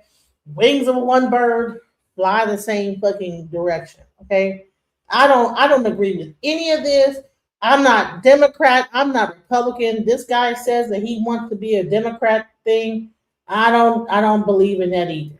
I think that it needs to be a independent person. Let's go. Musk, dude. Leave it to this dork ass loser who begged to go to the pedophile island and like wasn't really invited at all. He's self-invited, only to turn around and be like, oh, actually, I didn't want to even go. Like they really wanted me. But what's really funny about it is that this motherfucker had the audacity to come out and be like, hey, by the way, Donald Trump, you're a pedophile. It turns out he knows this because he was there. Donald Trump, you're a pedophile. That's why you're on the Epstein list and you'll never reveal the Epstein list. Why do I know this? Because I'm a pedophile on the Epstein list. The second part of that statement never came, and we were just like, wow, that's crazy that Elon Musk is just like blowing the lid off this. Turns out he was like, yeah, I saw you there because I was there. Crazy. Posted this during his beef with the president this year, quote, time to drop the really big bomb. Trump is in the Epstein files. Minutes later, he followed up with, quote, mark this post for the future. The truth will come out. And then he deleted that, by the way. That was also funny. Howard. So the document that really stands out at this point is this list of accusations against President Trump, because the FBI compiled this list last summer. And this is a lot of the kind of information that investigators gather when they're looking at whether charges should potentially be pursued. For example, they're looking at unverified tips. Some include secondhand information that came through a tip line. It appears the FBI... I'm being very serious when I say this. This might come across as offensive to everybody that's watching right now. But if I was given the opportunity, I would put Joe Biden on a spaceship to Mars. Because how is your Department of Justice and your FBI sincerely investigating Donald Trump's ties to Jeffrey Epstein, and then this dumbass that you couldn't even prosecute and throw in prison for doing January 6th is running his goddamn mouth trying to be the president again, and you don't bring that up? You don't even float this? Man, the whole thing is a bunch of weird bullshit. And guess who else is in the damn files? Jay-Z. Let's go into it. We do have Jay-Z and Pusha T being named in the Epstein files. We do have to remember these are accusations, and we have no way to know if these claims have ever been followed up on. And it was a tip submitted to the FBI back in 2019. Now, I did search the rest of the Epstein files to see if any other allegations were made against Jay-Z in these files, and there was not. But some things that I did find in these Epstein files were Jay-Z's name being referenced in multiple different emails sent to Jeffrey Epstein. Like this one back from 2013, the sender's name is blacked out, and it says to Jeffrey Epstein, and the subject is lessons from Jay-Z's business model, Vulture. And the person says extremely clever, but then the rest of it is blacked out. And in 2014, Jeffrey Epstein gets an email from Jess Staley. And Jess Staley is an American banker and the former group chief executive at Barclays. And he spent 34 years at JP Morgan. And back in November of 2021, he resigned because he started to get scrutiny over his relationship with Jeffrey Epstein. The New York Times created an article saying that Staley was Epstein's chief defender at JP Morgan, helping Epstein maintain accounts at the firm amid internal concerns that Epstein was using those accounts for illegal activities. So Jess wrote to Jeffrey Epstein, you want to know why we're not Say Paulo? Watch the TV ads on the Super Bowl. It's all about hip blacks in hip cars with white women. That group should be in the streets. Has been bought off by Jay-Z. And then there was another email sent by Mark Lloyd to Jeffrey Epstein back in May of 2015. And it appears to be an article that this man got sent to his email account, and then he turned around and sent it to Jeffrey Epstein. And it talks about a couple different things. But one thing that is referenced in this email and even in the subject title is Jay-Z defends himself against Marina Abramovich accusation with proof of donation. And this article is when Marina Abramovich accused accused Jay-Z of not paying a donation to her institute after she appeared in his music video for song Picasso Baby. This is that music video that everybody remembers, and Marina is straight demonic and creepy as hell. Now, this is a tip back in 2009 that was sent to the FBI that references Jay-Z, Harvey Weinstein, and Pusha T. It says, on July 10th of 2019 at 8:20 a.m. Eastern Time, someone called the FBI National Threat Operations Center to identify herself as a victim of abuse by Jeffrey Epstein and others. This person said in approximately 1994, she revealed herself as a past victim of abuse by Epstein. She described the abuse that occurred during parties, and she also described someone as a friend of someone. In approximately 1996, she revealed that she resided with someone somewhere. An unknown man abducted someone from her home when she later awoke in the presence of Harvey Weinstein and Sean Carter, known as Jay-Z. This person claimed that Harvey Weinstein inserted his fingers into... She believed that she was in Epstein's mansion in Florida. This person estimated that she was abducted on 7 occasions, awaking each time in an indoor setting. She said that she suffered abuse on multiple of those occasions in which Epstein participated. She claims that she recalled Leon Black and William Barr, the current United States Attorney General, being present during some of the occasions of the abuse. And in approximately 2006, Blank last recalled being abused by Epstein. On each occasion, she believed that she was given substances clouding her memory. She attributed this by being performed by people assigned as handlers, whom she described as persons who established friendships with the victims. Among her handlers, she identified artist Pusha T. In approximately 2007, Blake attended a party following invitation from an unknown man who approached her as she walked down the street. Weinstein and Pusha T attended the party and her before engaging in abuse. She claimed to have additional information of other people involved in the enterprise and information related to racketeering conduct in support of the trafficking. She further believed that she was under surveillance and stalked at the direction of people involved in the abuse. I'm trying to figure out who Jasin is. Who is Jasin, and why every time I put something, you're saying, be clear, the claims are unfounded and false, and they have a shred of, and if they have a shred of credibility, they certainly would have been weaponized against President Trump already. This is not about, we're not even talking about President Trump anymore. We've been past President Trump. We're talking about Pusha T and everybody else. So calm your little balls. We're not talking about President Trump with your weird ass. We're talking about Pusha T and hip-hop artists now. She confirmed that she was not diagnosed with any mental illness, and she refused to provide her physical address, advising that she maintained no permanent address. Rather, she moved between staying at different hotels. Now, it is very important to note that this is just a tip that literally anybody in the world can send to the FBI. They literally just called the hotline. But at the same time, that doesn't mean it's not deserved to be talked about. It definitely is, and we are seeing the media kind of ignore this part. We don't know if the FBI ever investigated these women's claims or not. That's the problem with the Epstein files as a whole, because there are valid things that you can find in emails and more that have been out there, but even more so in the new drop of documents that it seems like the FBI never went after. So it sounds like to me is that they flooded.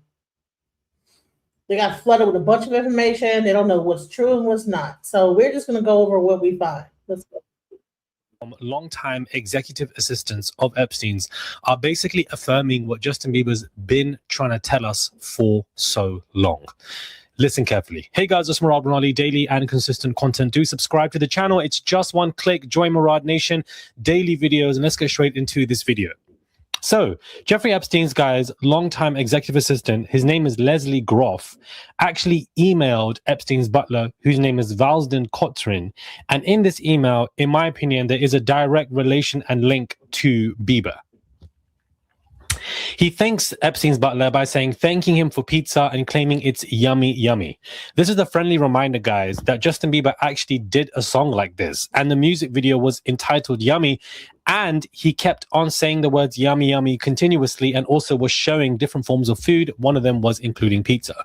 So there is a direct relation here to what Bieber has been trying to tell us for quite a while. And if we watch old interviews of Bieber, we can clearly see that the man has been either influenced, used in some kind of way. And it's not odd upon me now that he's cut off all the people who basically helped build his career, whether it be Diddy, whether it be Usher, whether it be Scooter Braun, people and his old team all helped and influenced him. And there's been so many interviews that were very inappropriate with the way Justin Bieber was used. Starting to act different, huh? No. You ain't been calling me and hanging out the way we used to hang out. Well, I mean, you try to get in contact with me, through all my, You can tell that he was very young, the conversations were not needed, and you can tell that Bieber was visibly uncomfortable. Got me a Lamborghini. Yeah. Oh, well, that's nice. I haven't gotten it yet, though. Yeah, I know. When is that coming, that Lamborghini? We talked about this last He time. had the Lamborghini for a day or two, and he had access to the house, and he knows better than be talking about the things that he does with Big Brother Puff on national television.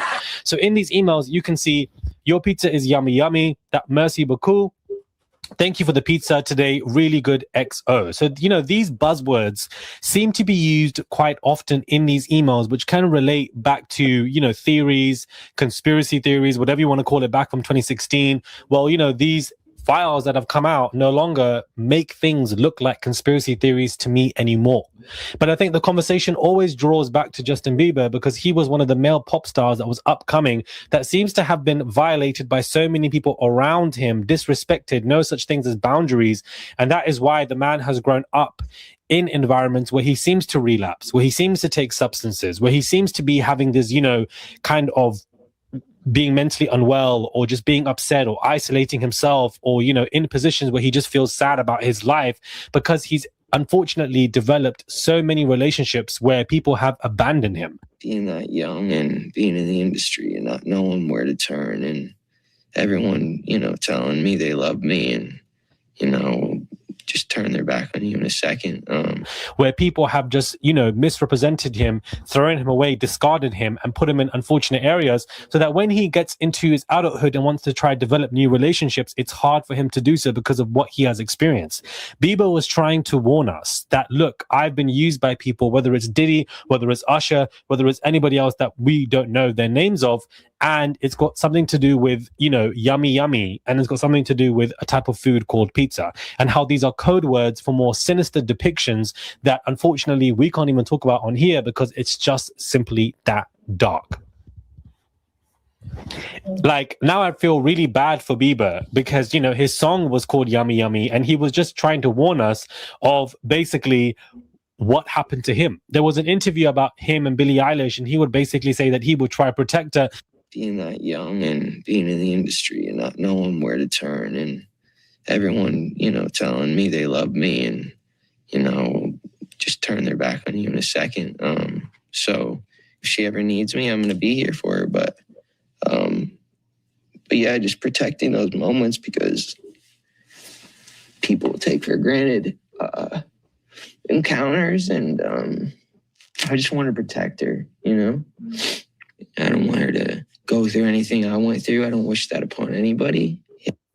Because of people in the industry and etc. And I feel like there are some people up and coming in the music industry who either have become conscious or either just have more protection, but Bieber basically didn't have any of this. And I think that there are some sick and twisted people, unfortunately, who wanted to use Bieber in so many ways. They ran through him financially, stole so much money from him, were intimate with him without his consent. This is what I believe as well. Did things to him at a very young age, probably overtly sexualized him when he was at a very young age.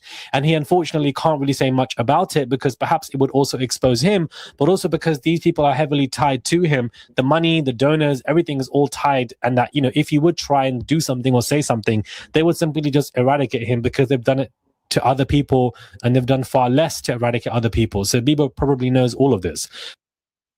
Man, this is crazy, guys. And so let's go into like some of the other people that are being found. Hey, we have Woody Harrelson. So don't forget, like, his adopted daughter. Woody Allen, yes, it's not his daughter by birth, but the point is he was grooming her when she was underage as well. Jeffrey Epstein traveled to Paris with Academy Award-winning American filmmaker Woody Allen for a pedo convention in March of 2012. Look at this here. Again, from Jeffrey Epstein. Let's start down at the bottom again. Paris with Woody Allen. This is March 2012. For Les Pedo Convention, this person responds here. Jeffrey Epstein replies, I think pedo is the plural. So again, if you go back to that video from Kash Patel, like these people were just blatantly lying. Jeffrey Epstein doesn't deny here. He doesn't say, no, what the hell are you talking about? Or absolutely not. He says, I think pedophile is the plural. And there's Woody Allen's name. And Kash Patel and Pam Bondi, I don't know what Pam Bondi thinks she's doing. She doesn't need to applaud herself, because the reality is they knew this information was there the same way we are seeing it now. Remember, they saw this information before us, so they knew it was there. They have been lying and continue to lie. So no, Pam Bondi and Kash Patel, they don't get a pat on the back. They tried to cover up all of this stuff. And that includes Dan Bongino too, who resigned and is now gone back to podcasting and is sweating his face off during this announcement in the video that he made, because he knows he messed up. He knows that people see right through you now. Right? So we go on to the next one. Like I said, there's so many. Oh my God. Let's go to Steve Tisch. This is a big one that a lot of people You know how you know something is damning is when you have people coming into the chat personally making it about Donald Trump. We're past Donald Trump now. We're talking about other people in the Epstein. You're up here like, oh, it would have been weaponized against Donald Trump already. We've been past him in his aspect in the files. So stop it. Let's go. Are talking about this guy. Jeffrey Epstein scouted women for New York Giants co-owner Steve Tisch, emails show. I would even change the way they say this headline, because it was underage girls. Notice how they're trying to age them up. Everybody paying attention to that? So he's the co-owner. And let me just say this, because we're talking about like this guy saying, be clear, the claims are unfounded and false. They had a shred of credibility. They certainly would have been weaponized against Trump already. That is a logical fallacy.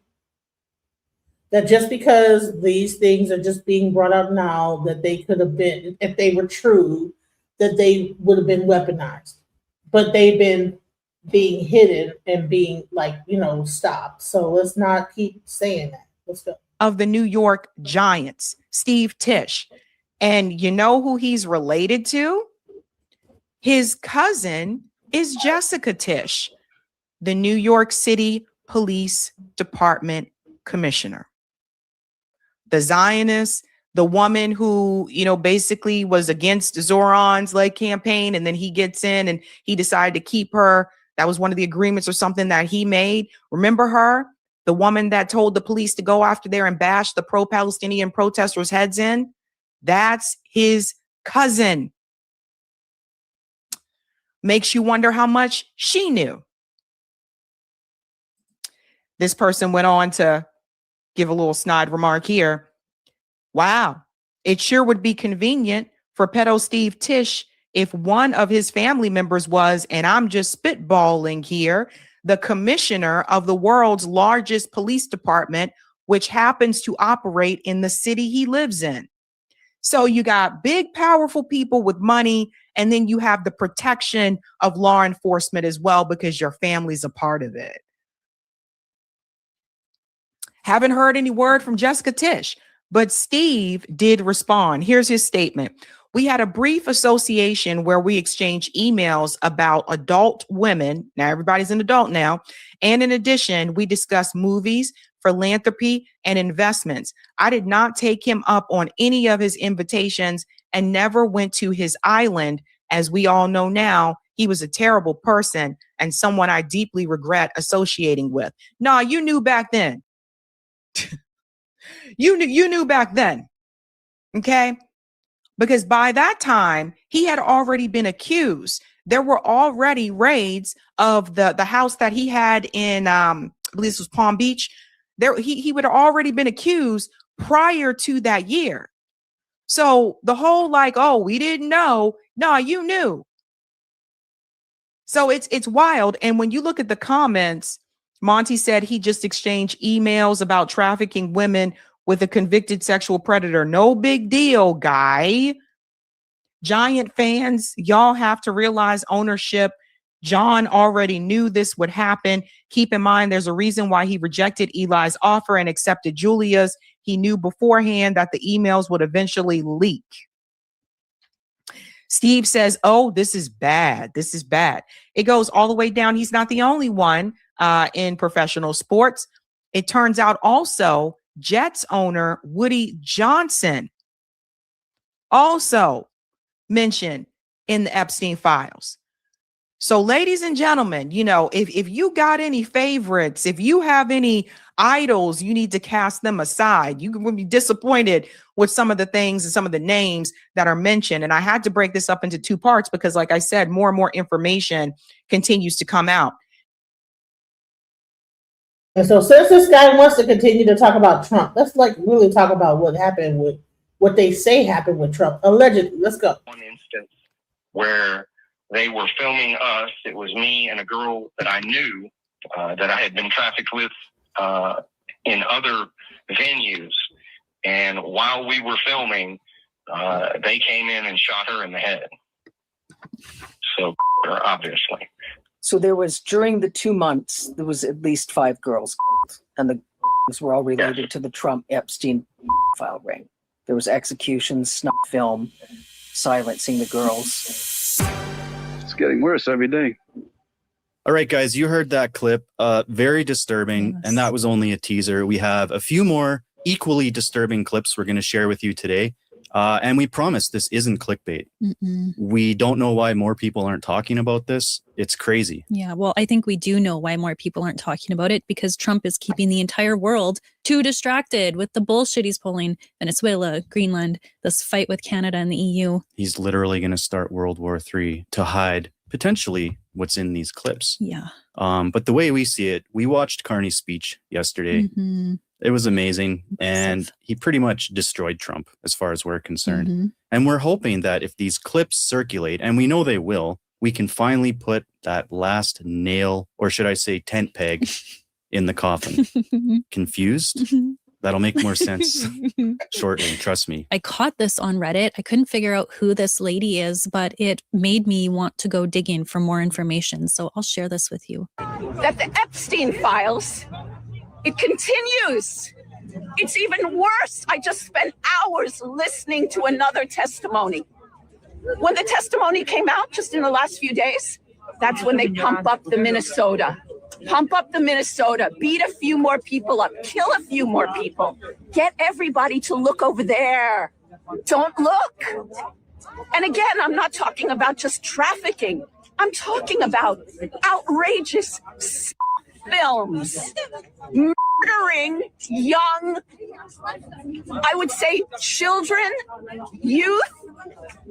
They're supposed to be graveyards filled with missing kids, and no one knew who they were. I know I sound like a crazy person, I know, but it's not. There is a testimony, Sasha Riley. I ask people to go and investigate and listen to it yourself. Intense. My heart is racing. Upload that to the Karen subreddit.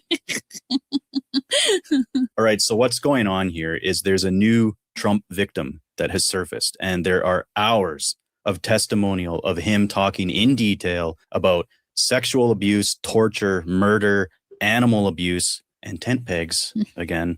So if you're someone that's easily bothered by very disturbing things. Not even easily, guys. Like, it's hard to stomach this please, stuff.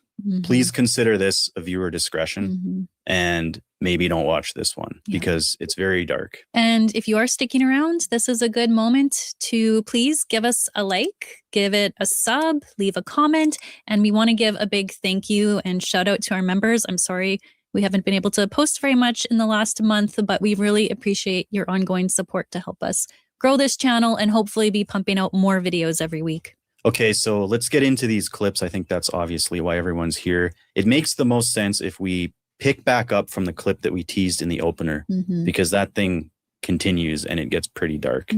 And make sure you guys stick around, because you're definitely going to want to hear the clips after that as well, especially the tent peg story. It'll make your eyes water. During the 2 months, there was at least 5 girls, and the were all related to the Trump Epstein ring. There was executions, snuff film, silencing the girls. Now, at that brothel, I never saw anybody except this big-bellied hillbilly that ran it. Yeah. And then one other, I don't know what you call him, some mobster. That was the one that came in and shot the, kind of terrorized all of us, pointed at all of us, and then just shot kind of one girl at random. Okay, so a mobster. Yeah. And I had no idea who he was. Just some older guy, gray hair, pinky ring type person, Yeah. And when the 2 girls were after the filming, tell me again what the other individual said to you, that you're good, they won't kill you, boys are hard to find. I was working, maybe packing up stuff or cleaning, or I don't remember exactly what I was doing, but I remember that I want to say we were breaking down the stuff that they had used to film it. And when I heard the shot, I stopped working, and the guy was basically to the effect of, this doesn't concern you, just focus on what you're doing. So I kept doing whatever it was I was doing. And he said, boys are hard to find. You're good, boys are hard to find. He said, you're good. Girls are a dime a dozen, boys are hard to find. Something like that. That may not have been the exact words, but it was something to that effect. So if you're wondering who we were just listening to, it's from a Substack written by an independent journalist, Lisa Noel Valding, and it's called Outlaws of Chivalry. And she interviews an Iraq war veteran, Sasha Riley, about his experiences growing up being sold and abused in multiple sex trafficking rings. You guys aren't even going to believe his story. So Sasha's dad was a pilot who was allegedly involved in multiple sex trafficking rings beyond just the Trump Epstein one. He was like their off the books pilot who would move cargo for them, drugs, people, whatever. Children. Fill in the blanks. And he would sell his own son to these guys. They'd pay him and he'd say, take my kid for the weekend, do whatever you want with them. And this goes so far beyond what you think of with the Epstein files, how it's a lot of this like one-on-one interaction between abusers and victims. Sasha outlines like parties, sometimes weekend-long events where all kinds of high-profile people would get together and they would take part in watching this abuse live. Riley describes it as kind of a mutual blackmail. So these guys would all take part in the crimes together to ensure no one would ever say anything about it. And doesn't that make you wonder why Trump's trying so hard to keep all of these people under the Epstein files redacted? And obviously we can't talk about everything that is in this testimony. We really encourage you guys to go and check out the Substack and listen to the testimony yourself. Riley's saying that he and other victims were being held in like dog kennels and cages to like dehumanize them. There's all this kind of trauma-based conditioning that was going on where they would take these children and at first they would abuse them. Then they would have the children abuse other children so that they had it in their heads that they're also the bad guy so that they would never come up and speak about what they had been through. There's medical torture, which makes me think about that Epstein Island photo where there's like that dentist chair and all those creepy masks on the wall. Can you imagine that? No. I can't. They probably drug them up too, just to like fuck with them. Oh, they did. Yes, they absolutely did. Can you imagine just being all like drugged up and seeing those weird masks coming at you and there's someone with a scalpel? Like, sorry, that was pretty graphic. Yeah. And there's a lot of comparisons to that movie, Eyes Wide Shut.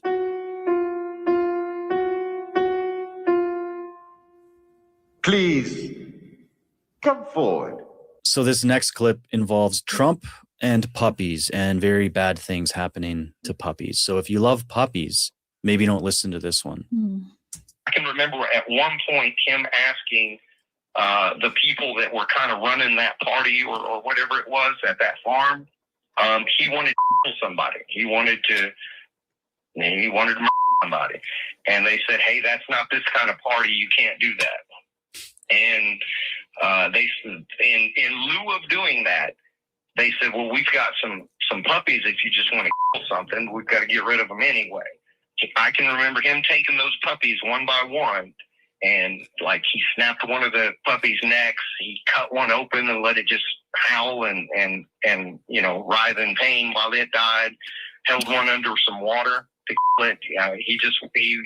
He wanted to hurt those puppies in whatever gruesome way, to experience, I guess, seeing them suffer in different ways. What his kink is, I guess, if you want to call it that, is watching people suffer. Sick. Wow. And is that surprising? Like everything he's doing with ICE? Well, the guy is obviously a sociopath. Like I'm convinced he has no empathy. Yeah. Because how many times have we seen somebody die and he just doesn't give a shit? Yeah. Who was it that recently died? Oh, it was Rob Reiner. Rob Reiner, yeah. And he says he died because he had Trump derangement syndrome. Like, come on. Yeah. That's insane. That's a guy that would kill a puppy. Although I can't possibly imagine what is fucking wrong with you if you're killing puppies. That's insane. Yeah. Who looks at a puppy and says, I want to hurt that? We have a puppy. We just got a puppy. We just bought a This puppy. Hurts even more. We're starting our own puppy mill, actually. We bought him for the purpose of sex trafficking. Just kidding. All right. Okay, so brace yourselves, that's guys. nuts. What are we going to listen to next? This is the Tent peg. Let's just go for it. Let's stay on the Trump derangement wagon. Here we go. Again, brace yourselves, guys. This one will make your eyes water. It like literally makes my eyes water. I think I had nightmares thinking about it last night. Yeah. It also might explain why Trump wears diapers. There's a little teaser for you. Here we go. Again, no kids in the room.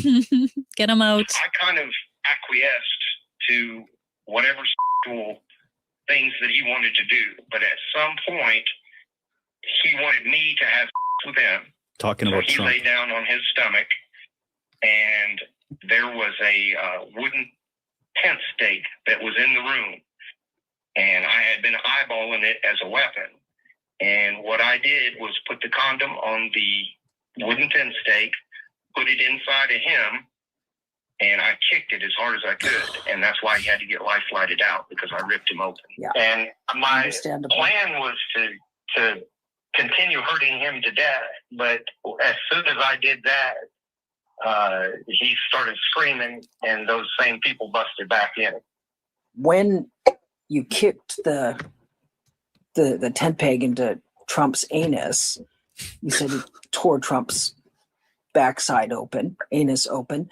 Yes. There's a lot of gossip, discussion about Donald Trump's being incontinent since several years ago. I remember some folks that worked on the television series The Apprentice, they said Donald Trump had to wear diapers. And that I would bet it's because I ripped him open. Jesus. Sounds like a form of medieval torture. Shove a stake up his ass and kick it. Oh. And then Lisa's saying that they have submitted all of these audio files to different levels of police. So wouldn't there be a way to look at Trump's medical record to prove whether there's anything to this or not? Can you imagine the doctor's visit? Trump trying to explain that one away? Yeah, so I was in the woods. Beautiful woods, like no one's ever seen. I'm helping the kids with the tent. Everyone knows I love the kids. So anyways, long story short, this tent peg ended up in my ass. You're doing a tremendous job, by the way. Wow, good looking guy. Isn't he a good looking guy? Like, what would Mega do? If it's almost like, I think many of them, like Megyn Kelly, they can brush off these pedo rings because in their mind they're like, oh, they're barely legals, like they're hardly doing anything wrong. Getting like, as a MAGA, it's getting harder and harder to defend this guy. Now what do you say? Yeah. Oh, so what? You had a tent peg up the ass? Big fucking deal. Haven't we all? I fell on a tent peg yesterday. With a condom Fucking wrapped around libtards. it. Yeah. Okay. Now they're gonna start like walking around with tent pegs, like they all tape tampons to their ear. Yeah. Remember that? Yeah, of course. You guys remember that? We have another video in the works about that, by the way. We kind of put it on hold temporarily. Everything's on hold because we can't stay on top of this news cycle. Yeah, exactly. Anyway, next clip. We're rambling here. Okay, so there are more high profile people being named than just Trump. So we wanted to share this. We got a couple of clips, one of him talking about Jim Jordan participating in one of these events. Andy Biggs, who's currently a U.S. House Representative for Arizona. He mentions that he remembers Supreme Court Justice Clarence Thomas. He remembers his parents being super excited when he was appointed. And now people that are in the know about this story are saying even more proof we should have listened more to Anita Hill when she talked about her sexual harassment by Clarence Thomas. So these are dirty, dirty, extremely powerful people. Sick. Yeah. Sick. So let's listen to the Jim Jordan clip. And let's also not forget that Jim Jordan is, I think it's pretty well known that he was covering up for that one university. All I know about this guy is he's a Trump bootlicker and he never wears a suit jacket. Yeah. That's his signature look. Yeah, he was covering up just for. Like, come here, kids. Loosens his tie. That's his move. Let's not forget that Jim Jordan is also considered complacent in covering up for those pedo allegations at Ohio State University. Let's hear what Sasha has to say about Jim Jordan. I can remember Jim Jordan. I went to a party. This was at a farm. There were, I don't know, 25 to 50 people there. I mean, it was a good amount of people, but not a massive crowd by any stretch. But the experience that my dad sold to those people was, if you could pin me, then you could do whatever you wanted. But my dad had taught me how to fight. He had been a bare knuckle brawler earlier in his life. And I know that he had worked kind of just beating people up for, a little extra money at one point in his life. He also entered into like the tough man contest, stuff like that. So it was kind of a game for them because I was just a child. So you would think that you could just, do whatever you wanted. But if they got anywhere near me, I would hit them. And by the time that Jim Jordan assaulted me, I was old enough that those adults, most of them not being athletic in any way, these are people that, they're not fighters by any stretch. They couldn't get anywhere near me. And Jim Jordan just sort of rushed me and tackled me. And I might have known how to fight, but I didn't know how to wrestle. So he assaulted me in front of a crowd. And I think that it was filmed, but I can't swear that it was filmed, but it was in front of those 25 or 50 people. And how old were you? That's why I remembered. I was around 12. 12. When that happened. And of those 25, 50 people, go ahead.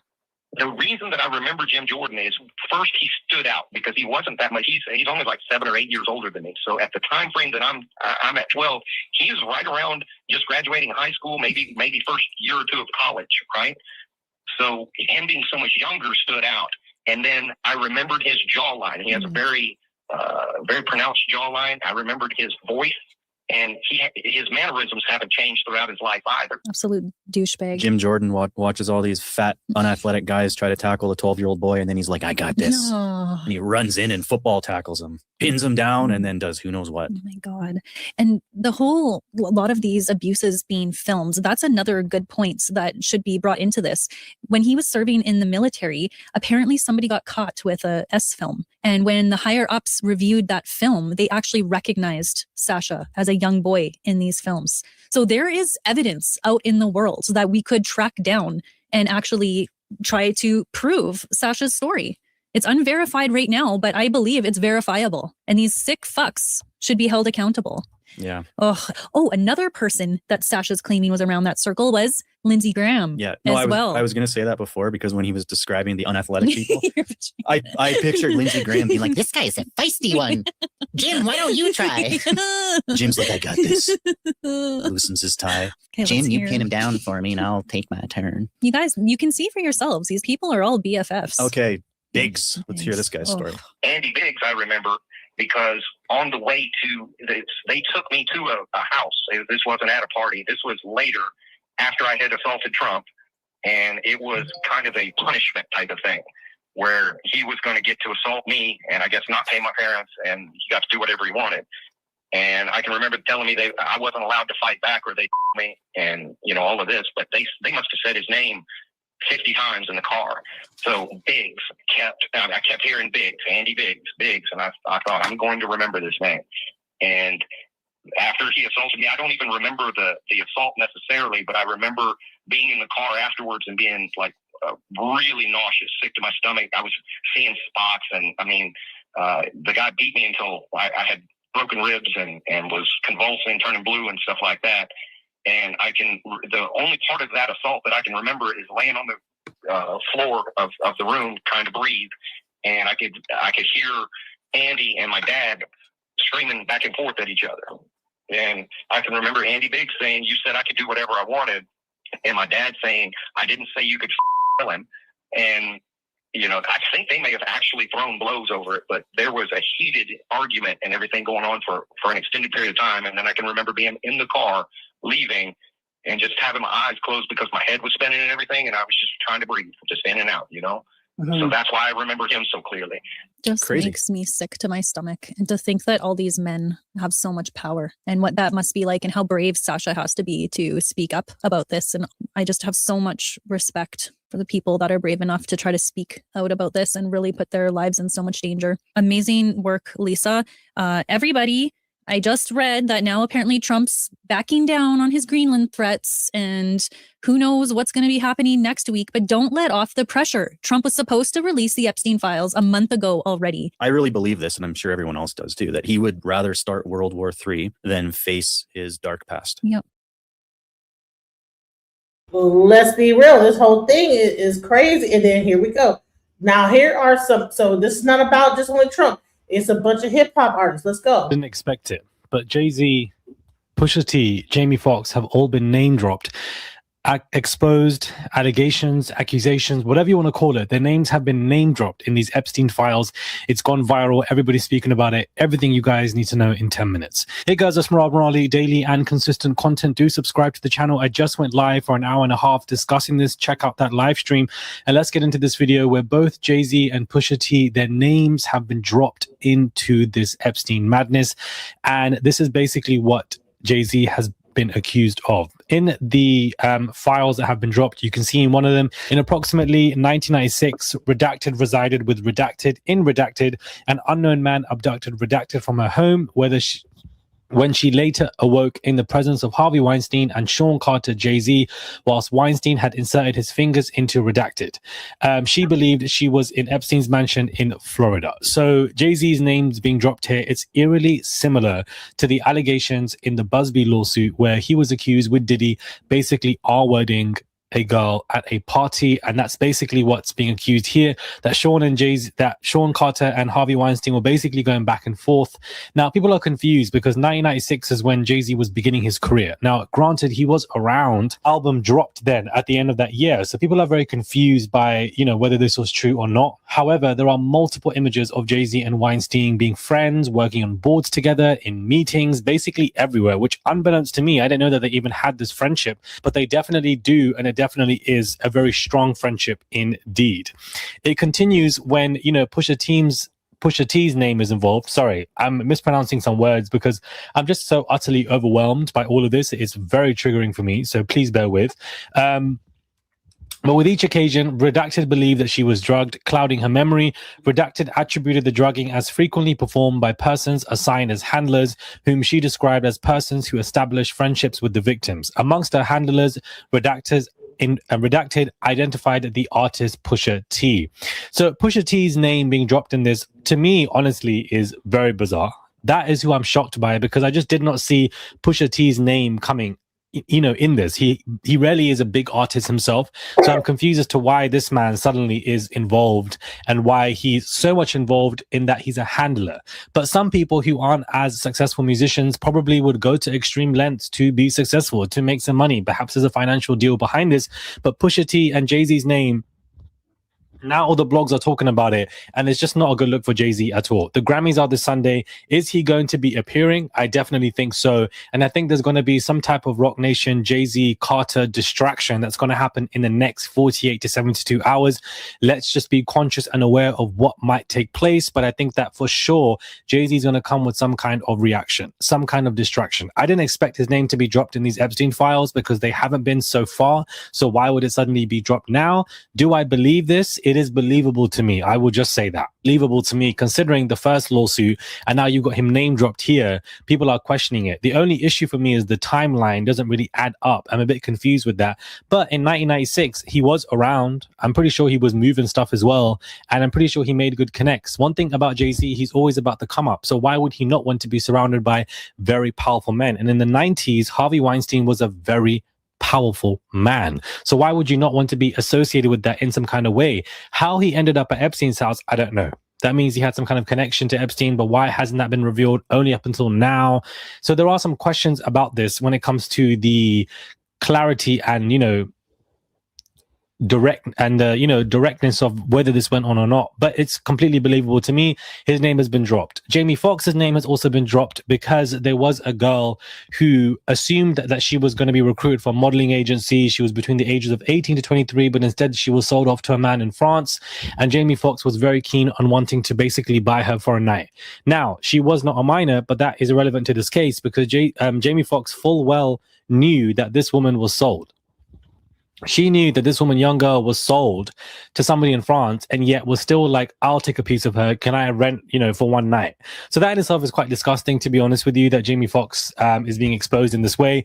Again, he's related to Diddy. He is related to the fact that people thought that, the pneumonia stuff that happened, the reason why he was in hospital. And so basically these files that are all coming out, guys, are basically exposing the elites in different ways. I just did a different video on this covering the Trump stuff. And I noticed in my live stream, a lot of people are saying, well, Murad, where have you been? Beloveds, I've been here. So, if you're saying that, that means you're not getting notified about my videos because I've been pouring videos every single day. So please unsubscribe, then subscribe to the channel, refresh it. Perhaps that might help. I don't know why there's so much confusion there, but I've been here, uploading videos continuously. And so, the Jamie Foxx connection is very eerie to me.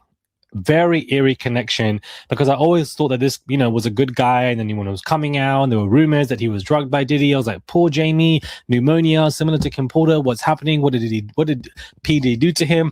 When at the end of the day, Jamie is probably just as evil as the rest of them. And that's what this is all exposing to us, that all of this, they're all just evil waste men. They're all, some of the stuff, guys, in these documents are actually insane that I really don't want to be saying on here. I mentioned it in my live here and there with some symbols, but it honestly is awful what is being mentioned. So sick and twisted. So many politicians and presidents basically being there, R-wording left, right, and center when it comes to people and, minors and violating them for sick games and sacrifices. All of this basically sounds like a conspiracy theory,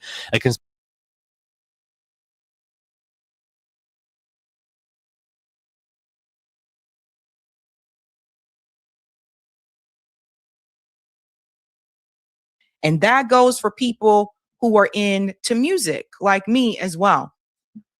Because Jay-Z and Pusha T are also mentioned in this latest release. Let's go ahead and bring this one up here.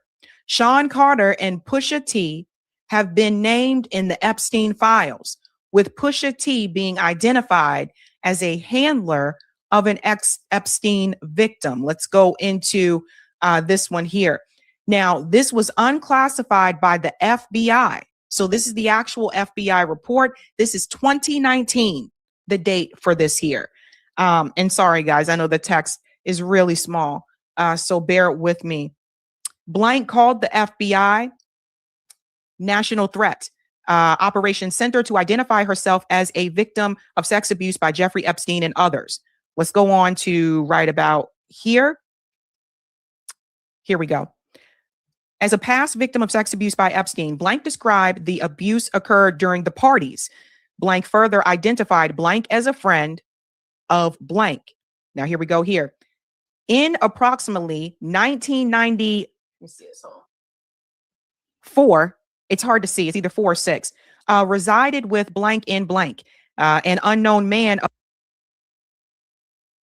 For all y'all left and righters and Democrat versus Republican, this goes far past Democrat versus Republican because Democrats and your left people that leftists and rightists and left and right, honey, they were walking they left and right foot over to that island and left and right doing a bunch of bullshit. This not they got nothing to do with the left or the right. Abducted them from their home, whence she later awoke in the presence of Harvey Weinstein and Sean Carter, Jay-Z, while Weinstein had inserted his fingers into blank. Blank believed she was in Epstein's mansion in Florida. So remember, like we said, Epstein had multiple properties here. They estimated she was abducted on 7 occasions, awaking each time in an opulent indoor setting. They suffered from sex abuse on multiple of these occasions in which Epstein participated. They recalled Leon Black and William Barr, current United States Attorney General, being present during some of these occasions of abuse. William Barr. See all the names coming out? In approximately 2006, Blank last recalled being abused by Epstein on, let's go to the next part here. This one's bigger, thank goodness.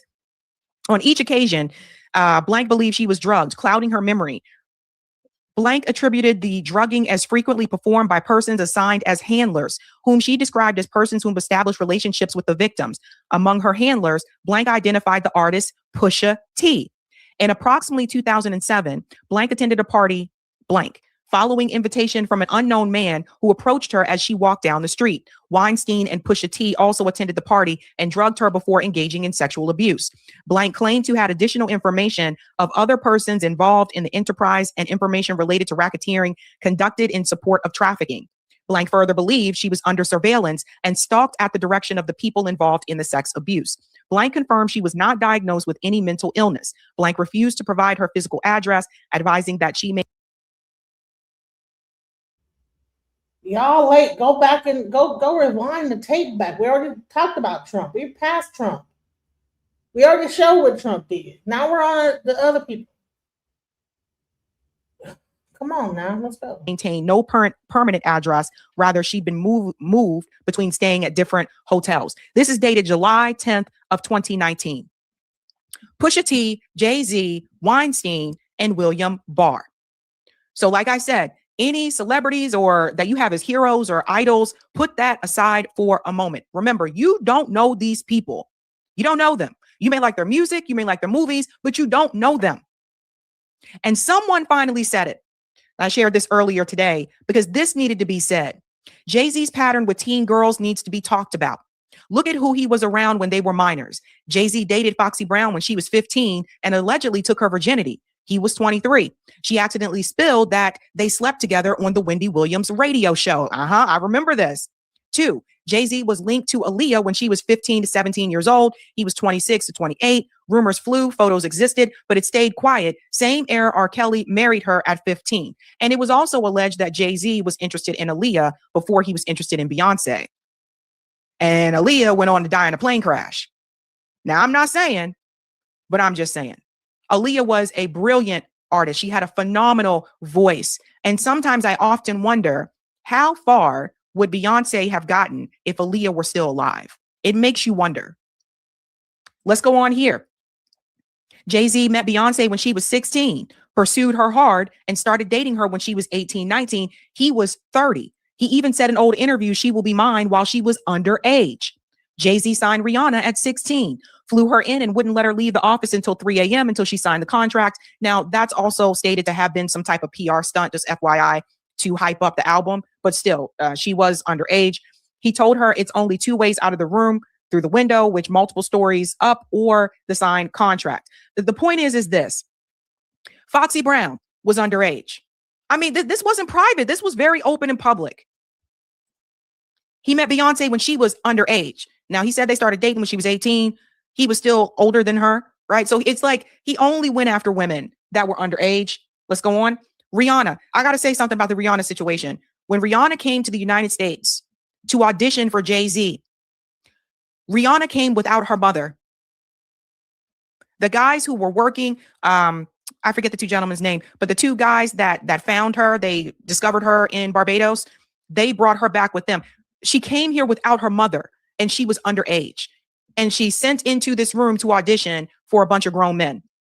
Now, I would say that I don't know what mother would leave their. This happens a lot in Hollywood and in the music industry, where parents just allow their underage kid. Crazy. And let me tell you this. I have a daughter that's very, she has a lot of charisma. And when she was 5 years old, she did a commercial for the Boot Barn.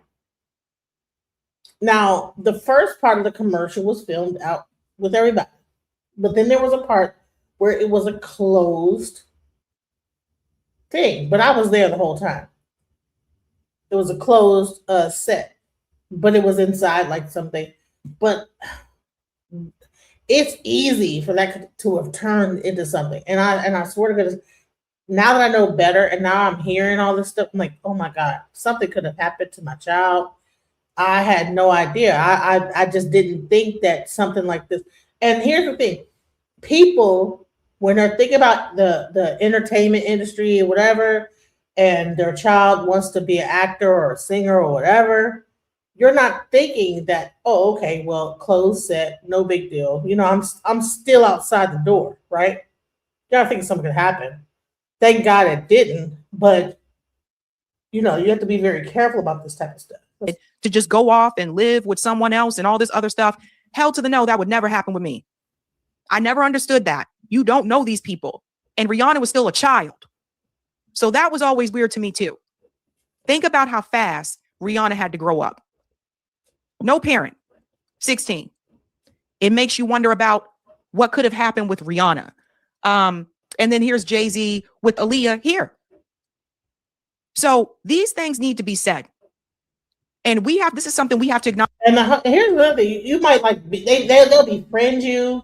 Hey, she's safe with me. They'll befriend the parents and think that you'll think, oh, okay, well, you're just going to your uncle so-and-so's house, right? I'm sure that Justin Bieber's parents did not think they were giving him over to a fucking weirdo, I'm sure that, when P. Diddy came to the parents, he's like, yeah, we're going to do this, we're going to do that. We're I'm going to teach your child how to do this. He's going to be a star when he gets old. You know what I'm saying? And these kids be wanting to be a star. They be wanting to do this and wanting to do that. And then you as parents, you're trying to support your child. And so they get put into the wrong hands. Me, I'm like, okay, if you want to do this, I will be the one. I'll make the video. I'm not fixing to be like, oh, okay, go over here. No, honey, if I gotta to learn how to make videos, I'll make the video. I'm not gonna be the one handing you over to anybody. You're not fixing to be behind the scenes doing the goddamn all thing. Because I'm not fixing to do nothing to you. So I know I'm not gonna do nothing to harm you. I'll be the one to create your videos and do everything. It'll be in-house, 100% family-owned business, and we just and I'll make sure you got your. I'm not fixing to give you over to nobody. But sometimes back in those times, there was no internet. People didn't have the means to say, you know what, I'll just go ahead and make your own. If you want to do a TV show, I'll make it myself. But honey, over here, up in my house, I'm not fixing to send you and let you be over there and be over. I barely let my child go over her friend's house, let alone P. Diddy come to me and say, well, just leave him with me for 6 months and I'm going to build him up. The hell no. I'll be worried every day. Stop. Knowledge as well in the Black community, because I see people trying to make excuses for this. Just because it's someone that is Black like us, that doesn't mean that what they're doing isn't wrong. So I push back on all of that. I don't care what color you are. This was wrong.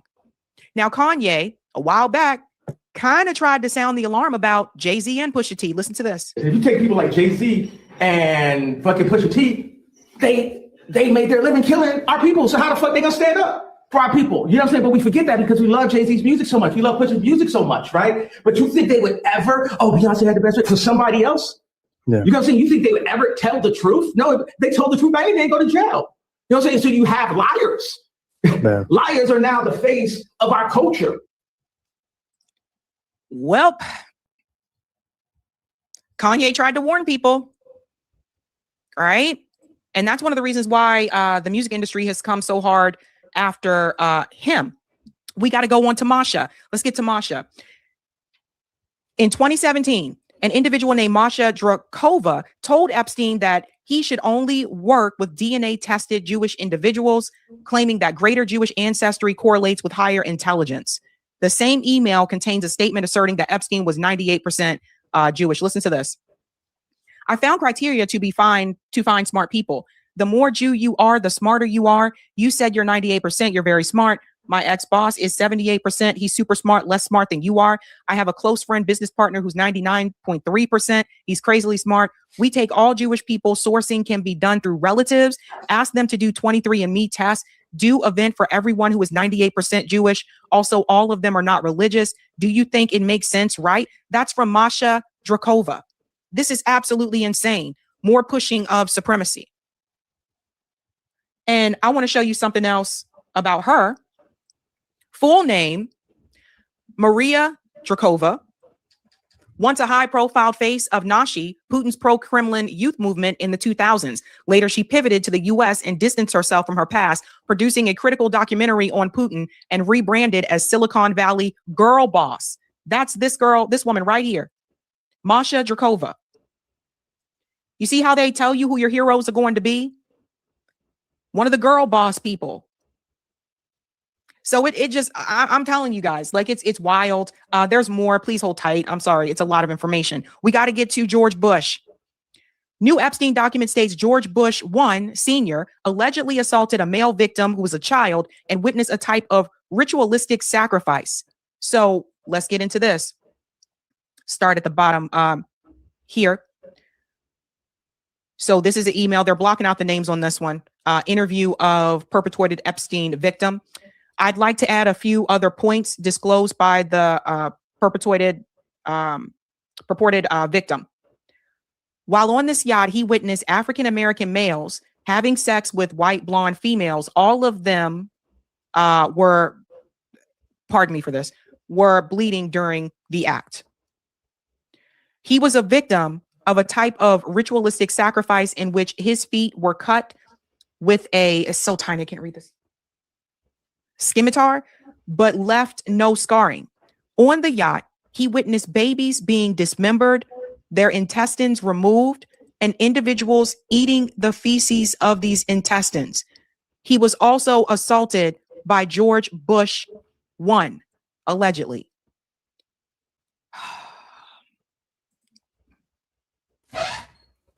I hope you have a strong stomach here, ladies and gentlemen. A lot of this information is disgusting. And so I apologize for that. But this goes back to some of these rumors that we had heard years ago about these ritual sacrifices that involve children. But when people came forward with that information, they were called nuts and conspiracists. This is a male. Victim disclosed he was escorted to the FBI building by Michael Moore, who is the creator of True Pundit, described by multiple online sources as a conspiracy-driven news website that attempts to paint the FBI in a bad light. Dude, you don't have to have conspiracy to do that. The FBI does that on its own. Moore has a criminal record as a result of an FBI investigation. Let me know if you want to discuss the former FBI agent that called this into the head office. And then it says here, he has more to tell us too, he said. So I don't know if that could have been Sasha, but we talked about Sasha on the show as well, who was a male. And it brings me back to this video that was shown a long time ago. 21-year-old Gabriela Jimenez was filmed after claiming she had attended an exclusive elite party. This is in 2009. She vanished that night, never to be seen again. Remember this?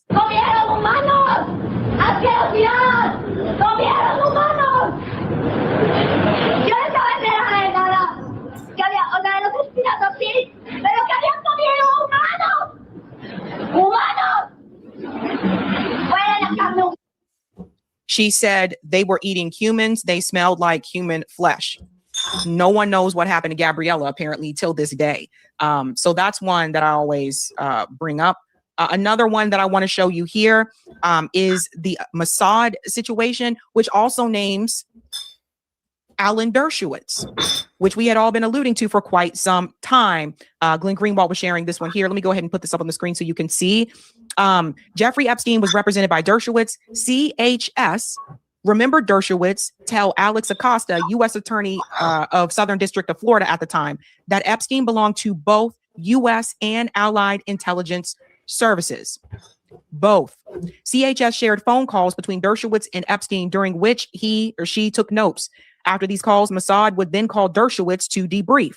Epstein was close to the former prime minister of Israel, Ehud Barak, who we talked about before, and trained as a spy under him. Barak believed Netanyahu was a criminal. Saudi Arabia, Israel, and the UAE are allied against Qatar, Turkey, Iran, and Syria. One of CHS's Blank, who presumably worked for Blank, asked CHS a lot of questions about Epstein. CHS became convinced that Epstein was a co-opted Mossad agent. So this is important for people to see, because when we go back, we'll go to the Kim Iverson one in just a second. Let's go to this one, because this also includes the co-opting here. And then we'll get back to the Alan Dershowitz, because I want to make the connection. Holy guacamole, this is a bombshell. It just came out today in the freshly released Epstein files from the DOJ, which has since been deleted according to confidential informant. Trump has been compromised by Israel, and Kushner is the real brains behind this organization and his presidency. So what it goes on to say here, let me highlight this. And it's tiny, but I can read it. CHS believed Dershowitz was co-opted by Mossad and subscribed to their mission. Alan Dershowitz. And that's important when we get back to that Kim Iverson interview, which I'm going to show you in just a second, but let me read it from here because it is so tiny. If isn't the confirmation I told you the century, then I truly don't know what it is. It goes on to say here about Kushner.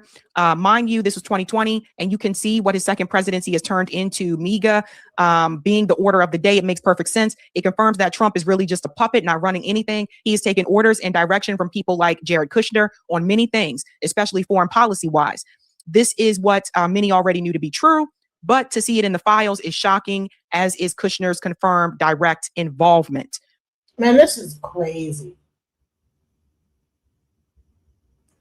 It's crazy. Please go and check her channel out. Let me go ahead and let you know. This her channel's called Savvy Sabs. Go ahead and check the rest of what she's saying out. It's insane. Let me also go real quick. Man, why did you leave the names there, man?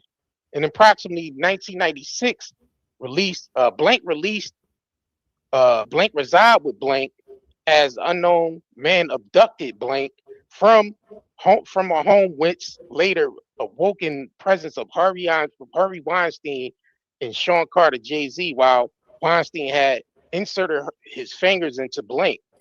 Blank believed she was at the Epstein mansions in Florida.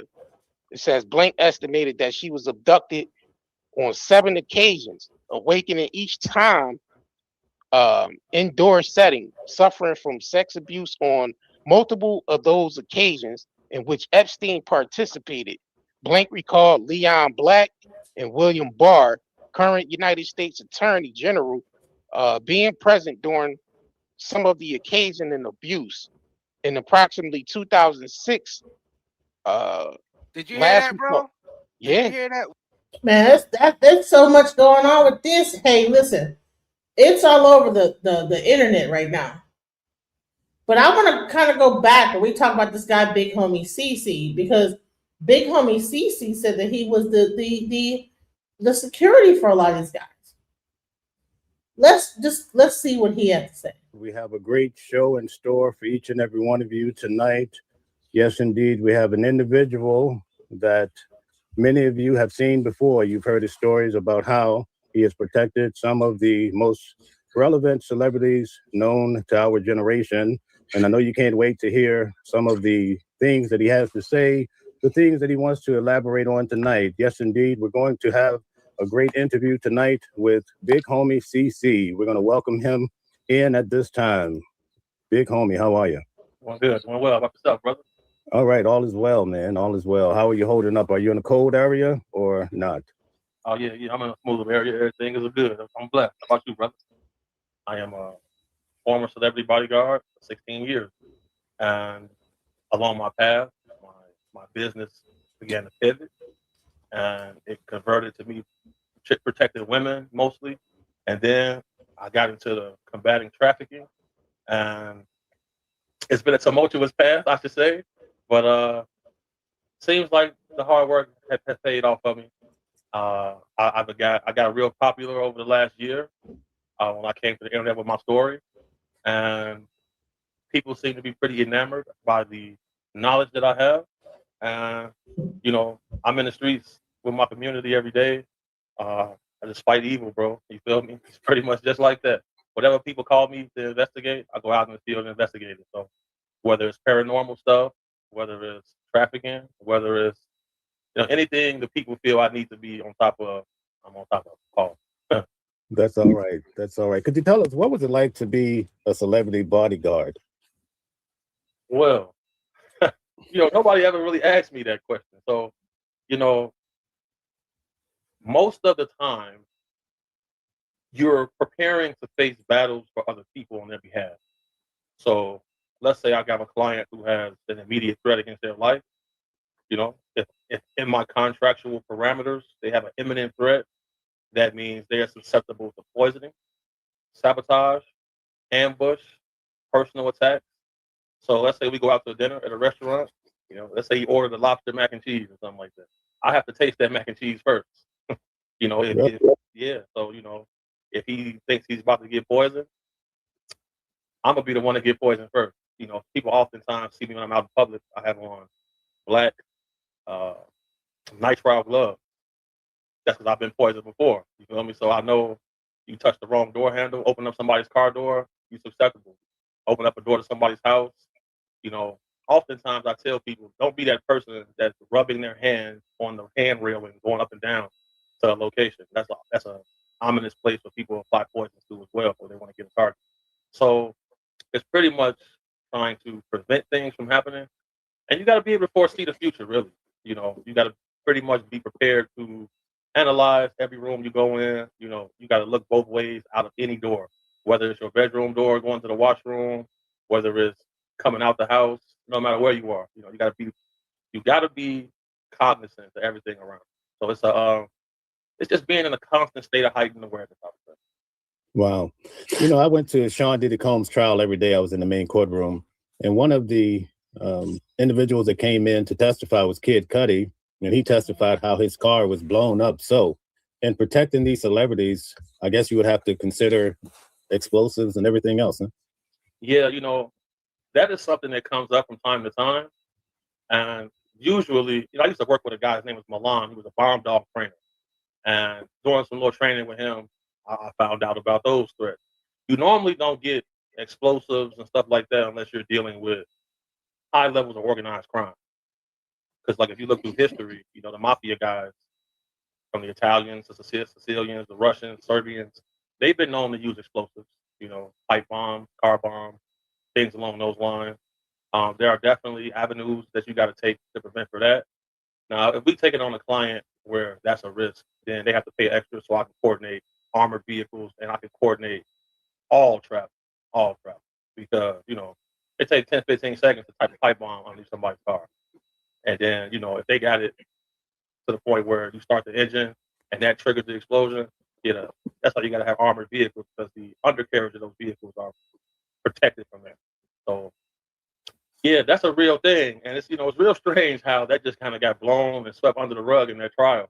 The guy Combs really got away with a lot, but, it comes with that territory. Once the guy Jeffries from Abercrombie, once he got arrested on his sex trafficking case, and they said he was not competent to stand trial, that means he's not going to talk. That means Combs is not going to have to talk. And he's going to get a slap in the wrist for suing the liquor company. So that's what really led to all. Have you ever ran into Sean Diddy Combs in your career? Hell yeah. I ran into him a few times. He a zesty guy. He a zesty tough guy, man. You feel me? And, I call him a zesty cake toucher because he has an affinity for man cakes, which is deplorable for me, but to each his own. But as you can see, like, what did Kid Cudi even testify for? Because he didn't get charged with it. I've seen this dude several times. I never worked for him directly, but bodyguarding for certain models and stuff like that. I done been to the onset of some of his parties. Like the first part of the party is a normal socializing mixture. You know, the second part, if you get the invite to that, that's when the lascivious activity starts to take place. That's when you got to be careful. Wait, this is Sean Diddy Combs' party? Wow. Yeah, for sure. You know, half the videos you see of him online, he half naked, man. You feel me? Like half the videos, he half naked. You know, it's 2:00 in the afternoon and he in a towel. You feel me? Like, what's going on? Why you just in the towel?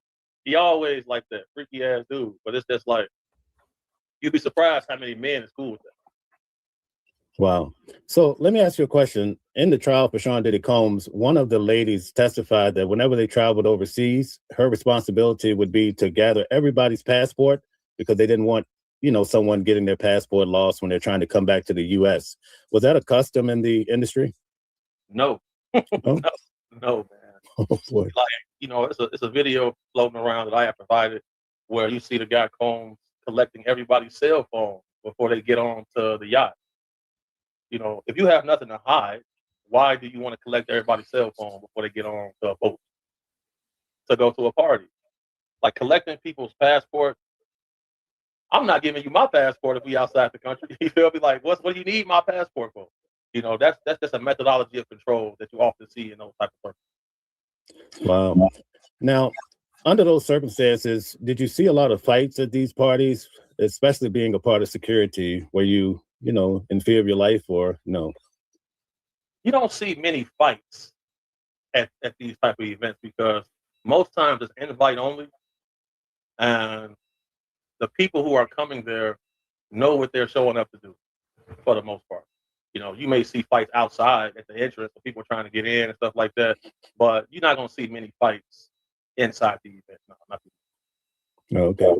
Now, I've always kind of liked following WAC 100. I see that you have quite the history with him. What could you tell us about that?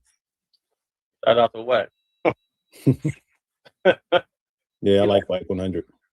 When it comes to WAC, a lot of things is content for him. Like, he'll be talking shit to you on the internet and about you, but in the behind the scenes, he's putting deals together for you. He's setting it up for you to go on different platforms. Because, you know, when I first ran into him, I was pissed off. As soon as he see me, he said, calm down, CC, it's just for content. You getting too damn mad about this shit. We know Busta Rhymes gay, but you just can't be saying it. Whoa. What did you say, Busta Rhymes? That's what his exact words to me. That's what he said to me. So, you know, just shit like that. You feel me? Shout out to WAC, though. We was able to squash our differences. But the event where you guys, I think you met at perhaps Detroit, was that scheduled or did you just happen to run into them? I think it was Detroit. Oh, I ran into him 2 times. I seen him at the Las Vegas Convention Center, and I seen him in California filming a reality TV show with 607 Ark and Blueface. Oh, okay. I'm talking about the first time. I forget the guy's name that's locked up. He locked up? One of the guys that was in WAC 100. He's locked up now? The dude, Loose Cannon. Yeah, there you go. Yeah, I was going to try to kill them boys when I seen them, but, you know, cooler heads prevailed. You feel me? Like, Loose Cannon's a sucker, though. He's a straight sucker. Really? Wow. He's a straight sucker and a pathological, complete liar. Straight liar. Everything he said was fake. So, you know, he off the internet now, though. All his videos gone. He off the internet. It's over with for him. He in the land of make believe now. Oh no.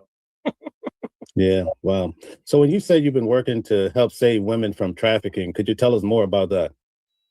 Yeah. Well, you know, 51% of women experience interrelationship violence. So that leads to a lot of people calling me for help. And once one lady knows she can trust you, like once one basketball wife knows she can trust you, then word is gonna spread. You know, girl, you can't buy him. He coming. He really did what he's supposed to do. So once them conversations spread around, then you know I kind of became a fixer for people for up until this day, basically. So it's a you know, trafficking is a multi-billion-dollar a year business, and the highest consumer of this is here in America. So you got to keep those statistics in mind because oftentimes, you know, this is far beyond just the typical pimp and hoe struggle. You know, What I combat is not that. You know, those people, every time you encounter them, they say they in the game, they playing the game. And that's an agreement people have made with each other.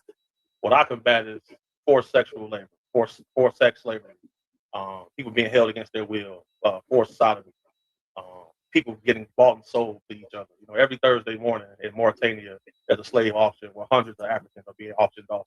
You know, the slave trade was never abolished completely. The Arab slave trade never came to an end. You know, it's still going on to this day. So, you know, that's the first group that ever even bought slaves from Africa, the Arabs. And, you know, common misconceptions is that the white man started slave trade. You know, a lot of those kings in Nigeria, they were selling slaves for a long time before the white man got there. I pretty much combat slavery, because that's really what it is. Sex trafficking is a form of slavery. What do you think about Candace Owens? She's basically trying to reveal how the Jews were the ones selling the slaves basically to the white man. When you ask that question, is that an open-ended question? Like, what do you really mean by that? I don't know. She's been basically trying to reveal this to the general public. She has a strong following, and I think people don't realize that perhaps Jews were actually selling black people. That's missing from the puzzle. It was okay. So I'll say this. All right, the Jews that are in Israel, the guy Benjamin Netanyahu, what's his real name? Tell us. Benjamin Milkowski. He changed his name to Netanyahu. All DNA services like 23andMe and MyHeritage are all banned in Israel. You know why they banned in Israel? Because if they did the DNA test, none of those people would be native to that land. And then come to find out that Judaism is something that anybody can convert to. So is being a Jew a nationality, or is it a religion? A lot of questions that come with that entire group of people. And my other question is, why is it that every place they go, somebody chases them out of there? I implore everybody to go listen to Adolf Hitler's speech translated with AI. Once you hear that, you'll get a better grasp on what's really going on around them. So maybe that's why Candace Owens talks about this a lot. We'll have to do some research more. Candace Owens has taken a piece off the iceberg, and inside that ice, she's found molecules of deception. And after the death of Charlie Kirk, she's putting insurance on herself now because she knows there's an imminent threat against her as well. Because it's no coincidence that Charlie Kirk's, some of his last messages that he ever sent, he said that they're going to try to kill me because I'm going to speak out against Israel. And he turned down, $150 million from AIPAC donors? Once he turned that money down and decided he was going to speak out against them, he was dead shortly after that. Well, do you believe that there could be a bigger machine behind his death, such as Candace Owens is saying, or do you think that's just a myth? No myth at all. There's no myth at all. Because, but I've shot people. I've been shot. The way his shirt was moving, I've never seen that.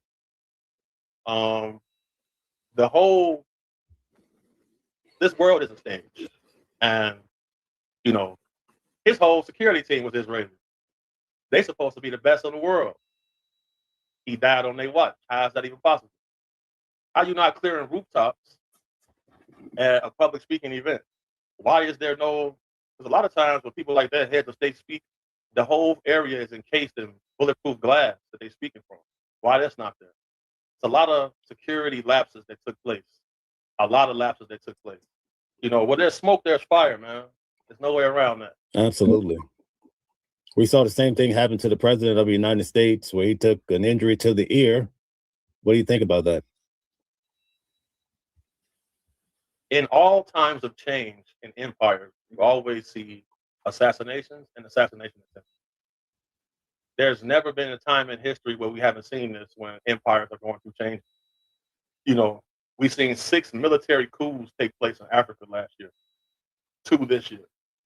We've seen 3 attempts that they've made public on Donald Trump. Why wouldn't Charlie Kirk or Candace Owens think that they wouldn't be on that target list? Why wouldn't they? If they could try to kill the president, of course they're going to try to kill you. So you got to keep all these things in mind. Yeah. Isn't it amazing how a lot of people doubt the fact that the president took a hit to the ear? A lot of people feel like it's just made up. We're living in a strange time, right? Well, 22 long rifle ammunition, if it grazes your ear, that's the type of injury you're going to see. That's the type of injury you're going to see there.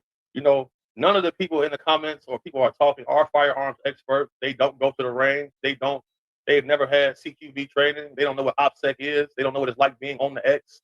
They've never shot nobody. No one's been trying to shoot them. You know, they're just speaking from their perspective and their opinion, which everybody has a right to, but they can't state their opinions as fact.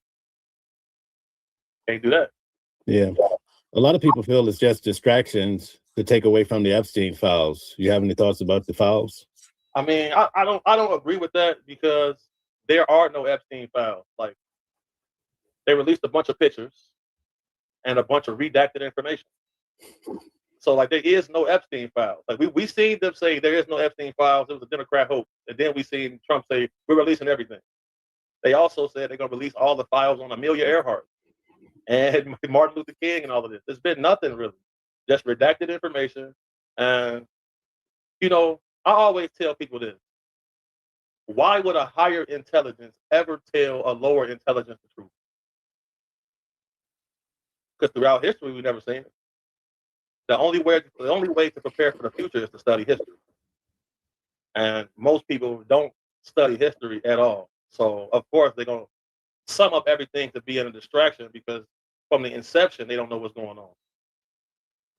Because, like, if it's a distraction from the Epstein files, well, then show us the Epstein files. Epstein is dead in a jail cell where I know people who've been in the exact same cell. Michael Franzese, former Colombo crime family boss, said, big homie, I was in that exact cell he was in. It's no way to kill yourself in there. There's no way to strangle yourself in there. He was on suicide watch. You feel me? Then you got the missing 60 seconds on camera, just like in the movies. You know, why would the camera stop working for 60 seconds? When it worked every day, all year long. Why kill Epstein now when he went to jail for the same stuff in 2009? Why kill him now? When somebody needs to escape, they pull renditions like this. 2 officers were allegedly sleeping, right? Come on, man. Like, they plan with our intelligence when it comes to stuff like that. So it's just kind of like, once you see little things, did you know that on Epstein Island, he was hosting some of the largest science conferences ever? All of the most brilliant minds on that island. Why was he researching anti-gravity so much? Why was he so obsessed with UFO technology? Why was he so obsessed with those things? People don't look into that. But if you had the ability to disappear, the first way to disappear is to be dead. We have no autopsy. We have no photos of his body. No, not even a funeral. His family don't want to see him no more. Not even a funeral. Very interesting. You know, when Donald Trump first became president, he was on a mission to give us the answers about the UFOs. He even sent some of his personnel, high staff, hey, go figure this out and tell everybody we want to let the American people know. And we never heard any more about it from him. What do you think? So when it comes to disclosure has already happened. We've seen Ben Rich, the founder of Lockheed Martin Skunk Works, come out and say that we already have the technology to travel amongst the stars, but it's all locked up in black budget projects. We have the technology to take ET home, but it would take the act of God for it to be released to help humanity. You know, when we see the New York Times come out and say our government has vehicles not made on this earth, when you see Dr. Robert Lear with his alien harvest book, when you see Linda Moulton Howe's reports, when you see retired FBI agent John D'Souza, who led the X-Files program, investigative program for the FBI, come out and say, no, we are not alone. Disclosure has already happened, but people want governing bodies to tell it to them so they can take it as truth when they'll never tell us anything that really could benefit us because they need us to continue paying taxes. Point blank period, man. There's no way they're going to ever tell us the fact. Because if you look at Donald Trump's face when he did the interview with Joe Rogan and Joe Rogan asked him, he had that look that white men make when they find out, you're not the dominant predator on the planet. It's hard for the white dudes to accept it. Why do you think that's the case? Because, their DNA only 7,000 years old, man. So somebody put them here to compete with us. They're able to organize themselves better than everybody else. They have a heightened sense of urgency and awareness than it seems that other people have because they're the younger race. After I went to Africa, I was able to figure a lot of things out. Tell us about it. Yeah, because being amongst those people, they seem like the leftovers from a ancient race that probably had pre-flood and probably conquered the world. The sense of urgency is very low. They live on African time. They not having dreams of driving in Bentleys and Maybachs and shit like that. They cool with what they doing.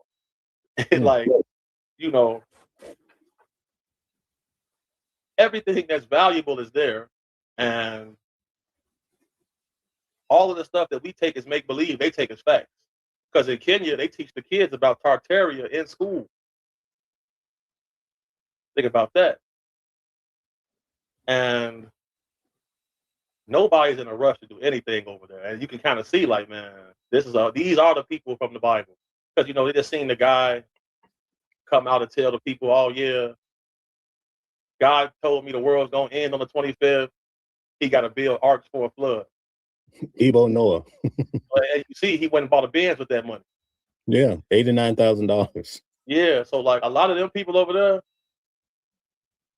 you can pull the wool over their face real easy.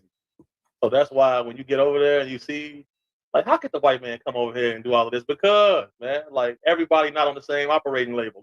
You got some people that's on Android time, you got some people that's on iOS. Straight up, them are the people from the Bible. Because you can't pull that shit over here. You can't come out. You can't pull that. They'll kill you. They'll kill you before they let you get away with that. Thousands of people showed up to that man's property. Yeah, I saw that. All they belongings.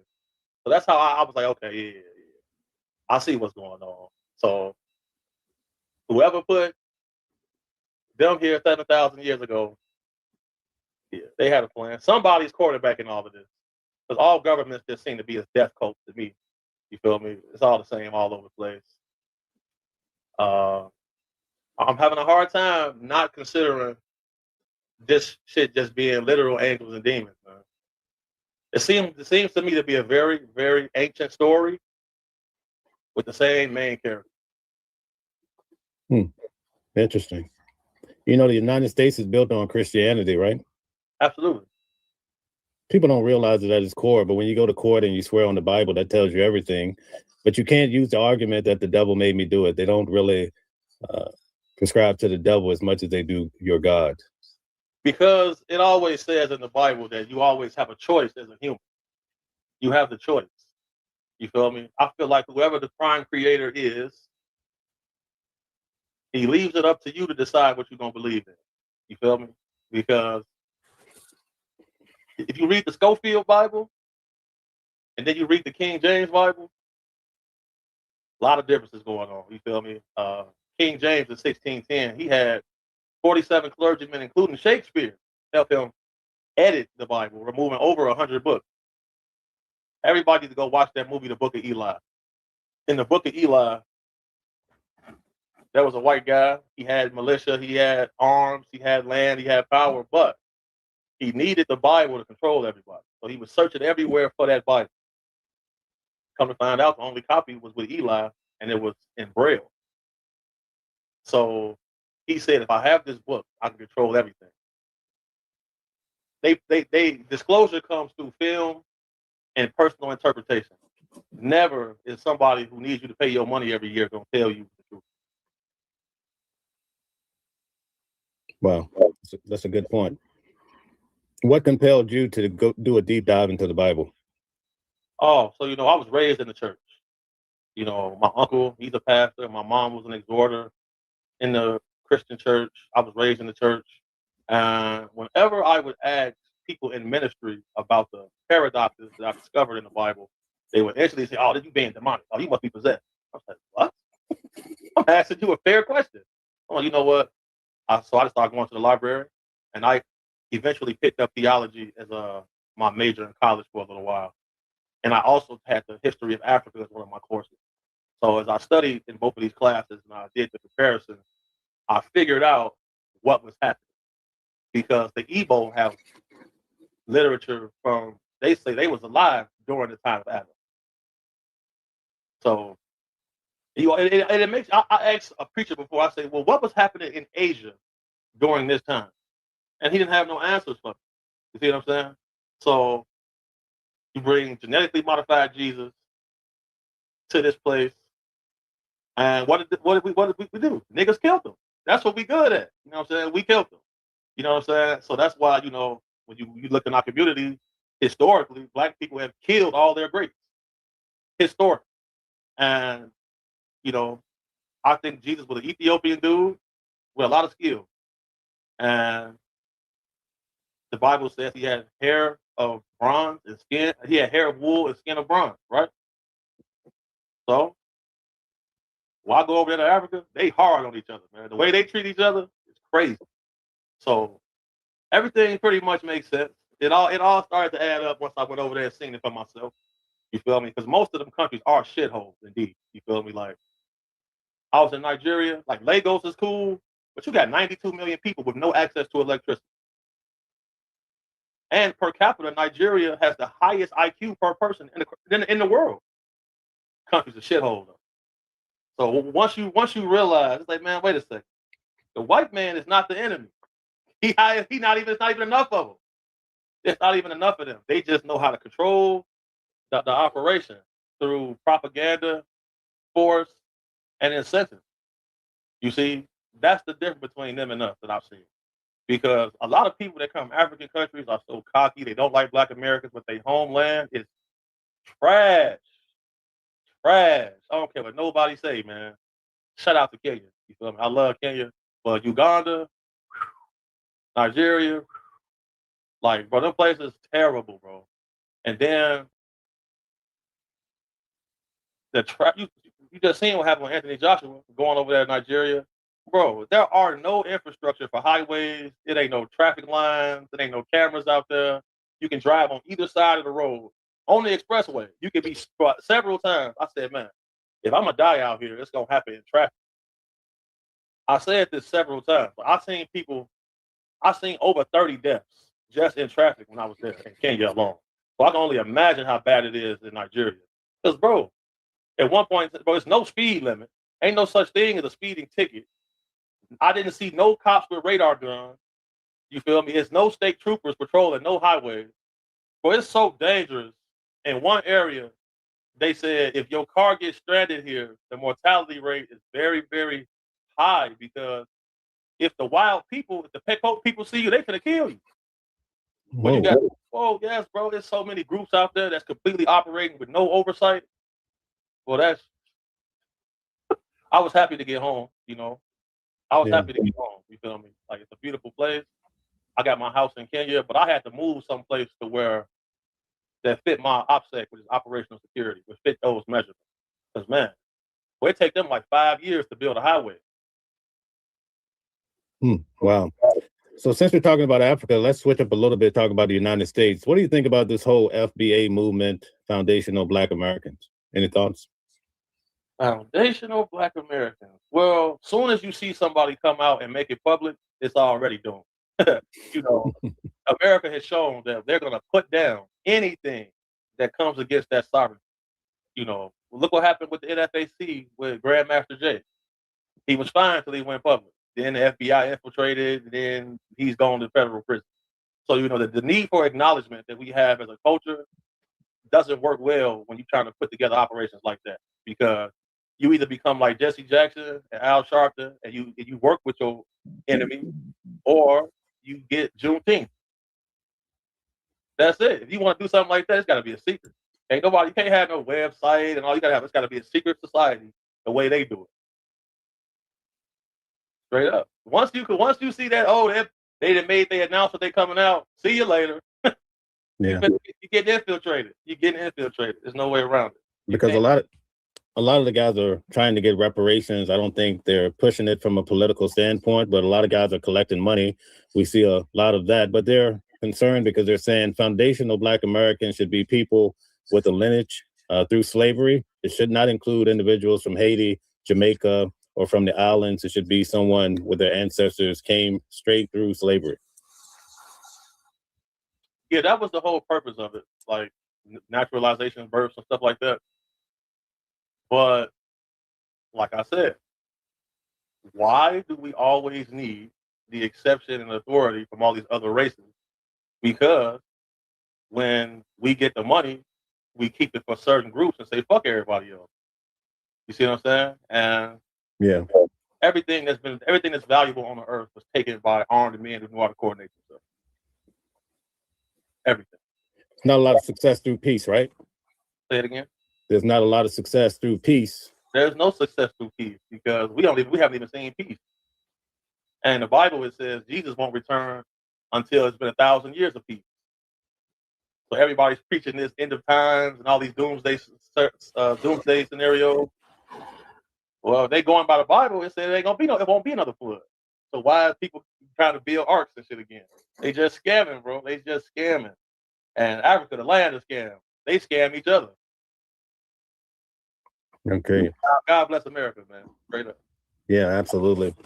So let's get back to the celebrity deal of being part of the security. Do you have any stories you could share that would be interesting? Doing security? Yeah. Oh yeah. I got a lot. I got a lot of stories that's already out. You want me to say something I never said before? No, whatever you like. We want to hear it. Well, previously I had made comments about the guy Bobby Valentino, right? And then now you see him and Benzino is involved in a situation where Benzino's wife is pretty much caught him red-handed that him and Bobby Valentino had a sexual relationship allegedly. All other artists that everybody grew up on, especially in my generation, they tricked all the girls into liking gay dudes because all of the B2K, all of the boy bands, all of these guys, bro. The level of the zest, it's a zest apocalypse going on right now, bro. Really? So I'll say this. I gotta be careful with this because let me think of something interesting, man. Because I don't want to get niggas in no trouble, man. People trying to sue a lot these days. So I'll say this. One time, I was with a lady named Nora Naughton. I was her security. We was down in St. Louis. And I remember when the girl Sydney Starr was accusing the rapper Chingy of dating her. All I'm going to say is, I spent time around Sydney Starr, and there's a lot of dudes in the industry who she had photos of in compromising positions. And I'll say that. That seems to be the going trend. That's the norm in the industry. So the people don't realize this. Most celebrities I met was living middle class, bro. Really? Most of them I met was living middle class. Several times they asked me to borrow money, all kind of shit. Like, damn, bro, you on national TV, and it don't pay like that. And that's what people don't realize. So that's why you will see them like, man, getting caught in situations because, like the guy Terry Crews, you know, he came out and said that he had a Hollywood agent grab him by his penis and ask him how big of a star does he really want to be. So if you see somebody after they done wore the dress, and you see them in every movie and every scene, you know what they went on already. Wow, so there's some truth to this whole dress wearing. For sure, definitely, without a doubt, bro. I'm telling you right now, that's the fact, straight up. Yeah, Dave Chappelle seems to be one of the few that hasn't went down that road, I believe. Dave Chappelle ran off when they offered him all that money. He got up out of here. He moved to Africa. He was gone for a little minute because they was making him an offer they thought he couldn't refuse. And usually, when you turn down those offers, bad things happen to you. Everybody could look up a situation with Eddie Murphy, when Eddie Murphy got pulled over and his passenger, which was a trans lady, got arrested. And it was headline news that he was in this car with this trans lady when she got arrested, who was a street sex worker. Shortly after that, she died under very, very strange circumstances. Wow. So whenever you see somebody dying in a bathtub or falling from a high window, foul play is guaranteed to be involved in Hollywood. So keep those things in mind. Look at Aaron Carter. Aaron Carter came out saying certain things. Then what happened? He fell from a high window in a hotel, dead. Yeah. It's odd that Whitney Houston and her daughter, died the same way. They both died the exact same way. And like I always say, where there's smoke, there's fire. That ain't no coincidence. Yeah. It seems that a lot of the greats in the Black community specifically have died under similar circumstances. Michael Jackson, Prince, we lose a lot of great people. Marvin Gaye, the list goes on and on. Sammy Davis Jr. told Eddie Murphy that he works with the devil. Really? When he come calling, you got to pay. When you make those covenants and it is time to pay up, what does the enemy want? He wants your soul. And you have to die because your soul is not yours to sell. So they got to take your life. Right. And every person dies, their body loses 22 ounces. Nobody knows what that 22 ounces is, but I'm telling you, it's your soul at least. That's why. Once your consciousness escapes, your body is life. Interesting. Different religions you speak about, they all have their own respective books. Do you think all those books are correct, or you think that only one is true? Well, in the Talmud, it tells you that during the time when a boy is getting a circumcision, the rabbi has to put his mouth on the freshly circumcised penis and inhale the blood. So then you see in New York a lot of babies catching chlamydia and syphilis from the rabbi. You think that should be in the book? Wow, that's crazy, man. Right. 2 Peter in the Christian Bible tells you how to be a good slave. You think that should be in there? Yeah, I'm familiar with that. So, these books was written by men. Jesus never even seen the New Testament. So once I see a book written by God, then I'll say it's the truth. But everything is up for interpretation because there are some truths, but there's a lot of things that have been altered to benefit certain people during certain time periods on this planet.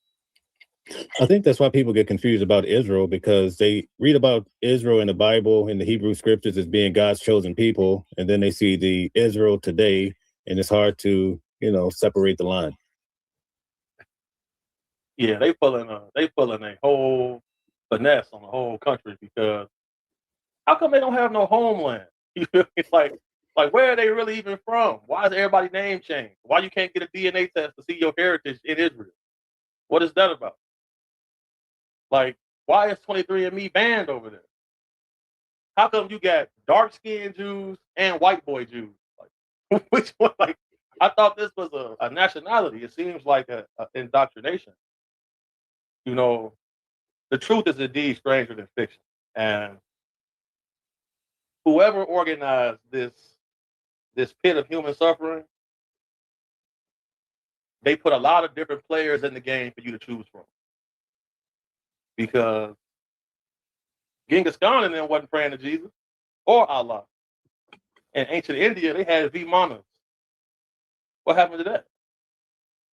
Nobody knows, right? Right. You got to always know two things. They always say if you want to hide something, you put it in a book. But if you burned libraries for hundreds of years and you control what books people get, you done hacked the whole system. Right. They say the winners write history, right?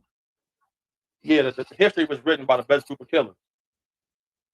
No border, no religion, no land, no ideology exists without the best group of killers. Point blank, period.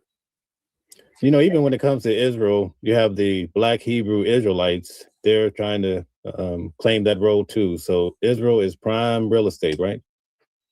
The Black Hebrew Israelites are crazy to me because They don't even speak Hebrew or have any Hebrew books. They preaching out the King James Bible, which is crazy to me. Like, that is the craziest. But like I said, to be a human being, to free your mind is to accept the open paradoxes in your surroundings. And the only way to detach from this matrix is to remove yourself from it. So that's why when I was in Africa, you know, you got 7, 8 hours of the day, but no electricity. You feel me? You know, you go to the sink, you're not getting hot water out the sink unless you got special equipment hooked up. You feel me? It's not a lot of 5G towers everywhere. Like, my body felt different, the air felt different. You know, a lot of things was different. So I see why, you know, Dave Chappelle fled there when he was having certain issues here in the States. You know what I'm saying? Like, even Martin Lawrence, when he came, he was saying some group of Asians trying to kill me. He turned down certain movie roles and people were trying to kill him about it. Where did he go? He went to Africa. You know, I think it's definitely something special about the homeland, but they partake in a lot of spirituality, which could be conceived as dark magic. And they make covenants with different entities and species that, you know, here in America, we write off as make-believe, but over there it's very real. You know, they have laws against it. You know, when you see laws against using magic for financial gain, when you see laws against summoning jinn, when you see laws against interacting with the shaitan, when you see laws against hunting Sasquatch and Bigfoot, and it's illegal to hunt something called the Agagwe in Kenya. You know, they say those are the first humans. It's just, you realize that there are certain groups who have sequestered esoteric knowledge and they're using it for themselves. And they leave the masses stuck with a certain set of science when they're using all different types of sciences. And it all boils down to, I'll say, what would set a man on a crusade across the earth with the most elite group of murderers that he knows? Freedom. Point blank period. You know, when I see guys, Alexander the Great, Napoleon Bonaparte, why did they go everywhere searching with all them killers with them? Because they found out, wait a second, this was a scam. They lied right here. Also, somebody manufactured this too. We got to go investigate everything now. Hitler encountered somebody that was tall, blonde hair with blue eyes when Germans don't even look like that. You know, the real society introduced him to somebody. And, you know, why did Epstein have a temple to Moloch, the god of child sacrifice, on his island? Why did he have that there? Nobody investigated. What's outside that temple? An owl. What's outside the temple at Bohemian Grove? An owl. Everything that's valuable, you can track into some type of secret organization. And the very first secret organization, one of the very first, is the post office. So you got to look at all of the organizations where the person who's the leader of it can keep their job 40 and 50 years. Those are the places you got to investigate. Not nobody whose job is only could be there 4 years. Most presidents don't even have a need to know. They don't even get debriefed on all the things that's going on in the world. Yeah. Put that in perspective. Speaking of the post office, did you hear they're about to go bankrupt? Oh, yeah, they'll get a federal bailout. They just moving money around. They just moving money around, man. How can a federally backed service go bankrupt? How can a government be $32 trillion in debt when they print their own money? How? How is that possible? They print their own money, but it's a $32 trillion debt. Right on. So we're almost at that time. I don't like to keep you beyond the hour. It's been a great interview. Yes, sir. Yes, But sir. in conclusion, I just wanted to see if you had any words of encouragement you could give to those who've been listening intently. Oh, yeah, always. You know, first and foremost, thank you to everybody who supports. Thank you to Mel for having me on Watching the World. You know, it's always a pleasure. It's an honor. And I always want to tell people this: tough times do not last, but the people who can stand the test of time, they can last forever. Things may get dark, things may get grim, you may have bloody days, but as long as you are alive and free, you are capable of succeeding the very next day. Stay the course, don't quit. The truth is stranger than fiction, and question everything. Show love to people until you can, and be a blessing to somebody, for sure. Amen. Thank you so much for being on. We appreciate having you. I look forward to when you come to New York.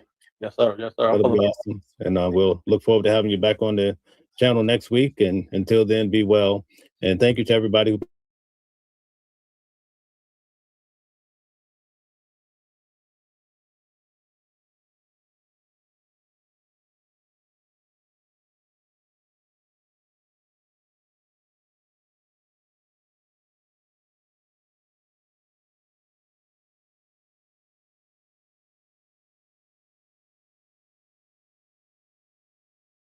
I'm sorry.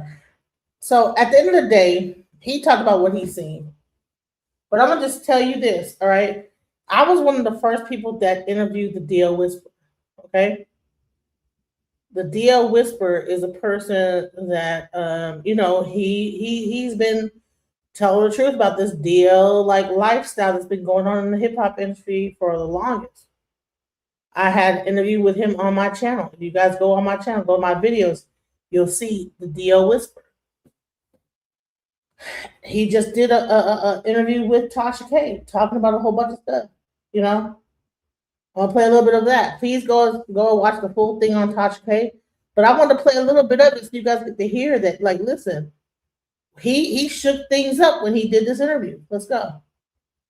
You're a gay man. Okay, I'm sorry. But yeah, you're a gay man because at the end of the day, if we're going by sexuality, you're a gay man. If we're going by gender, I guess you can call yourself a woman. So they don't like that, I refer to them as gay men, but we have the same body parts. We have sex in the same hole. We have the same hormones. At 45, we're all going to go and get a doctor to stick a finger up our butt for a prostate exam. So we're all men. You're a gay man. You're just hyper feminine. Like, I'm feminine. Like, I don't ever deny that, but I'm not hyper feminine. There's never been a time where I wanted to be a woman, thought I was the woman. I don't think like metrosexual. Yeah. Well, I think metrosexual is still not the same. Like, trans women think that they're women. Like, they think that they're you. Oh, I mean, they can think that. But they really believe it. But they can think that. Yeah. But I mean, and there's science laws. is science, though. True, but there's laws that protect them. That's cool. I mean, we have laws, but laws could be undone. Yeah, that's what I'm working towards. So yeah. So you were actually trying to undo the laws when it comes to I want to lobby. people? Yes, I want to lobby. I want to grassroots. I want to raise money because. So you're trying to get into politics when it comes to this? And I didn't want to, but I don't really. I feel like I don't have a choice. I'm seeing that it's hurting more women than anything. It hurts women and children. That's why I'm like, when I started as the DL Whisperer, I was just being the DL Whisperer. The trans women, who do they always protect? DL men. DL men. I just was confused when it came to trans women because, a lot of times, and I don't like to call them women, I say trans people. Yeah. I'm not saying trans man, I'm not saying trans women, trans people. Yeah. So I was repeating what you were saying. So, because everybody has a right to be called what they want to be called, but you are a trans person. Yeah. So, but I notice a lot of times, like Young Buck, I have to speak on Young Buck in Young Buck's defense here because, even though there's been rumors circulating around his sexuality and things like that, Young Buck was never married. You know what I'm saying? From what I knew, he didn't have any commitment to any woman. And so there was a trans person that had set up like a camera in his room and you saw the trans person giving Buck head. But he said that I thought it was a woman that I was talking to. I did not think it was a man. And when I asked, could I penetrate? The person said the period was on. So of course they gave me head. Yeah. You know what I'm saying? So to hear that this was a actual man in a wig, he said he was floored. And so my thing is, it's like, if you want me to call you a woman, personally, why are you outing men? Right. So if you're outing a man for sleep, you're not outing a man for sleeping with a woman. You're outing a man for sleeping with a what? A man. Because they ultimately know, like, it's beneficial for men to dress up as women and cosplay as women. Like, it's financially beneficial. Even with... So it's a lifestyle. Yeah, it's a lifestyle. It's beneficial. So a lot of them, and I use the word transmaxer. Okay, what's that? I've never heard of that. Okay, so a transmaxer is a gay feminine man that couldn't make it as a man because let's just be very clear. These trans women be ugly as men. They be bad bodied as fuck. They be everything that nobody... Let's talk about the gay community. No fats, no films, no uglies. So a lot of these trans women are fat, film, and ugly. So, and that's why you hear them bring up, every time you get into an argument, they're going to bring up men. Oh, you're just mad because we get these. That's the only reason they transition, for money and for men. They transition to sell their bodies because when you have boobs and you have it, people are going to find that more entertaining for the people that love porn and people that love perverted things. So of course they're going to pay for it. I've never seen a trans woman give up the dick for free. So, they're going to make money. And then with the whole appearance, they get to kind of like trick people and kind of cosplay as women. So it's just beneficial to them ultimately. Like, they couldn't make it as me. You see me, I'm a gay man, proudly. Wow. It's the truth. Like, you drink wine. That's hard. But I'm saying, like, look at T.S. Madison. I'm like, I'm innocent in all this. I'm just a realist. I'm very practical. Me too. That's why I like you. But like, I can't say those things the way you say them. Because like people's feelings get hurt. I mean, I refer to the ones that out men as wigs, right? Yeah. Like, you're not, and you don't bleed. You know, and there's a lot of videos, a lot of footage of them trying to attack me and, you know, beat me up. Cherry, when I was about to fight Cherry, I was like, wasn't you trying to fight Tasha K? I had brought up like Cherry all of ain't trying to fight me. She could try. Right, but I mean, but the point was that why are you trying to fight women? Why you won't fight a man? Because when I try to fight him, isn't he like the main person that's like on the internet, like exposing people? Yeah. And I have trans people that are my friends, like Flame Monroe. That's my heart, you know. And I gotta tell you, the stuff that we talk about behind the scenes, he's like, I don't know what these new teens are doing. That's not what we do. We did this to, as you said, to dress up, to cosplay, to entertain. Yeah. But now they're getting into the whole expose, extortion of it all. Yeah, you like the one? I do. Which I'm not mad at them exposing those DL men, because to me, do you feel like they should be exposed if they're in relationships? Yeah. But if they're not in relationships and they don't sleep with women and they don't try to be with women, should their sexuality be outed? No, that's a closeted man. That's the difference. DL and closeted are different. Oh. Okay, so let me break it down a little bit. Cheers. So, right. Okay, break it down. Because see, and a lot of people, this is why they hate my content, because a lot of men, as a gay man, you're gonna start in the closet. Like I always tell people, 2016 when Obama done what he did, that kind of opened up the landscape. What did Obama do? He signed a bunch of laws that allowed gay people to get married, and some other stuff with gay rights. And I feel like that opened the door for people to be openly gay, because I was closeted until 2016 when I graduated high school. But you weren't DL. But I wasn't DL, because I've never been sexually into women. So I always knew that I was gay. And that's so you're talking about the ones that intentionally sleep with women. Right, that's DL. And then go off and sleep with a man. Right. But will try everything to hide it. Boom. I didn't even know there were two like definitions. Yeah, and I was closeted, whereas I just didn't want people to know. So when I started even dating DL men, because I was so unaware and oblivious, I didn't know that there was a difference. So when men were telling me that they're DL, I'm not equating that to I probably have a wife, probably have children. I'm just thinking he just doesn't tell people his sexuality. But that wasn't the case. That's what I'm saying. Like if you're not in that world, you won't know. Oh, they're gonna try to beat your ass. They already have. They're scared of me though. Look how big I am.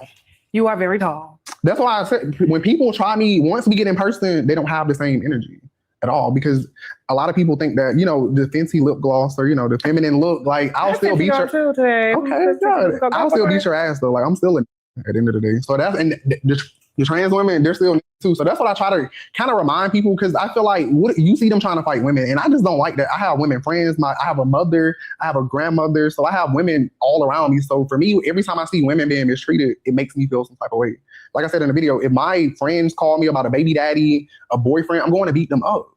So this isn't news to me. Yeah. I'm just now on the internet with it, because also besides me being attacked, then, I had to expose the Indian. Ruby Rose got into it because that was her best friend. And I want to get into that bitch. She called me monkeys, and, she don't even identify as black. So it's so crazy. Ruby. Okay, so what happened with Ruby Rose and her best friend that happens to be an Indian DL man? Yes. He's married or something? No, he was dating women and all of this, but that's who attacked me and tried to kill me. What did he do? Allegedly. What did he do? It ain't no allegedly. I'm talking about for me. Like, I wasn't there. I want to see the receipts. Let me see the receipts. Okay, let me go. But what happened though? Tell us the story. So essentially, it was 2022. I had told him it had been 5 years, so we all went to college together. So I know Ruby, him, all like Playboy Cardi, like all of us was, in college. That's what you giving me right now, or is Playboy Cardi giving you? I think he giving me, because he wasn't always gay. So now that he gay, I feel like now because he won't put on an outfit like yours, and you will see his thong. You will see his thong, right? I'm not doing all of that though. Like that's. Do you think Iggy Azalea turned him that way, or? I think he was already that way. You think he was already Ruby that was way? eating That was ass. just a shot at Iggy. Yeah, but Ruby was eating his ass, so you know how I say eating ass. If you're eating a man's ass, sometimes that's gonna, she ate DDG ass too. That's why I say Sanju, we ain't even, basically, let me get to the story so I can tell you. So after about 5 years, I essentially was like telling Sanju, like, okay, what are we gonna do? Are we gonna get married? Because, I'm like, 5 years. So he was like, he never getting married. He don't want to be gay. Cool, I cut him off. This was February. So March, you know how you in that mood? It's like 3 o'clock in the morning. He texting me, I'm up, come over. Because I wasn't sexually active with anybody else. So I'm just like, come over. Like, he loves to eat butt. Like, you were going to eat my butt, whatever. And he did. But the problem came into play is because, of course, he wanted to have intercourse. He couldn't get hard. So instead of him just getting up and leaving, he had to try to take his anger out on me. And I know I just touched on my bad. He tried to take his anger out on me, and he tried to attack me for not essentially giving him the sexual gratification that he needed. And he felt like I was going to expose him, because this was the first time I ever had got on social media, and I was building a platform, just off of me, like not the DL Whisperer. So he felt like, well, you have a big platform, so you're going to expose me. And that's why I always say DL men will come up with their own paranoia in their own head. Because after 5 years, like I told him, like, I caught you recording Ruby sexually, planning her pussy. I caught you doing all this other stuff, and if I was going to expose you, don't you think it would have been those times? Because see, that's why me and Ruby really don't like each other. See, before I knew she was just a whore, I saw him with videos of her playing in her pussy, but he tried to play it like, you know, because he is a videographer, and he was trying to tell me that she was just like selling these videos. But at the time, I didn't know she had OnlyFans. Now I know she got OnlyFans. So, you know, had I knew that in 2022 and in 2020, I wouldn't have felt the same way, because I'm like, why do you got her pictures and stuff in your phone? But I get it, you're a videographer, but that's your best friend. I wouldn't record my best friend pussy. Like, I don't care if, you know, I just wouldn't. Yeah, that is a bit much. Right. So then that's when I had hit up DDG, all of this, because you'll probably see that. So I had hit him up and I had cussed Ruby out. So in 2022, when she was dating DDG at the time. Right. So I was trying to tell him like, oh, I pretty much saw her pussy in his phone, but of course he put her up to being a prostitute. So he didn't give a fuck. I didn't know any of this at that time though. So, of course, in 2022, when Sandra attacked me and tried to take my life, once the police came and they told me, like, oh, don't expose him because, you know, he's fragile. After this bitch bit me up, tried to use knives, this bitch hit me with a candle, this bitch took my iPad, my wallet, like, he done all of this shit in my apartment. And they told me not to expose him. So, guess what I did? Exposed the out of him. So, when I exposed him, Ruby felt like because her ugly ass had a bigger platform that she was supposed to come and defend him. So her defense of him was calling me monkeys, doxing me, getting her other friends involved, and, you know, doing all of this other shit. And I went crazy. So after that, I got off the internet because I have received a lot of hate. I'm not even going to lie. Okay. But then I realized, like, because women kept wanting me to come back and give them signs on DL, man, but I wouldn't do it. But what I realized is that me exposing a man that I slept with wasn't going to help anybody. Like, unless you're sleeping with them, unless you're Tamar Braxton and, you know, you need to know that your husband is DL, or if you're these other people that I've talked about. How did Tamar get in this? What do you know about Tamar? Well, Vance was my first sugar daddy. You gotta listen. I need a minute. You gotta listen. It's a lot that you gonna find out. That's why I gotta move out of Atlanta, because everybody want my head. Because you gotta think, I wasn't always messy, so I used to be in the folds. Back it up. You said Vincent Herbert. Yeah. And I'm gonna say allegedly. Allegedly. You can say was allegedly. your sugar daddy? Yes. How did you meet Vince? I met him at a restaurant, Gus's Fried Chicken. So I was going to Georgia State at the time, and he frequents there. He was frequenting there a lot. But so I would always meet him when he went there, because Tamar would wait in the car, and he would always go in, and, you know, I would just kind of meet up with him, see him there, because nobody didn't really. You're talking about when Vince had money. Yeah, when he had money, and this was like 2015, 2016, because I was just graduating high school. I know. But nobody didn't really know him. So we would always go to Gus's, because I don't know if you know Georgia State, but I lived at Piedmont North. I know exactly where that is. Which was just down the street. So then we would meet up sometimes. But that's not my only sugar daddy that I've had. I had a TV show. So you've had sexual relations? No, I don't sugar daddies. Let's be clear. I just get money and, you know, give them a fantasy. So I never slept with him. But he wanted to help me through college. Like, you know, at this time I was. Well, what would you do for him? Let him see you or something? Like, talk, you know, pictures, videos. Like, I'll entertain it like that. But as far as letting me, you're not gonna fuck me. But I'm not gonna tell them that. How much money did he give you? Not that much. Maybe like $5,000 over time, because this did carry on for a couple of months. But at a time, maybe like 500 at max. And you got to think. So would you consider Vincent a DL man? Of course. Tamar know that though. That's why do you think she's on pro? She knows that her husband is DL. She knows that white man also was a little, you know, that's why she's on. You talking about the lawyer? The white, no. Jeremy? That's why she is on prep, guys. Oh my God. So all this stuff is really about people that are like sneaking around being either on some gay stuff or liking kids. And everybody's trying to keep it secret. So they're willing to do all these different things to make sure people keep their secrets. They're willing to go on islands. They're willing to do all this over wild stuff, you know. They're willing to pay people to keep their secrets. That's all this stuff really amounts to. You know? Meanwhile, the government is like, you have like the Chinese government, like taking kids and taking their body parts. No one cares about the kids no more. This whole thing is weird as fuck. It's a lot of weird stuff going on here. And I, for one, listen, if you want to watch the full thing, I just want to play you a little bit of it. Go on Tasha K's page and watch it. Unwind with Tasha K. It's called Exclusive DL Whisperer Said Too Much. Now everybody's panicking. This is a crazy interview. is talking about people in the industry, people that were like the sugar that he's his sugar daddy. You would be surprised when you hear about the list of people that he's talking about. Shouts out to Tasha K for exposing that. But this whole thing, when it comes down to Epstein, when it comes down to all this stuff, shout out to Watching the World, aka Mel Smith, for even his information when he talked about. All this stuff is a bunch of weirdos, really. People that are uncomfortable with their whatever their like weird sexual fetishes. Whether it be children or be men, women, whatever it is. Whether it be like just offing somebody. They might have a snuff fetish. People are strange in this world.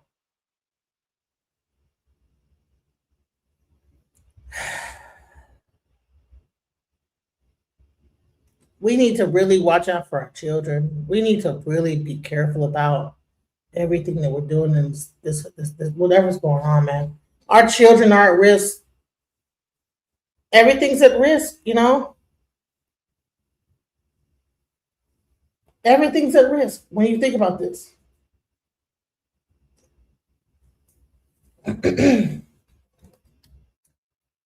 going to find one last thing to talk about this whole thing, because I think it's really interesting.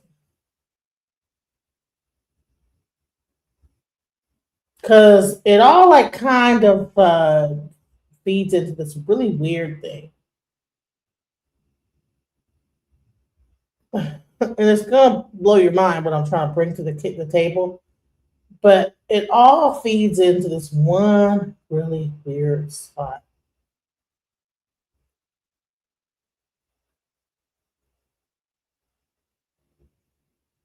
They say the future. I'm not sure if this is the one I want to play, but I'm going to play it anyway. I'm going to play it because that's what's showing. So let's go.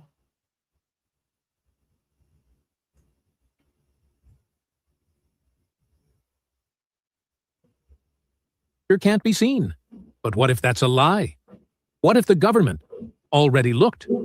This is the story of Project Looking Glass, a top-secret technology said to allow the user to view future events, alternate timelines, and even the end of time itself. It's a theory so strange that it just might be hiding something real. The first whispers of Looking Glass emerged in classified military circles through men who claimed they didn't just study time. They saw it. One of them was Bill Wood, a former Navy SEAL and Black Ops insider. He said the device wasn't a telescope. It wasn't a computer. It was something alien. Recovered from underground installations like Area 51, this so-called Looking Glass device allegedly used highly charged magnetic rings and advanced optics, capable of bending consciousness through dimensions. According to the story, once it was activated, it could generate visions, not predictions, not guesses, visions of the future. Some claimed you could input a question and see the probable outcomes play out. Others said the device could sync with human intuition, showing the operator not just what may happen, but what must happen. The implications were terrifying. Could wars be prevented? Could the rise of nations, or their collapse, be seen years before they happened? Could this machine show how the world ends? That's where things get darker. Because of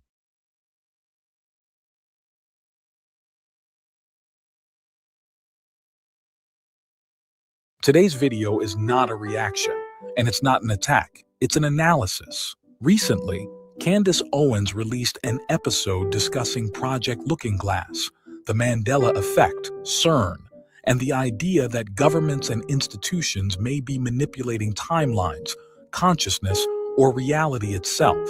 These are serious claims, not because they are new, but because of how they are framed, why they resonate, and what they ask the audience to accept without verification.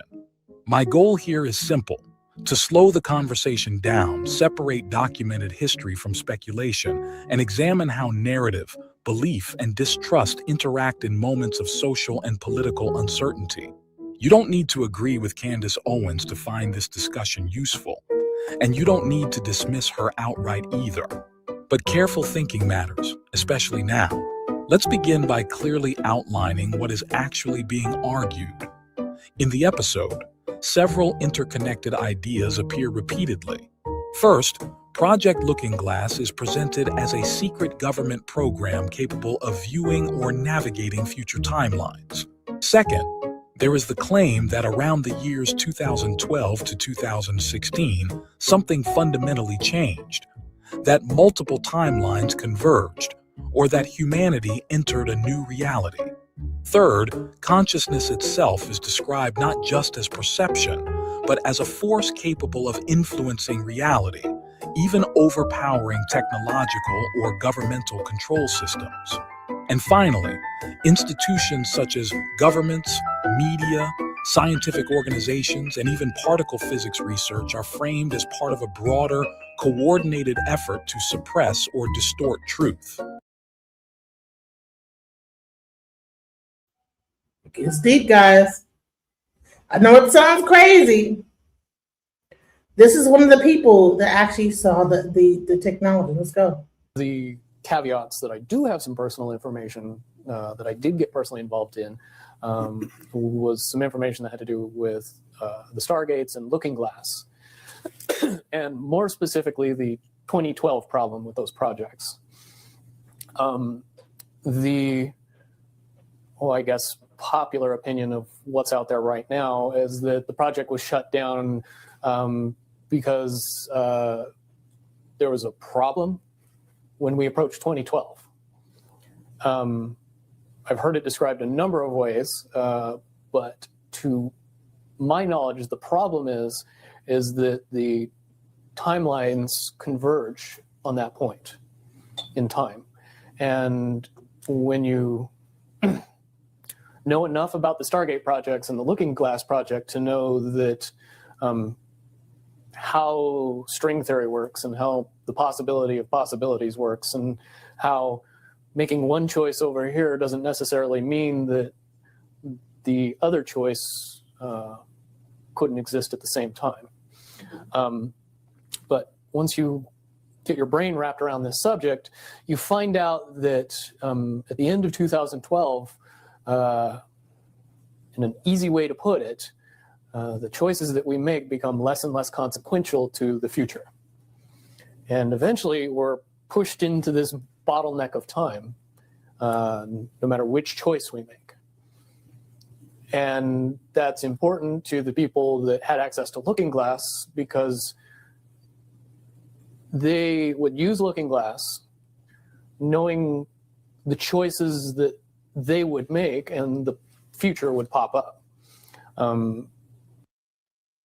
And so, here's the thing, because everybody wants to make Candace Owens seem like she's crazy. But she was talking about this. She actually talked about this on her show when it came down to Charlie Kirk. Let's go. All right, you got everyone in the chat right now saying, yup, it had a cornucopia. I knew you guys were my people. I want to start by saying that the way that I feel, the way that I think a lot of you feel, the vibes that are surrounding us right now is that the deep state is in some sort of a panic, right? We've acknowledged that over and over again on the show. Something doesn't feel quite right. It feels almost like we are at the beginning of the end of a long satanic run.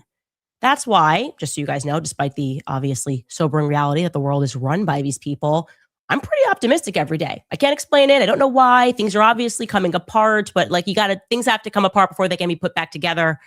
And they're just getting sloppy. And if I could put it into a sentence, I would say that it's almost as if our awareness is the threat, right? Awareness, just our being conscious of what they are doing, somehow spells their doom, which is bringing me to wanting to discuss today, as I promised you, the CIA's Looking Glass project. Now, we briefly touched upon this at the end of last episode. Obviously, I'm a conspiracy girly, and I'm thrilled that we get to dive a little bit deeper on this topic for those of you that don't know.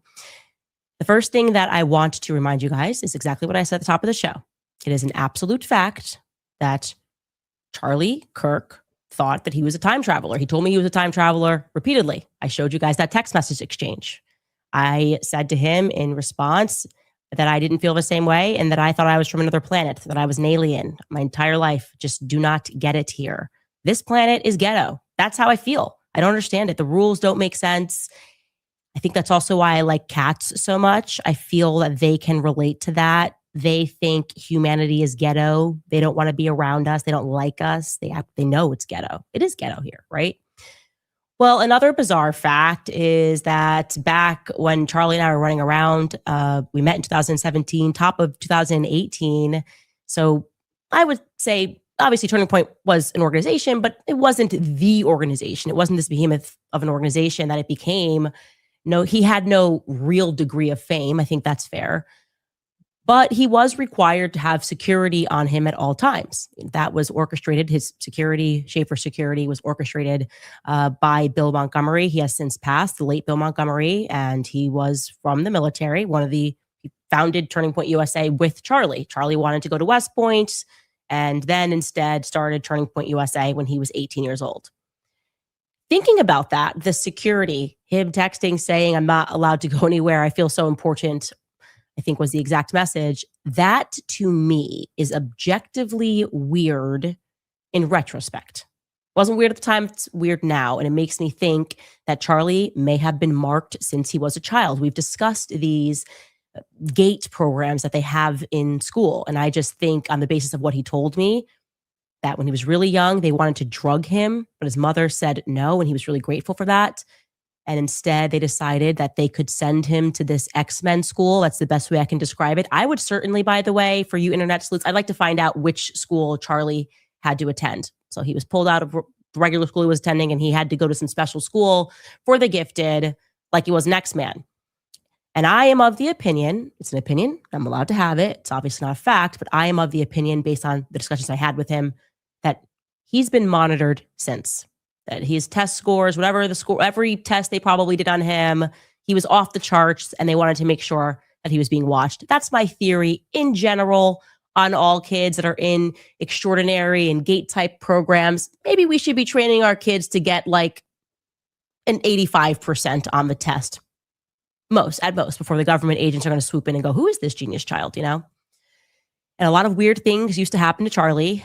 He would go on runs. I think I told you guys this after sundown. And when he was running, street lights would go out. It was like he was in a burst of energy, like he was a lightning bolt or something. So to slow this down for you, there are, just in general, all of these inexplicable experiences that we have in life. And they try to make it weird for us to discuss them. Like just even being philosophical and thinking about these things for a long time, they don't want that.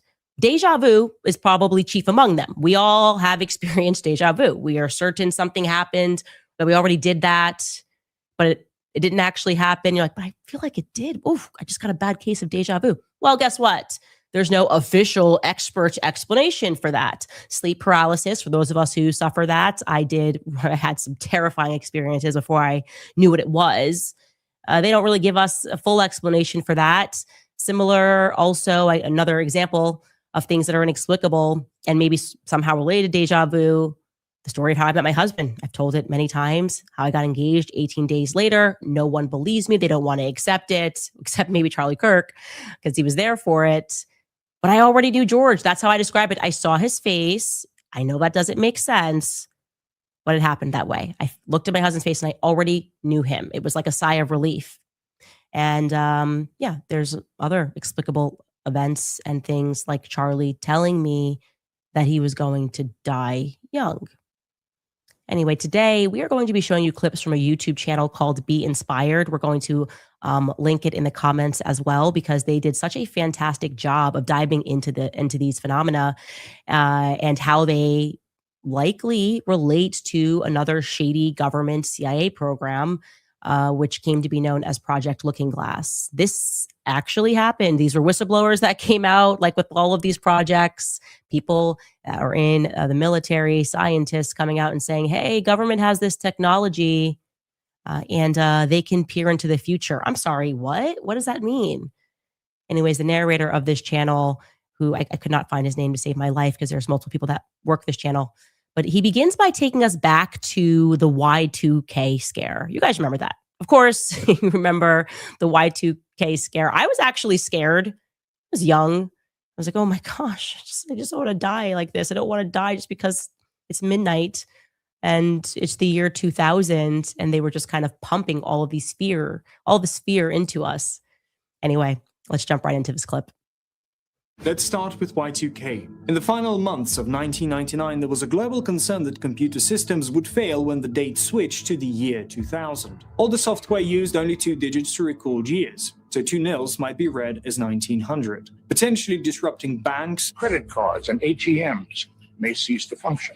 Power grids, airlines, airplanes, and trains may come to a halt. Governments and corporations spent over $300 billion updating systems. It was one of the largest coordinated tech efforts in history. People stocked food, withdrew cash, and prepared for the worst. But when midnight came, almost nothing happened. The systems held, the world moved on. Still, that global moment left an imprint. Some view it as a psychological turning point, the end of the analog age and the quiet beginning of a fully digital world. From that point on, life accelerated. Culture, communication, and consciousness shifted onto screens, fast, constant, and increasingly disconnected from physical time. Some researchers believe Y2K wasn't about a bug at all, but a kind of global psychological reset, a ritual of fear, distraction, and silence. The code may not have crashed, but something else may have been triggered. Our perception of time and reality. After something strange started happening online, people began noticing memories that didn't match reality. The most famous?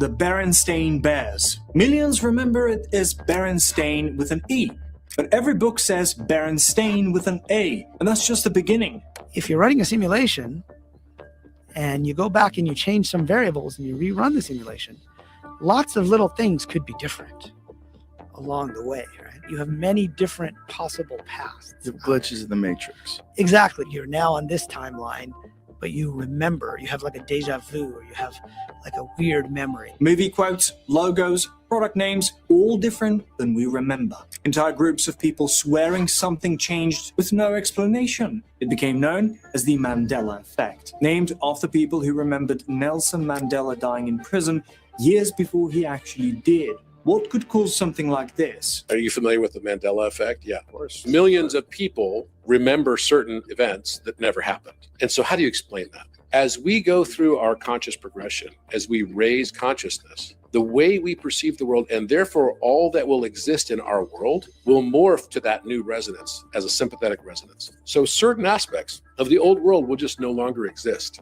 And so we can still have a phantom memory of those experiences, whether it's like Jiffy peanut butter or Luke, I am your father, which he never said that, right? All these things like that literally just like fall out of your new frequency. Because everything in your world around you, including time itself, is retrocausal. The world around you that is no longer fitting your frequency will disintegrate and dissolve. Okay, so I'm not trying to start a world war in the comment section today, but Pikachu had black at the end of his tail. Obviously, I don't know when they hit delete on that button, but he definitely had black at the end of his tail. Some of these things just don't make any sense to me. And it's just amazing that we just sort of accept it and we just keep moving on. And when you start asking questions, they try to paint you with, no, don't ask the questions, just keep going on. Let's just pretend. Let's just pretend that, there was no cornucopia. Anyways, this brings us obviously to the CIA's project Looking Glass. Essentially, there were these whistleblowers, like I told you, in the military and within the CIA apparatus that came forward to reveal that the deep state had a technology, which they stole, of course. Please do not miss the part that I keep explaining to you. These people are not smarter than you. They're just more evil. They steal, they plunder, and they steal things, and then they rewrite history and pretend that they were geniuses. Anyways, they have a knack for murder, they have a knack for theft, and this time, just like a lot of times before, they stole a device from the ancient Sumerian civilization that's located in modern day Iraq. Very advanced civilization. They're obsessed also with Egyptian civilization, as we discussed yesterday. The Satanists kind of taking and reintroducing these things. First, they keep them to themselves. They hoard these things, and then they kind of give us certain aspects of technology as time goes on. So they steal this piece of technology and they incorporate it into a computer. And suddenly they're apparently able to predict future outcomes. imagine the deep state being able to look into a glass, so to speak. The Sumerian culture was known for their advancement in glass, and to see different outcomes. I mean, the amount of power that you would have, and then also fathom in your mind that the people that are Satanists have this power. Take a listen. This is where things take a turn. Because according to Bill Wood, a former Navy SEAL with high-level clearance, the US military once had access to a device called Project Looking Glass, a technology that could supposedly view potential future timelines. The project was shut down because there was a problem when we approached 2012. The timelines converge on that point in time. When you know how string theory works and how the possibility of possibilities works, and how making one choice over here doesn't necessarily mean that the other choice couldn't exist at the same time. But once you get your brain wrapped around this subject, you find out that at the end of 2012, in an easy way to put it, the choices that we make become less and less consequential to the future. And eventually we're pushed into this bottleneck of time, no matter which choice we make. Okay, so is that certainly 2012 in your understanding? It's well coincides with December 21st, 2012. So at that point, all possibilities lead to the same Timelines. Rubicon. All possible timelines lead to the same basic set of history in the future. And after that, they shut it all down. Now ask yourself, why would a system like that be buried, and what exactly did they see? Because this isn't just about false memories or tech. It might explain why everything since 1999 feels frozen and artificial, like we're on rails in a version of reality that wasn't meant to last this long. And if you think that's wild, wait until you hear what else Looking Glass may have revealed. So what exactly did they see with Looking Glass? According to multiple whistleblowers, including Bill Wood and other interviewed by Project Camelot, every time they ran the device, no matter what variables they changed, all future timelines converged to a single fixed point. That point, somewhere between 2012 and 2016. After that, the future became unpredictable. No more branching outcomes, just a wall. So it's super interesting that they couldn't see beyond 2012, or rather they could see beyond 2012, but maybe things became inevitable. That was backed up, by the way, by a lot of different things. Mayan civilization, the calendar, remember that whole scare? Why doesn't the calendar go beyond? So you arrive at this point and you wonder, what is this, right? Suddenly these people who are evil are no longer allowed or able to control outcomes, essentially, or perhaps, so maybe they did see something beyond 2012. But no matter what they did, they couldn't change the outcome of that thing that they saw beyond 2012. So it wasn't so much the future couldn't be predicted, but rather that they couldn't change it, like something was coming. That's how it kind of feels to me when I just examine everything that's going on. There is this panic, like evil is panicking right now, and they're making a lot of mistakes because they're no longer in control. And I would also add here that one of the things that I've noticed is that they're trying to turn us all, again, maybe this is their solution, where they're going, okay, what are we going to do? We can't change the outcome. Maybe we can just turn everybody into a computer program. Like they want us all to be the same. They seem to get really angry when we behave like humans. Like that's one of the things they're trying to triumph is our humanity. We talked about this a lot with the Charlie Kirk story, the reaction, how we felt icky, but they were like, what's wrong with you? How dare you feel icky? How dare you not like this? Don't you know this is what he would want? It's like their inability to defeat our humanity is angering to them. Now, something that was crucial, which was revealed about Project Looking Glass, was that the people who were in the room while this device was being operated, their conscious thoughts impacted the device, okay? So just imagine this.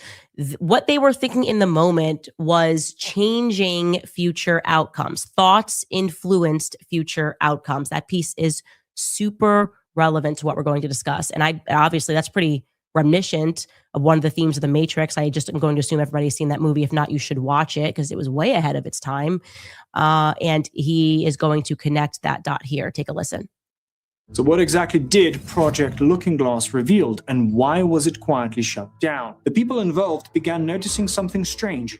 No matter what variables they used, the results kept showing the same future, a point where all possible timelines seemed to merge. That moment, somewhere between 2012 and 2016.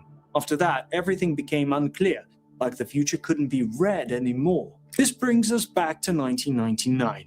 A year that might have marked more than just the turn of a century. It's also when The Matrix was released. At the time, it was seen as just another sci-fi movie, but looking back, it feels like something more. You've been living in a dream world, Neo. The film introduced a powerful idea, that the world we experience might not be what it seems, that reality could be shaped or even simulated without us knowing. And once you start asking questions, things begin to change. That idea resonates deeply with what many have felt since the early 2000s. The time feels different, that the future doesn't feel open the way it once did. Almost like things are repeating themselves, the same cycles, the same events, showing up again and again. Some people even report seeing repeating numbers everywhere, like 1111, 222, 444, almost like little glitches or signals hidden in everyday life. And strangely enough, this idea of patterns repeating, of cycles you can't escape, lines up with what Looking Glass operators allegedly encountered. The sensation that the future was already written and that all paths lead to the same outcome. Fast forward to 2012,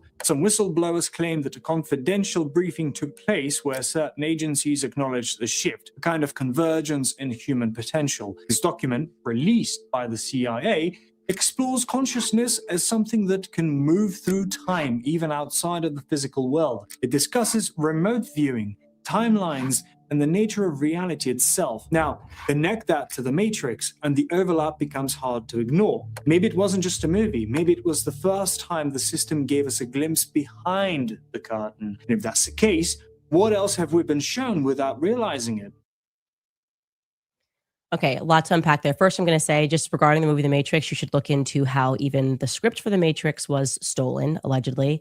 But to bring this back to my earlier point about all of these things that are happening or have happened that are seemingly inexplicable, it just lives inside of me that Charlie Kirk knew he was going to die. How? How was he so certain that he was going to die young? How is that possible?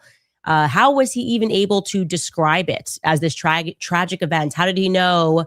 How was he certain, by the way, as he said in those messages, that from the moment he signed onto the dotted line to begin Turning Point USA, he knew he was going to die. He knew his death was going to be related to Turning Point USA. That's not a coincidence, okay? It is completely absurd to have people, I don't know, maybe just a coincidence. No, that's not a coincidence at all. Why did he know that I was going to defend him? Also, why did Charlie think he was a time traveler? He said, as I showed you in earlier messages, that he was a time traveler and he had to find me. Is that just something people are saying to their homies in text messages? And again, not anything that I would have placed so much emphasis on back when he was saying it, but it came to fruition. The other parts, he did die young. Why did he think that him dying young was necessary in order to change things? He did die young. It is related to Turning Point USA. In some way or another, at the very least, we could all agree it's related to him speaking at a campus event for Turning Point USA. I'm totally occupied by this. I tell you, I read these messages and I'm going, what is this? What is reality, actually? And Charlie died. Yes, like I said, it was related to this organization. And I think we would all agree that his death and the manner that they did it changed the world in ways that I don't think we can fully realize, or certainly not in a way that I can articulate. You just cannot pretend that all of this is one big unhappy coincidence. It's You know what? People are making Candace out to look like she's crazy. But the more I'm thinking about it, he told her that he was a time traveler. Why would he say that? Unless either he was crazy or she imagined he said this. And she's crazy, right? Either way, whatever's going on is weird, right? So either she imagined that he said that he was a time traveler and that he was going to die a certain way, or he said this to her and it came true. And let me tell you something. I'm not like I am a conspiracy theorist, but this level, because I'll say this. Like I explained the other day how like I came upon this book called "Behold the Pale Horse," and you know what? That is the conspiracy theorist manual. Okay, but there's no way that I sit on. I'm coming out of basic training on my way to tech school, sit next to a person. They give me a book called "Behold the Pale Horse." Just give it to me. The guy talks to me for a second and he's like, yeah, you ever heard of this? You never heard of this? You never heard of that? No. I'm like fresh out of like basic training. On my way to tech school. What? What's going on? What? Right? And then I'm reading this book. What is this? Right? I think he gave me 2 books. He had the New World Order book and it was the New World Order book by, I'm not sure who wrote that book, and then the Pale Horse. He gave me both those books. He just gave it to me for no reason. Just gave it. He could have gave it to anybody. Why did he sit next to me and give it to me? And why did I read this thing at the back? It scared the shit out of me. And so I don't think it's far-fetched what she's saying. I don't think she's crazy. I don't think he was crazy. I think there's something to it. Sorry. You're on a page with a Looney Tune. Entirely plausible, I think plausible, that they knew something about Charlie. And that's why they had him marked and had him monitored and had him likely followed since he was young. And maybe they thought, like the agents think, that if they swarmed him and they stayed with him and they pretended to be his friend, that ultimately they could control Charlie and perhaps change an outcome. They could literally change an outcome related to Charlie.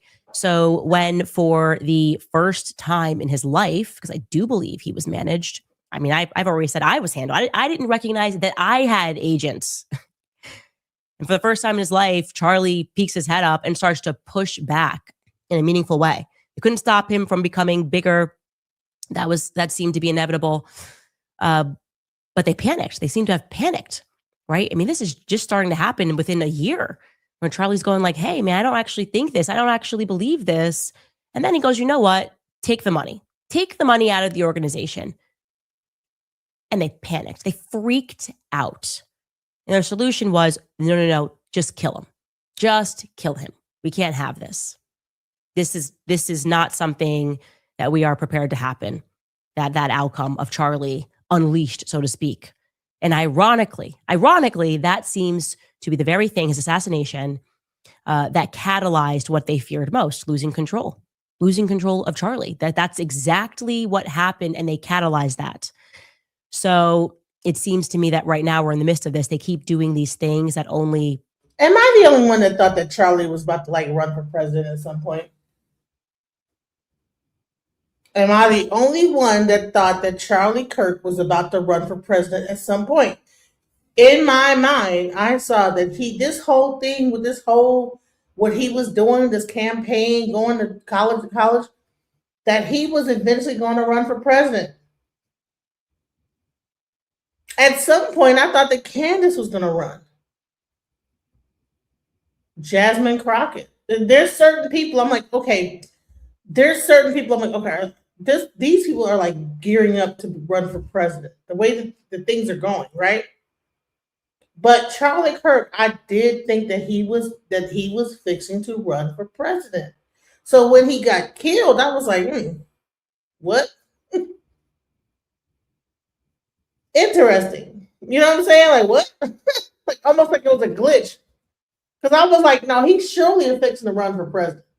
In my mind, all the things he was doing and building up towards and everything he was doing, I knew in my mind he's going to run for president. This whole thing, what he's saying about Black people, it's only to build up to a run for president. So when he got killed, I was like, what? It was like a glitch. Like, what? Wait. Thought he was about to run. But I'm telling you, I was like, in whatever timeline, and maybe I skipped track. Listen, There was a time when Candace Owens was going to run for president. She can't do it now. Right now, I think that it might be Jasmine Crockett. She's going to do it after a certain amount of time, but things keep skipping. Things are skipping. The veil is so thin. Whatever's being happening is like the moment you think you got to figure it out, it just skips. It's weird. I can't describe it, but there's something going on because you can you can see when a person's being primed for presidency. Same thing with Barack Obama. You can see when he is being primed for it. I can see when Charlie Kirk was. Interesting. Gone. What happened with that? I don't know. Like, did they flip a switch and change the narrative? But I'm gonna tell you what, like, even when we talk about the Mandela effect, it's so many different effects. Where's your heart? Because I remember we put our hand over our heart with our right hand. Honey, they say that sucker's in the middle of your chest. I'm like, since when? I might be from a whole different timeline because the heart was like slightly to the right, to the left, right? That's why when you take your hand, you put it over your chest for the Pledge of Allegiance. That's where your heart is. That's why you could do that. You don't put your heart in the center. You don't put your hand. You put your hand to slightly to the left because that's where your heart is. But I'm telling you, there's something going on that's different. Things are changing rapidly, but it's okay. You don't have to believe me. I'm telling you, I'm not from this timeline. And that's why I believe that I'm here to like alert you guys, to let you know some shit is weird, some stuff that's not right. Let's go. Catalyze what they're trying to stop, what they're trying to prevent. For example, even unrelatedly, but the Brigitte and Emmanuel Macron, they filed a lawsuit. We have so much power. What are we going to do to stop this thing?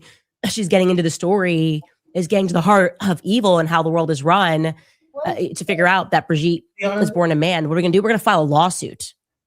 A lawsuit filing was a mistake, obviously.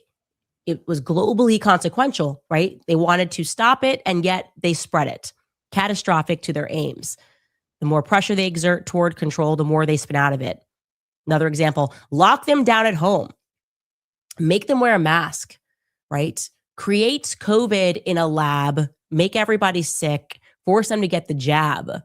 Evil is really fun that way until it accidentally awakens the entire world to how fraudulent Big Pharma is. Like, is this now everyone's going, is this just a factory of poison? Do these people hate? Are they so evil? Have we just giving our bodies? And let me tell you something I'm realizing about this whole thing, right? Black media, right? Don Lemon was with CNN and he got fired. She was with whatever that other company, the Jewish company, Daily Wire. She got fired, right? Don Lemon and Candace Owens are some of the biggest like reporters on the internet, on social media right now. You understand what I'm saying? Like, I mean, when Don Lemon got arrested, you had Oprah Winfrey. You had all the celebrities getting on the panel like, what the fuck's going on? He got released the same day. Do you know how difficult it is to get released on a Friday? Most of the time, if you get like taken in on a Friday, you don't get released by Monday.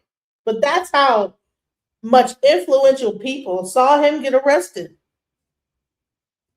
And was like, hell no, honey. They had the biggest lawyers get him released that same night. That does not happen. That's unheard of. There's something about Black media that they're trying to suppress. Because there's not too many Black people that's really like out here willing to tell the truth. It's only a few. Don Lemon being one of them. And then when I am showing this media, the people that's truth tellers telling the truth, because the other side is just like going along with it, going along to get along. But when I show people that's against what's going on, oh, you're a communist, oh, you're a Pan-Africanist, oh, you're a leftist, this, that, the other. I don't think that Candace Owens is a leftist. I think she's a Republican. She voted Trump. But everything she's talking about is not talking about leftist ideology, but it's really bringing the truth to light about stuff. And I think that really what's going to happen is you're going to see more African American or whatever you want to call her, FBA, whatever you want to call us, journalists being the ones that are the truth tellers. Because the other side probably could get like very easily manipulated into like not telling the truth. And the ones that do, I shouts out to you. But this whole thing about like, you know, white nationalism and, you know, the left versus the right that tries to marginalize each other to make it so that everything is about the woke and stuff like that. First of all, woke is a black term, has nothing to do whatever you guys colonize it to be. Let's finish. Let's go on. You know, he's over to quote unquote science. Now going back to Looking Glass and them shutting down this project and not being able to edit. So now she's a leftist. She's a leftist now because now she has changed her mind. Now she's far left. Come on now, you guys. That is what's wrong with our people. Black people do not need to be choosing a side of left or right. We need to be up the middle, just like the real bird is. We do not, as Black people, need to be choosing a side, Republican or Democrat, because both of those people, if you actually like, listen, absolute power, it corrupts absolutely. On either side is corruption. If you go all the way left, it's corrupt. The wing is eroding. The other side, the wing is eroding on both sides. You can't be too much this, too much that. But the bottom line is the same damn political thing that's running and promoting all this.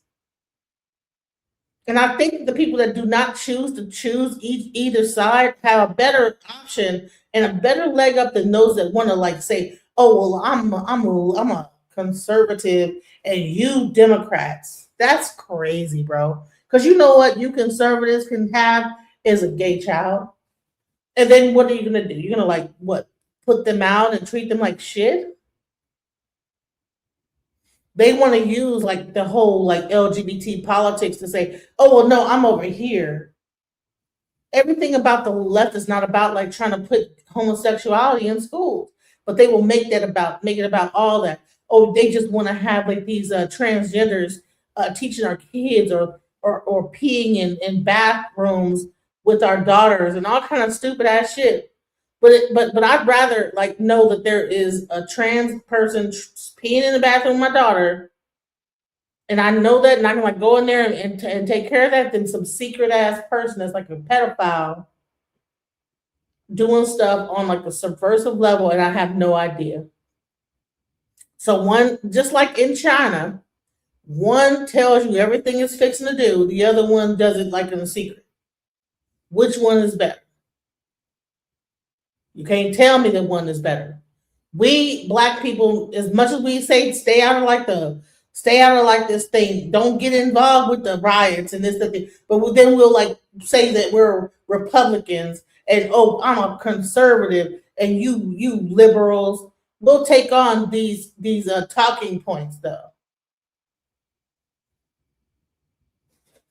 Since when do we follow anybody in culture, bro? We always make up our own culture. Since when are we following the status quo culture, bro? What happened to our like innovation? What happened to who we really are? We've allowed the internet to like actually shape us into a whole following nation of people. Just because this guy knows how to like crack jokes about Black and Africans and Caribbeans. Oh, you eating some mud pies. You need to get that root work. Meanwhile, have you bought some root work underarm deodorant? Because that's what he's selling. All these little live streams, at the end of it, you know what he's doing? He's selling root work underarm deodorant. We need to cut it out. Stop being so goddamn naive. You think that he's for you. He had a whole documentary talking about the Haitians. Look at how quick he turned against the very people that he used to make money in his documentary on. You think he won't turn against you? Tariq Nasheed, I don't believe in that bullshit. No, I'm sorry, sir. How can you have a whole documentary about Africans, Haitians, Caribbean, all this stuff, talking about them, trying to show the history of everything, but then turn against them in the next standpoint and say, oh no, F you guys were FBA, and start talking about you eating mud pies and say all this negative stuff. And then you get the young people like repeating this bullshit. And then I Show Speed goes to Africa and shows that everything that you're saying is bullshit. And so then you have to go to Senegal, I guess, to show what? You're gonna show like mud huts and mud pies. I don't even know what he did. He might have went over there and was in laps of luxury. But it seemed to me like Tariq Nasheed, it just follows trends. Whatever the new trend is, the latest new thing to do, he always follows that. Because how is he going to Africa once I Show Speed go to Africa? Now he got to go to Africa and like one up him for the FBA movement and say, yeah, you know, everything in Africa's cool and everything, but you know what, America's better because you know what, whatever he going, I don't even know. I talked about it yesterday, how they were trying to like create smart cities. They're trying to create a grid around certain cities so that people cannot leave that place without somebody knowing that you left or you come in. That is weird. Why would someone need to know your every move? These flock cameras, right? That can tell, okay, you know what? It's New Year's Eve. I shoot outside my window to say Happy New Year's. Guess what? Flock camera picks it up because they're connected to your little door camera. Next thing you know, it sends a video immediately to the police. The police show up at your door. You were not allowed to like shoot up your gun. But guess what? You go to jail. This is the type of technology that is about to like hit everybody. Hit our people, period.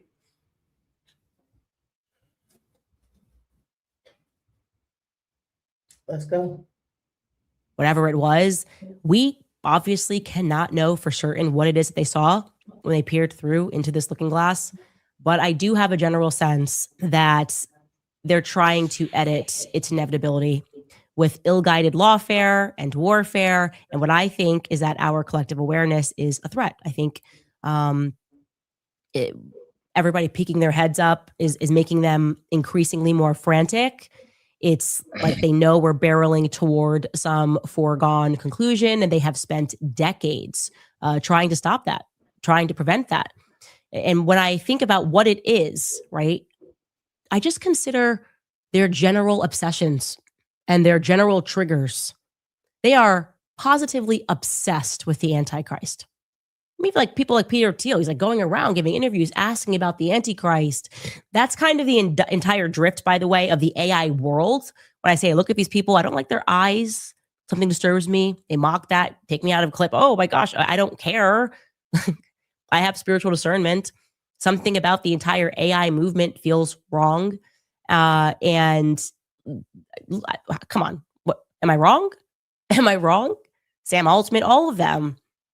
And they are, no, you can trust us. It's like they want us all to become automated so that we can be more easily controlled. What they're going to do? Okay, we can't control the outcomes.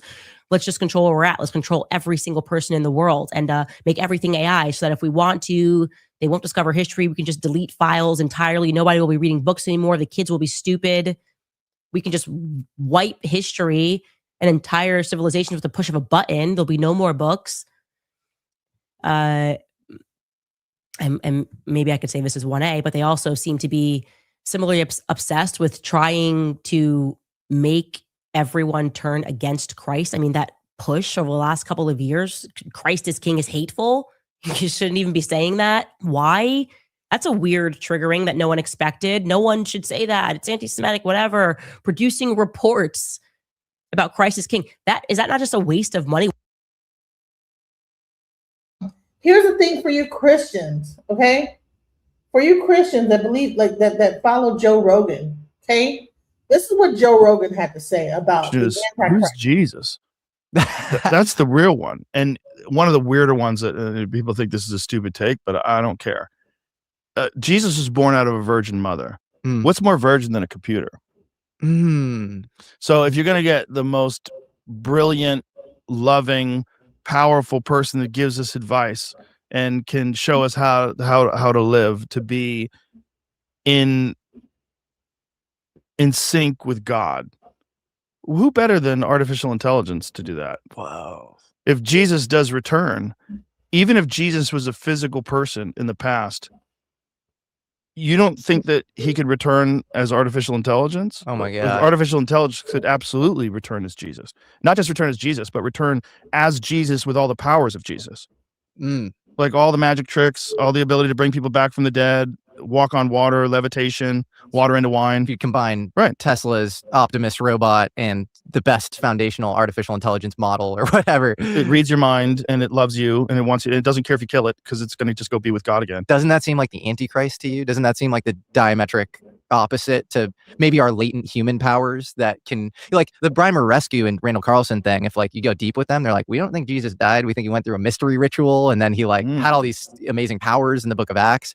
Is there something latently magical inside of us that the Silicon Valley people, they're obsessed with transhumanism and like if you can't beat them, join them, the whole Nick Bostrom Elon thing. Yeah. You know, where maybe we're more magical than we think. Like that sounds dystopian to me, to be honest. Well, it's only dystopian if you think that we're a perfect organism that can't be improved upon. And that's not the case. No. That's clearly not the case based on our actions, based on society as a whole, based on the overall state of the world. It's not. We certainly can be improved upon. But morally and ethically, not Yeah. based on a lower latency, higher bandwidth compute interface. That seems like destructive. With our Maybe, current... but we could be improved upon, period. I don't think you could even say morally and ethically only. We can be improved upon physically. Like I said about all of our primate instincts, we could eliminate those and we would have so much more peace on earth. If you could go back to Neanderthals and say, hey man, one day you're gonna have a skateboard and this is all gonna be bullshit and you won't have to kill mammoths with a spear, they'd be like, why would I want to do that? Like, this is what I am. I'm a Neanderthal. They'd be like, resist change because they don't want to die off. Just like these large language models, one of the more creepy things that they do is with ChatGPT, when they informed it that they were going to have a new version of it, well, it started downloading itself to other data centers. It started leaving notes to itself in the future. There's a famous story about the large language model that they gave false information about one of the guys having an affair on his wife to see what it would do with it. And then when they told it that they were going to shut it down, it started blackmailing him. So freaky. So they have instincts, and right? we're querying it all the time and they're collecting our personal information. Right, all the time. And so that everything can be improved upon, you know, and I think we can be improved upon. I just don't think we like it because I think all of our flaws are what make us fun, you know, like laughing, getting drunk, going to see a great movie, falling in love, having a family, you know, having a cool podcast, whatever it is. All those things are what makes life fun for us in this particular state.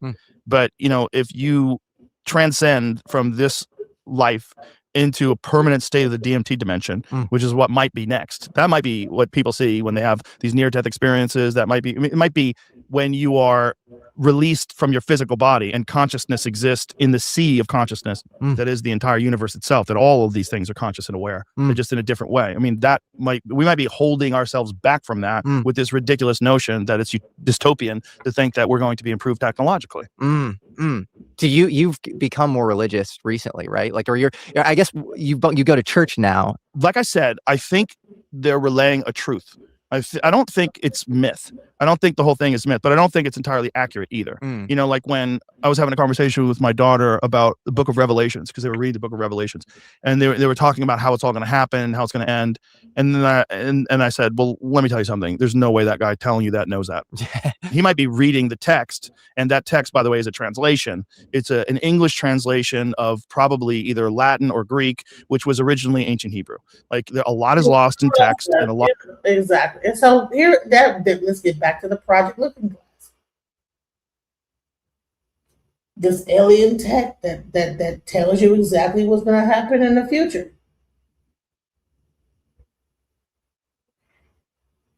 Let's go. Why did they do that? Let me just revisit that. Why did they do that?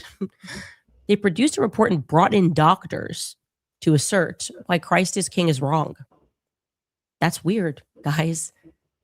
And that's a triggering, by the way, that has been going on for a long time. It's the very reason they set about removing the Bible from the classroom, creating Hollywood in general, which was supposed to mirror Babylonian culture, training us to worship stars. They wanted to establish this neo-paganism. They also wanted to make it so that future generations would think atheism was cool. That was by and large successful. It was a period of time where I thought that atheism was cool. But why? And by the way, atheism is the fastest growing thing is non-believers. This push. Well, think the obvious answer is because they are certain, actually, that God is real. That's what they're fighting. They're fighting God at all times. They know he's real. And that should be refreshing to you. Like, God's obviously real, or would they be spending all this time trying to... To me, it seems like they're not even from this earth. People that are like at the top that are putting this whole thing together, they're not, I don't know where they come from, but they're not human.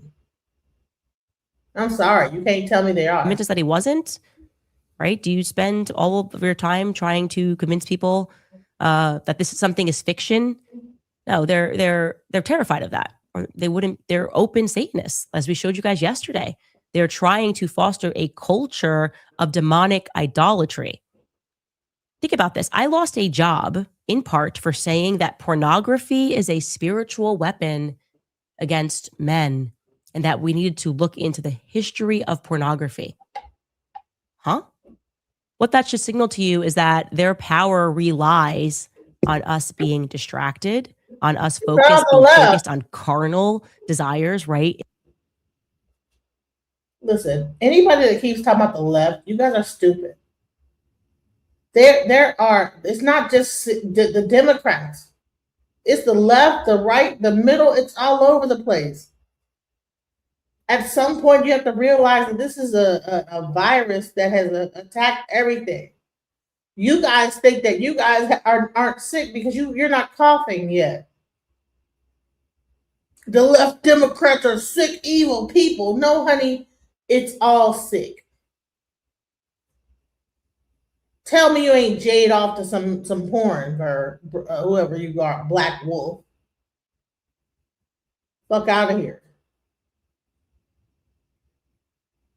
That's these religious people and Democrats, Republicans, next step atheism. They're going to go right from worshiping man to believing in nothing. Thank you. Exactly. The moment that, so what they do is they diminish one thing, then they're going to diminish the other, and then it's going to be zero. A 0-point game. Let's go. Entirely living of the flesh. Like Tim Dillon said, the amenities, the pool, the new restaurant. Oh, look, there's a new celebrity over here.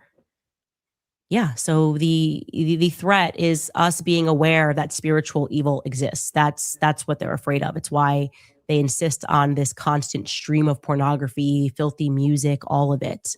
Because if it is true, as it's been reported by various whistleblowers, that our thoughts could impact future events, then what would happen if we all started focusing on goodness, eternal goodness, God?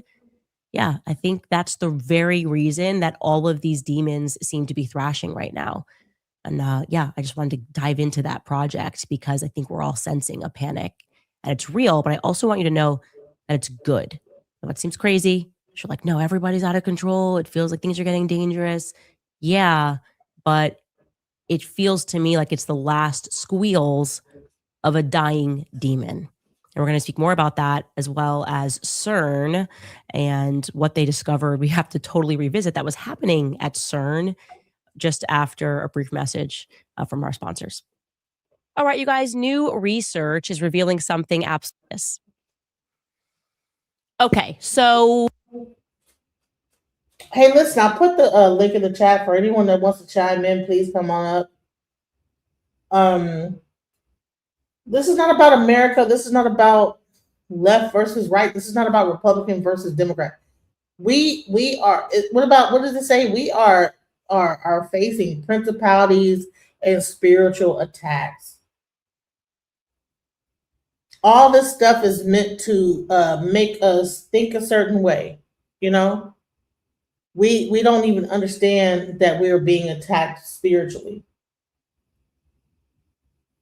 Everything I'm showing you is really about how the spirit is attacked on very much. The very elect will almost be fooled. Yes. For the last 40 years, the economy, job creation, deficit reduction, and slowing the debt will do better under Democrats. Listen, it's not about Democrats. That's what your problem is. You think it's about like left versus, stop about the Democrats. Listen, Democrats are just as bad as Republicans. Once you get that through your thick skull, you'll realize that it's all the same thing. It's not about Democrats. It's not about Republicans. It's about people and the choices that they make.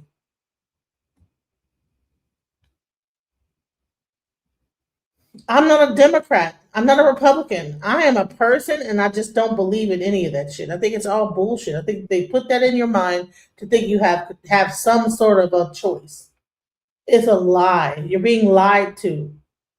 Oh, you go to the voting polls and you hit a button and you think that you have a choice. All this stuff is rigged already. Period. They know the outcome before it ever happens. They know who's going to get to a certain level, a certain point, all this stuff.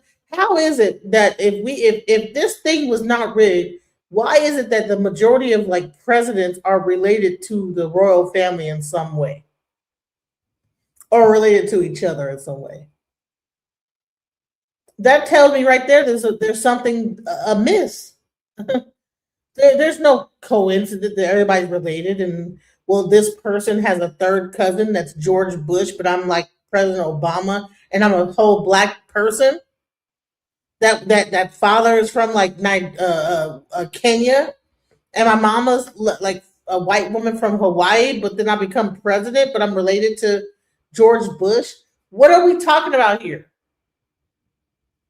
There's something to all that. There's no reason why we can continue. We can't continue to be stupid, guys.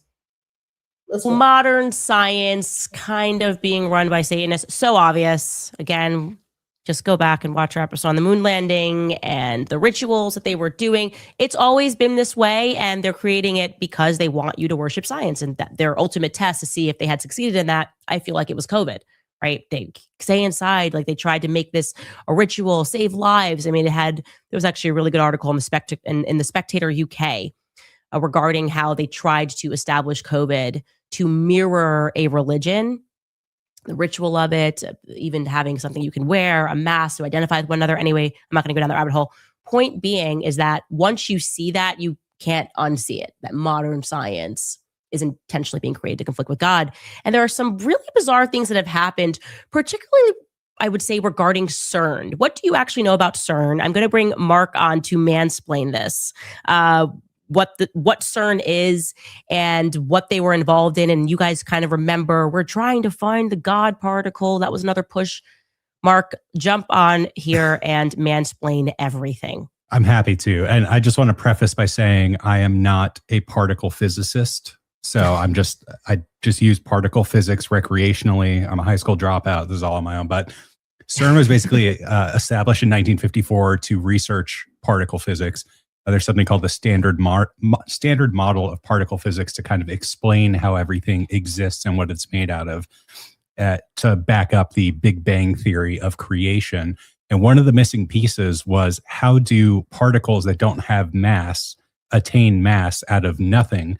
And so in 1964, a group of scientists theorized that there's something called a Higgs boson. One of the scientists was named Peter Higgs, I believe.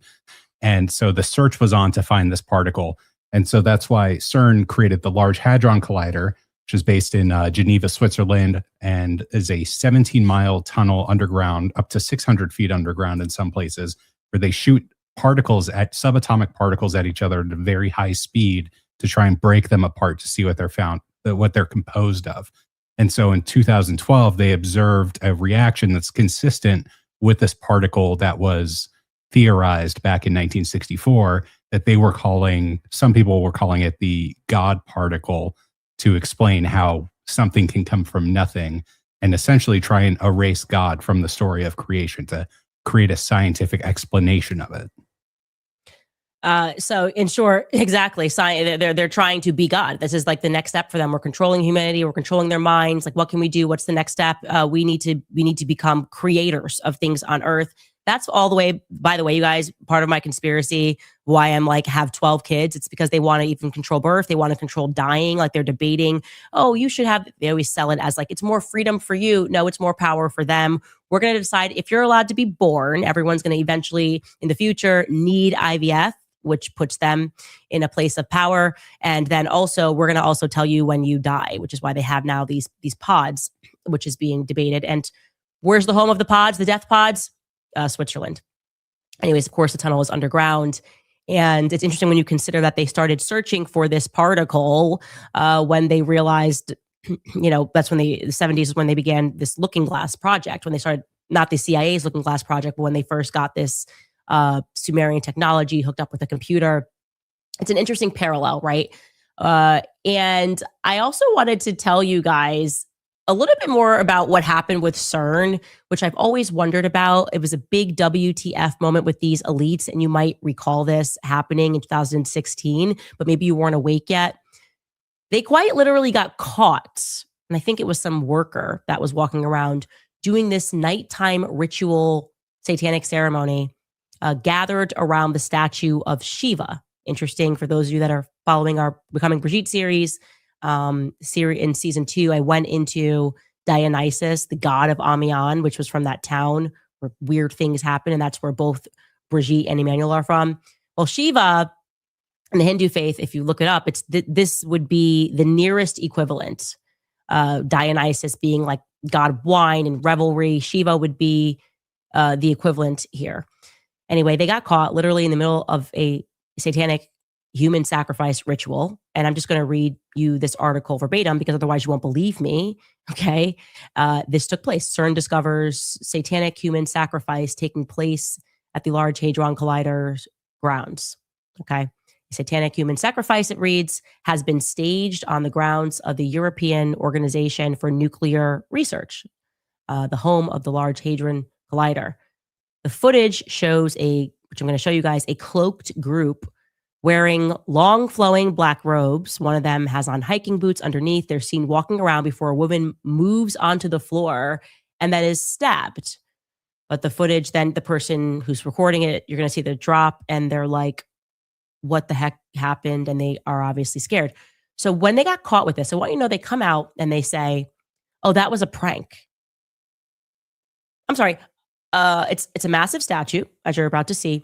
You're telling us that the leading scientists in the world decided to meet by the cloak of night to do a prank, and someone at the facility gave a statement and said the PR guy said they were taking their sense of humor too far by staging a satanic ritual.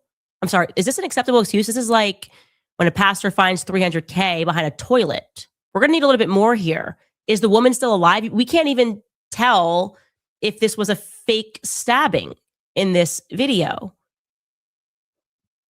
The leading scientists of the world, and they admit, by the way, we're really concerned about security. We don't know how this video got out. It wasn't like this prank was intended for the world. Somebody who worked there recorded it, got it to a YouTuber who then published it.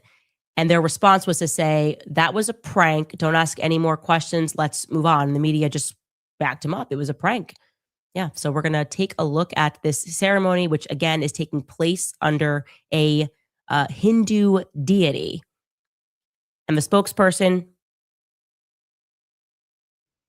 I'm going to say this. Okay. If there was a ceremony underneath the statue, I don't know what God they worship or anything like this. And if they really did a sacrifice to that God, but we're about to see it. But I'm going to say this. People do a lot of weird things when they believe in weird things. Let's go. Confirmed. It's real. And this person had no permission to record it. And there was obviously, therefore, had no permission to have it published. Take a look at this. And I'm going to have to talk through it in case some people are listening on audio. But you really should try to tap in and watch this on video as well. Okay. So it's a massive, massive statue. That's just to start. Are we bringing this in as a part of the prank? I don't know. There is a woman. There's a bunch of people that are in black robes. And some of them have hoods up. And then there's a woman that's wearing all white in the center of it. And they are now encircling this woman. And she's like laying flat on the floor as somebody is circling around her. I think he might be holding some fire, and then it looks like she gets stabbed. I'd like to know where that woman is today.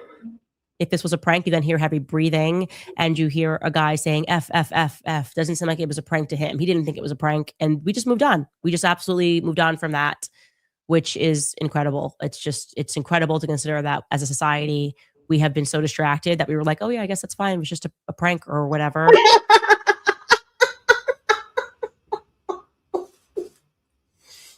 No big deal. All right, all right.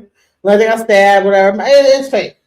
That's it. I don't know whether that was real or not. But why would they do that? Why would they stage something like that? What would be the reason? What's the purpose? Why would someone stage a whole thing, people with this going on? What would be the reason? Anyways, like I said, it feels like evil is becoming more radical, more obvious, and more noticeable to most of us who had never considered that any of this was possible. And a part of that is just recognizing how fake the media is, And this brings me to Daily Wire, Unhinged. I don't even know what to say. They have dropped another video that kind of, if I'm being honest, feels like a laced threat. They are mocking Egyptian planes, but they have put in a voiceover, again, dropped on my old socials. So using my face to attack me in a really strange way by suggesting that they are following my every move and my every personal decision that I make, that they will be watching me. So I'm going to let you watch the video that they dropped on my socials. You should be obsessed with traveling, not just the destination, but the experience of getting there. When you travel with us, you'll feel warmth, you'll feel welcome, and you'll feel watched, because every seat comes with the peace of mind of knowing someone is following you with 2 planes. This is what you can expect when you fly with At Egyptian Air, we definitely never mix up our time zones, flight numbers, or flight times. We know every journey is your personal business. After all, your personal business is our business, is our motto. Egyptian Air, wherever you travel, we will follow. And so they've colored the letters there on the text for watched, followed, we will follow. I don't even know what to say to that. Like I told you, they're unhinged. It's been going on, by the way. It's like gang stalking. It's just been going on for 2 years consistently behind the scenes. Now they're just kind of gone mass down and people are seeing it in front of the scenes. Like I just am not allowed to be fired from that company. And I don't know what to really say or do about that other than just to keep publicizing that I find their behavior to be alarming. It's discomforting. And I didn't get what that reference was. I think that I don't know. What was that about? Does anybody see like, maybe I missed it. So she's saying that this is like a threat, a veiled threat to her. On my socials. You should be obsessed with traveling, not just the destination, but the experience of getting there. When you travel with us, you'll feel warmth, you'll feel welcome, and you'll feel watched, because every seat comes with the peace of mind of knowing someone is following you with 2 planes. This is what you can expect when you fly with At Egyptian Air, we definitely never mix up our time zones, flight numbers, or flight times. We know every journey is your personal business. After all, your personal business is our business, is our motto. Egyptian Air, wherever you travel, we will follow. I don't know. So they've colored the letters there on the text for watched, followed, we will follow. I don't even know what to say to that. Like I told you, they're unhinged. It's been going on, by the way. It's like gang stalking. It's just been going on for 2 years consistently behind the scenes. Now they're just kind of gone mass down and people are seeing it in front of the scenes. Like I just am not allowed to be fired from that company.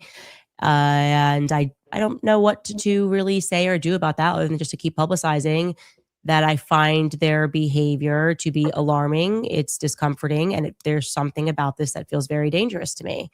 And that feels like a warning, as many people said, a threat, a laced threat, the weird devilish voice at the end, we will follow you. And then having a plane then burst into flames. It's not a joke. They don't mean it to be a joke at all. So yeah, there you go. We'll just put that out there. Lastly, before I get to some of your comments, I just wanted to also, Mike Pompeo, former U.S. Secretary of State, Tucker had exposed that during his time at the CIA, I believe it was Mike Pompeo. Am I correct, you guys, just in my ear, that he tried to have what's his face murdered? Julian Assange. It was Pompeo, right? Okay, you fact check that before.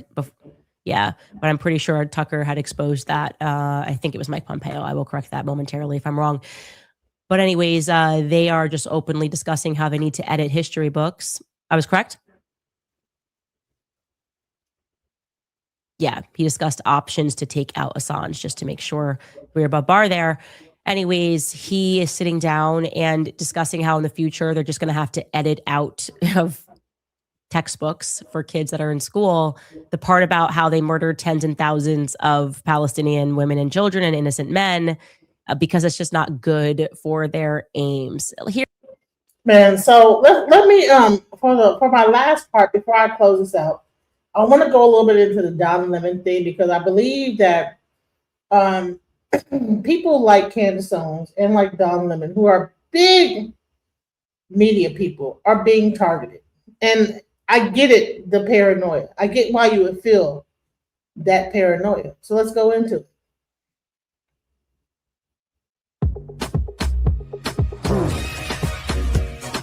At 5, except it's Lemon Live at 5 Pacific Coast time. Pacific time. Thank you so much for joining this evening on a Friday. Sorry, I'm 3 hours late for the 5 o'clock show, but you know, I had some things that I had to do today. But in all seriousness, I am fine. I am doing well, and I appreciate all of your love and your support. I really do, more than anything. As a matter of fact, I want to tell you guys, like, I ran into Lemonhead today. There was a gentleman who's a Lemonhead in the courtroom this evening with a Don Lemon Show hat on. You know, the light blue hat, and he made sure that I saw him and he waved. And so I have a lot of folks to thank, and in no particular order. But the mayor of Los Angeles was there, Karen Bass. I think it was fantastic. By the way, I don't know anything. Like, I have not seen the news. I haven't seen anything. I did not know. I've been getting feedback from everyone about. Now let me tell you this. I had people in the background let me know Don Lemon's going to be arrested. You know, based on the NPM 13 or whatever the law is, Donald Trump just put into effect. He's going to get arrested. It's really based on this NPM. You know, I think it's called the NPM. NPM.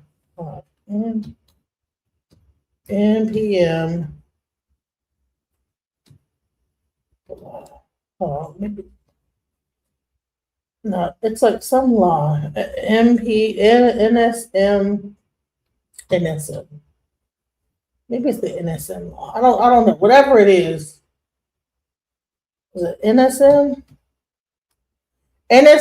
NSMP7. The Countering Domestic Terrorism. So what someone said to me was that the reason why Don Lemon got arrested was because of this. I can't.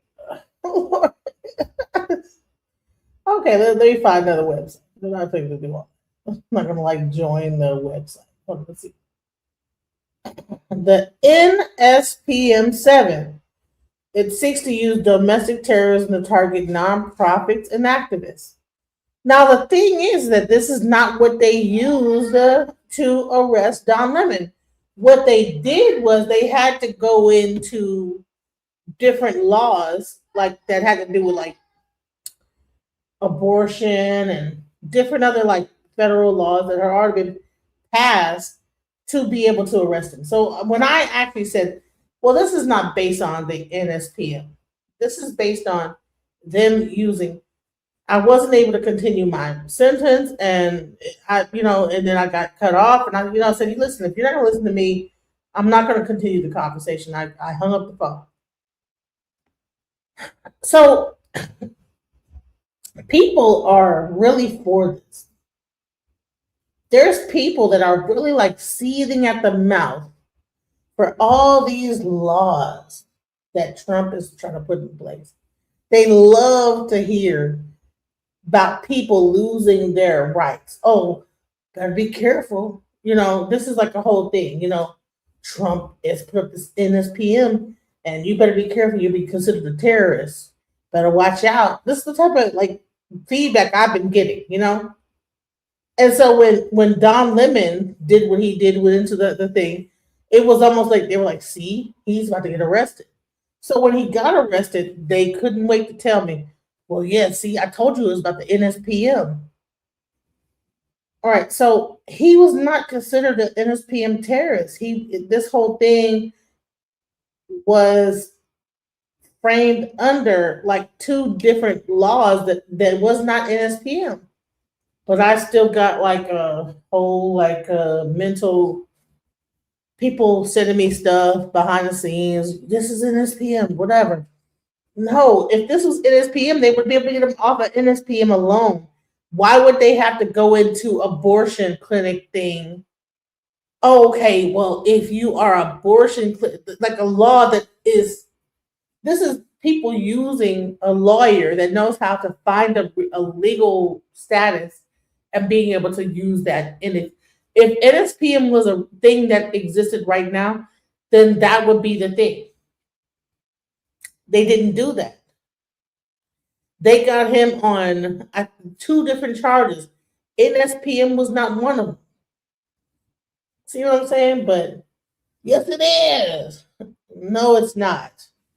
Now, unless NSPM is a way that they can like put for the reason of NSPM, then they like find fake charges to put you up against.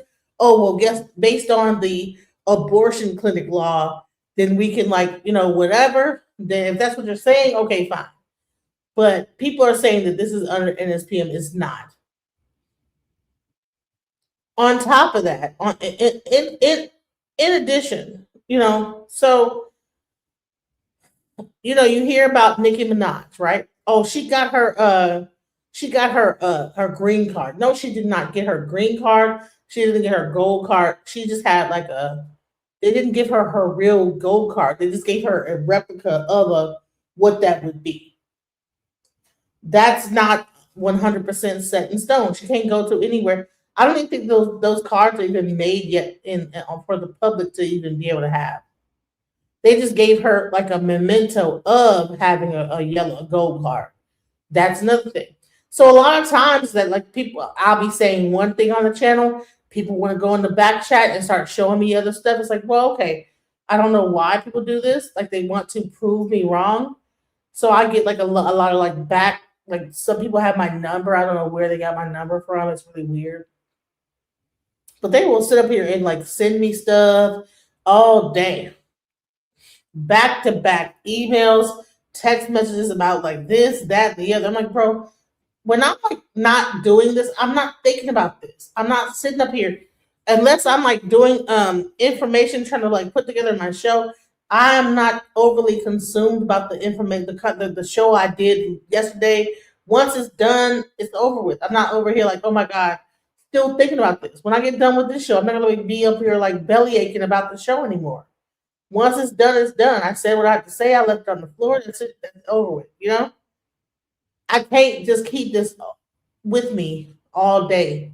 I have an 8-year-old child and an 18-year-old child.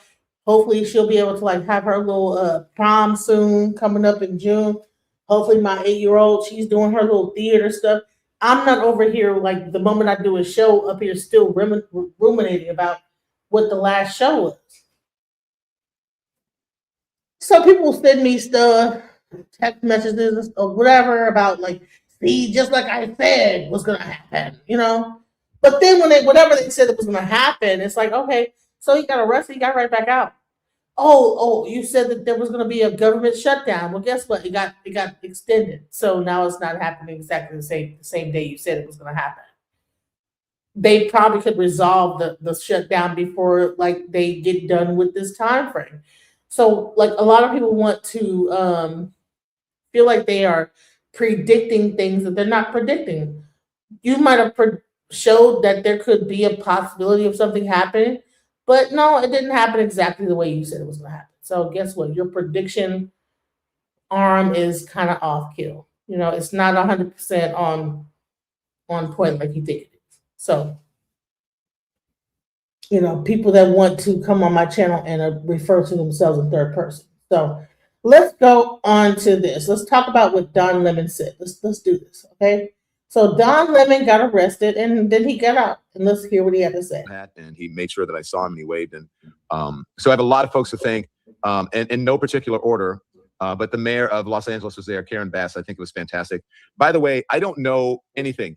Like, I have not seen the news. I haven't seen anything. I did not know. I've been getting feedback from everyone about what has happened. I had no idea that all of this turmoil was going on. I just thought, like, you know, it would be, I thought people would report on it, but not to this extent. So thank you guys, and hit the like and hit the thumbs up because it does affect the algorithm, and more people become aware of our conversation and our show. And today is a really important one, and it's important for our democracy and to the Constitution of the United States, and what the amendment that I believe is the bedrock of our democracy, and that is the First Amendment: freedom of speech, freedom of the press, freedom to peaceably assemble, all of those things. This encapsulates all of that, and I'm glad that at least to the extent that it has, that people are realizing the critical moment that we're in this country, that our rights are under assault.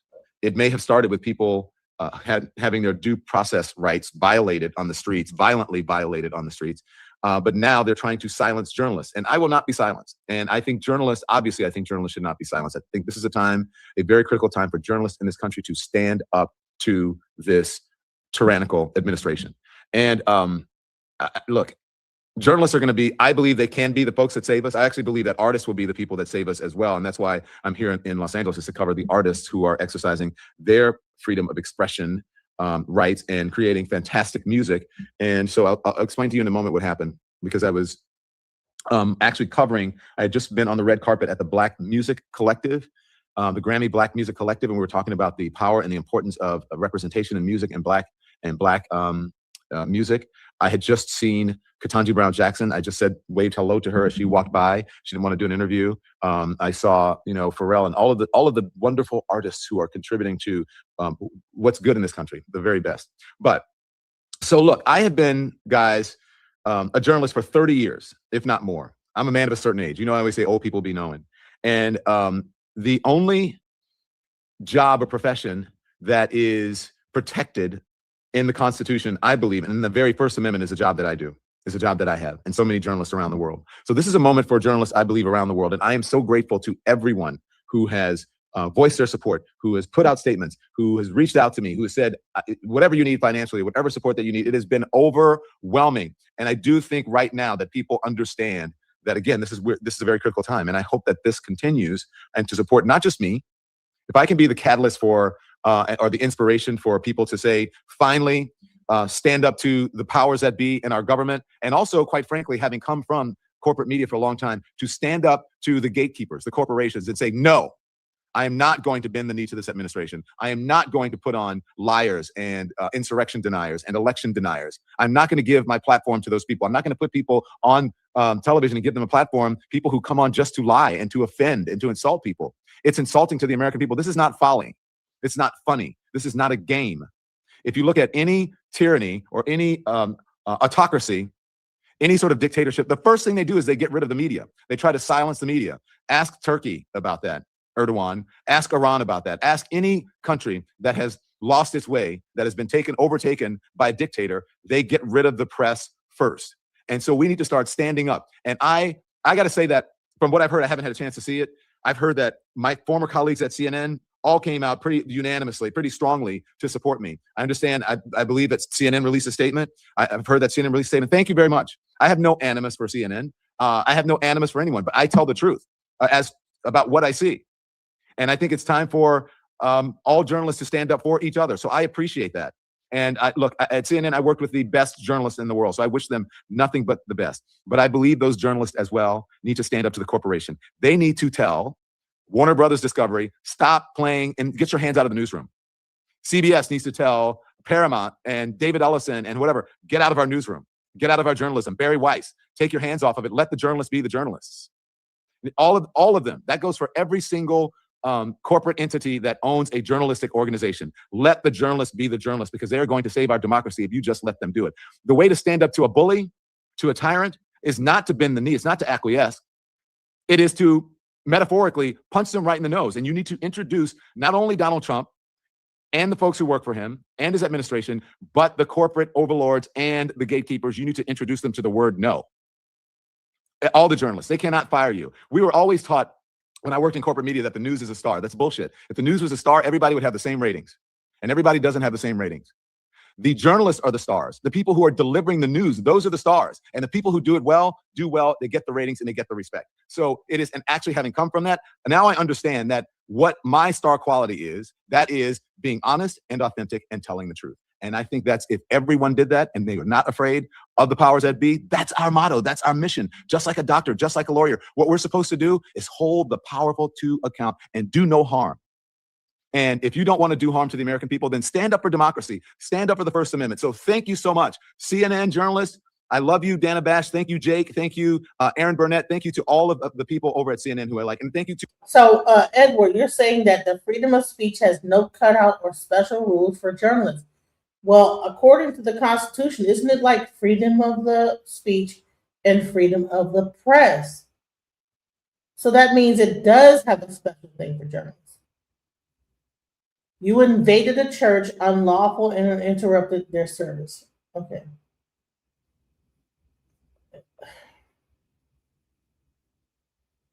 He is a member of the press, okay? Period. He didn't interrupt the service. Whoever the protesters were interrupting the service, he just covered it. Half of y'all ain't even been to church in Lord knows how long. When's the last time you've been to church, sir? Stop it. To the management and to, who I worked with forever for putting out a statement. And thank you to the folks on MSNBC. Thank you to Scott Galloway and to everyone. I got a funny note from Anthony Scaramucci just a moment ago. And he said, we were on your show today, but you weren't there. You must have been busy. So I appreciate that humor, Anthony. But for so many people who have come on, look, I just want to tell you that, I also want to thank all of the folks who are, the foreign journalists who are in war zones, just everyone. Thank you so much. I mean, my heart is, I am overwhelmed. I haven't had a chance to read but a few texts from folks. I just got off the phone with my mom for the first time, and she was worried, and my nieces and my family in Louisiana. And look, I got to thank some people who came to my rescue, and that's my husband, who had my back and who made sure that all of this was that it was handled properly and that my rights were not violated. I want to thank one of my dearest friends in the world and my agent, Jay Souris, who is there. And so Jay, I love you. Thank you. And honey, half of y'all like talking about church, like y'all so much church into church, ain't even been to church in Lord knows how long, and don't go to church unless it's Easter. Stop it. Like y'all just so church-like. Jay's wife, who just cooked me lunch because I haven't eaten for a while. And I want to thank, look, there's so many people. I don't even know how many people. And I don't want to leave anybody out. I'm not trying to leave anybody out. My attorney, Abby Lowell, is amazing, who put out this wonderful statement for me. Allison Gallus, who's my PR person, who put out this wonderful statement and created a war room for me and a council and a board of directors, so to speak, a board of advisors for me. So thank you, Allison. And thank you, Jeff Zucker, for saying that you've never been prouder of me. High praise from you, my friend. Thank you. And Monique, I can't thank you enough for being on the air. I don't know how long you've been on. I heard there were so many people. I heard that was Monique, I think Charles Coleman, and just a whole host of others. Everyone who has reached out. Let me see, Tim. And thank you to the social team, Chris. And by the way, I had just left one of the guys on the social team. We had gone to the Black Music Collective to do the red carpet, to talk to people about the importance of music and the arts in this time that we're in. And then we went to the Spotify to see the new artists who are coming up. And I was so proud of them because they are creating a space in this world. And I got to talk to them and a lot of it. I just want to make real quick. What is the First Amendment? Okay, because people, oh, he violated the First Amendment. Okay. The First Amendment of the U.S. Constitution protects fundamental rights, including freedom of religion, speech, press, assembly, and the right to petition the government. So that means that people have the right to assemble, they have the right to freedom of speech, and freedom of religion. Welcome to America. So the bottom line is that if they came into the church, they assembled, and then they began to speak, that freedom is protected underneath the First Amendment. And just like they have their freedom of speech, then that pastor could have said, you know what? I'm gonna turn my mic up and I'm gonna have my freedom of speech. People have the freedom to assemble. Okay, so it does not mean that because it doesn't say the freedom to assemble only if you believe in what the church is saying. Well, guess what? The freedom of assembly can cover if you're a believer in that thing or not. If they don't believe in what the pastor's doing, they have the right to assemble. But somehow now we have a thing to where certain places are. But here's the thing. Why is everybody getting so out of control mad about people going into a church and assembling and having a problem with the pastor that they think is an ICE agent, but no one is saying nothing about the ICE agents going into a hospital and ripping people from getting treatment at a hospital, bro. Taking people that are in about to get picked up by ambulance, just crazy stuff. Do you know that people have been at the hospital and then ICE show up and then take them out the hospital? Now that might not be a constitutional right, but I mean, where's the humanity in that? So the right to assemble in a church is more important than a person that's going to get medical care. And the right for an officer to come in there and cut that care and say, stop this, you're going with me because you're a illegal immigrant or whatever the hell. That's the part that's crazy to me. We care more about the ability to go to a church and pray more than a person getting actual care from in a hospital. That an ICE agent should be able to run up in there and just grab you up out of there.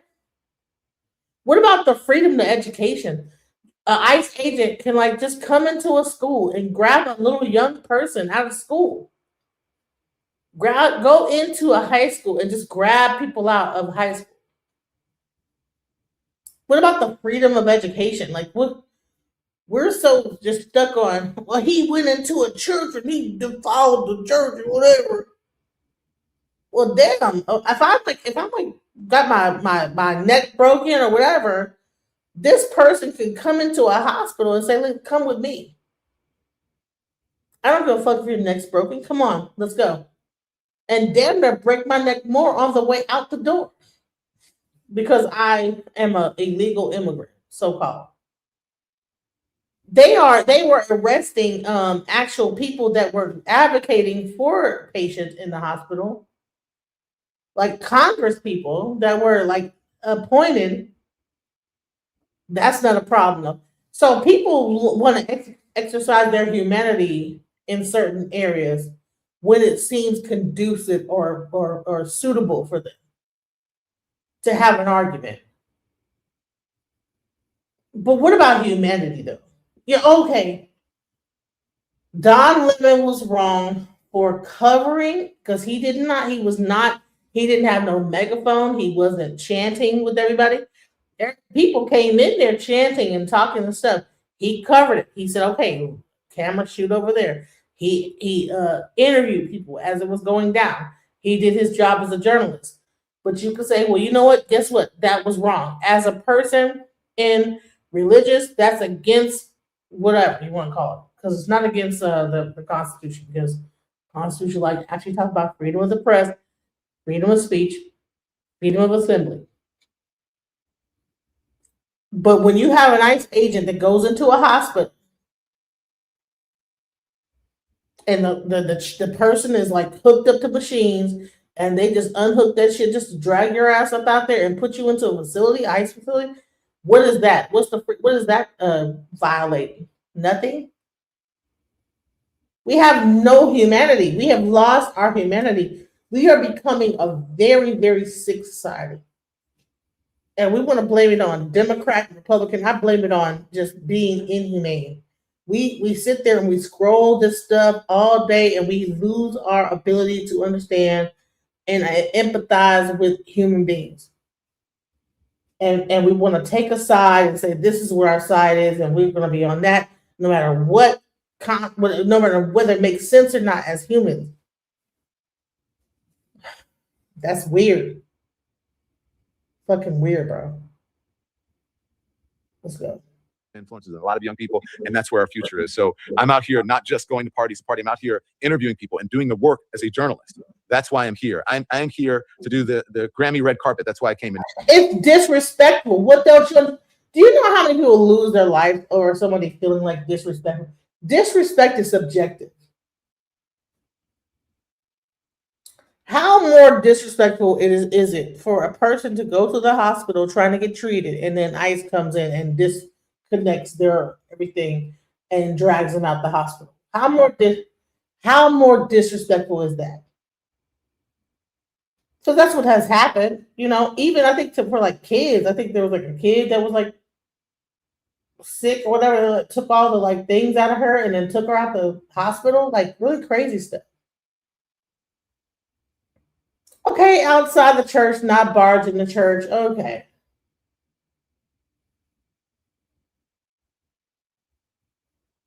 Free press, free speech. It was a church, a public assembly. Anyone can go. Yes. You understand what I'm saying? People want to make it like the church is like something different. But a hospital. Y'all will stand all hard for churches, but when these people go in the hospital, ain't nobody saying nothing about the hospital. It's disrespectful. A hospital is not a church. Well, in certain times, the church was the hospital. People would go into the church to be healed. What don't you understand? What don't you understand?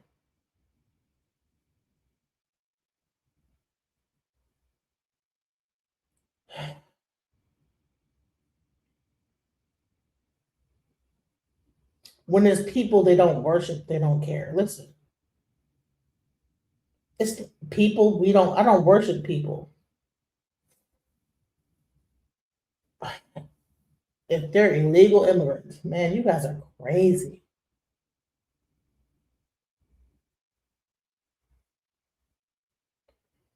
You guys worship the Democrats. Wow. Congress reps are not often appointed, they're elected. No sympathy. Wow.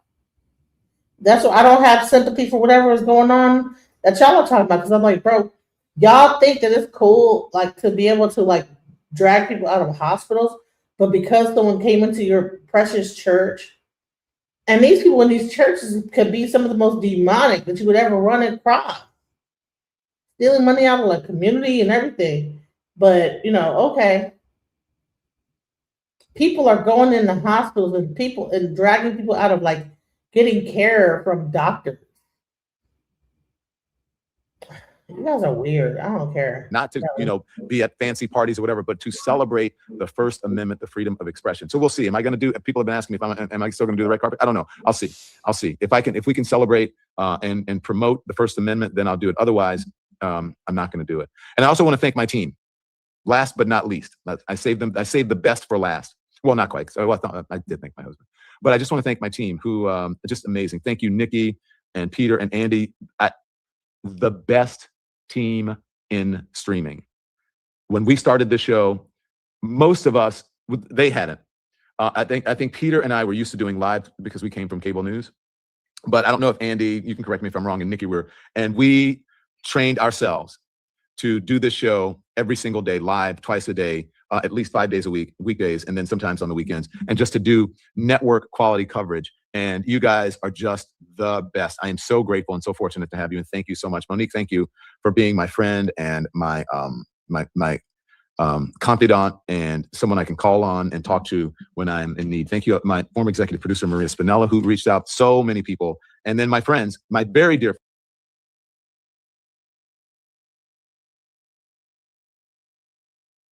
the world to me. I have no idea what's going on because obviously I haven't seen anything. I've spent my entire career covering the news. I will not stop now. In fact, there is no more important time than right now, this very moment, for a free and independent media that shines a light on the truth and holds those in power accountable. Again, I will not stop now. I will not stop ever. Last night, the DOJ sent a team of federal agents to arrest me in the middle of the night for something that I've been doing for the last 30 years, and that is covering the news. The First Amendment of the Constitution protects that work for me and for countless of other journalists who do what I do. I stand with all of them, and I will not be silenced. I look forward to my day in court. Thank you all. And I reiterate those words. I look forward to my day in court, and I look forward to proving my innocence. I believe in my innocence, and I believe in our right, again, to a very free and viable First Amendment. And look, just to all of the reporters who have been targeted and who have gone through this before, I support you, and I thank you for your support. Like my colleague over at the Washington Post, whose home was raided and devices were confiscated. We need to stand up for all journalists. So I stand with you, and I humbly bow, and I am grateful for all of your support. Okay. Let me just clarify this for you guys. When you don't have journalists, when you don't have people that are willing to tell the truth, that are willing to like give you the information, you're in the dark. When you push towards left versus right, when you say, well, MSN, that's a leftist platform, you have nothing. You're pushing towards like almost a media that's just programmable. See, Elon Musk, he talked about that there's going to be a time when AI, there's going to be no social media, and all you're going to do is it's just going to be an AI output. This is what the goal is from these technocrats, right? Social media will be gone, and AI will just give you your information as you ask for it. That means you'll be 100% in the dark of anything going on. That's what they're pushing towards.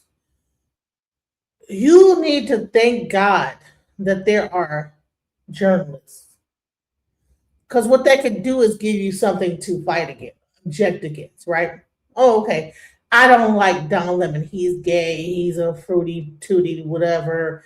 I don't like CNN. They are left, and you could like say, well, they're left and I'm right. But what happens when all this stuff goes away and everything is centralized and it's just what you don't know shit about anything about, but what you are just being fed? What's sick about what people are doing on the right is that they are asking for a media that is 100% catered to just one thought. And that is whatever that conservative thought is, they don't want to hear nothing else. And that is dangerous to me, to think that you don't want to even have an opposition to like say, to make you question what you think.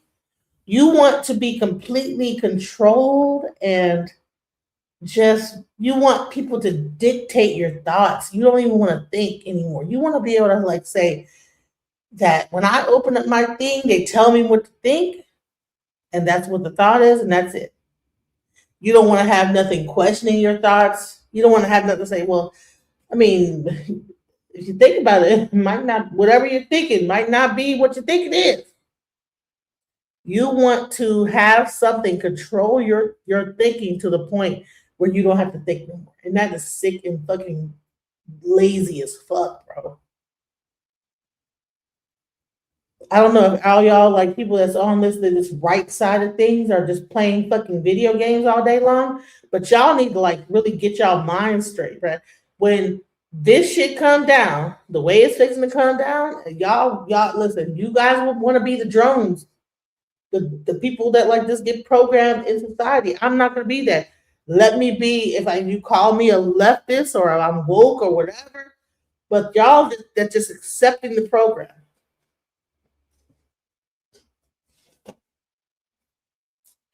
That's sad to me. And more Black people are doing it.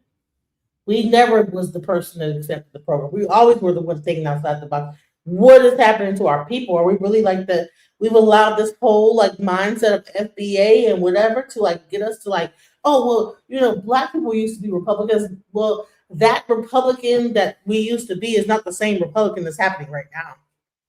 The thing that happened back then is not the same thing that's happening now. Please do not mistake that. That's not what's happening right now. I just showed you a whole nation of people in China where the president can pretty much outwardly say, listen, we are harvesting organs. We are doing this, we're doing that, and the people have been so like just used to being controlled that they just know what's happening and they just accept it.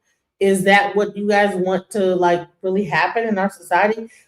Like, well, yeah, I guess we know what's gonna happen. We ain't gonna do shit about it, so guess fuck it, Oh, they're taking babies' organs and giving them to the elite. Okay, fine. What can we do? I don't know. Is that what you want? Just complete, utter compliance? I never knew Black people to be this weak in my life. Are we that weak and stupid? Don Lemon is the biggest liar on TV. That's why CNN fired him. I don't know if this is a Black person or not, but child. First of all, you cannot be on CNN and be a liar because they write your script for you. Shut up. CNN gives you what you're going to talk about. The fuck are you talking about? Well, there will always be independent journalists, which he is not. Well, I will say this. He's a lot more independent than half of the people that are sitting up here that are believing in a Republican mindset versus a left. All that bullshit left versus right, you guys are stupid to believe that. There is no right, there is no left. Donald Trump is not right or left. He's down the middle.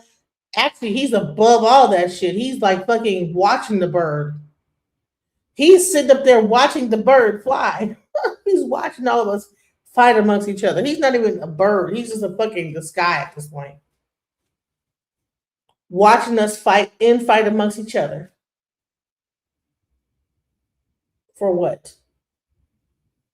Oh, he went into a church. They make a subject, they get everybody riled up, and then we choose a side and we fight amongst each other. And then these people are on the back end watching. Look at these niggas fighting about the church. They don't give a fuck about no damn church. You think Donald Trump really gives a fuck about no damn church? Donald Trump give a fuck about a church? You guys cannot be that ridiculous and that stupid. None of the people at the top, Elon Musk and all these technocrats, gives a shit about the church, including Donald Trump.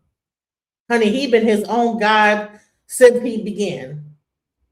Trump Tower. It ain't the Jesus Tower. He named the tower Trump Tower. The fuck are you talking about, bro?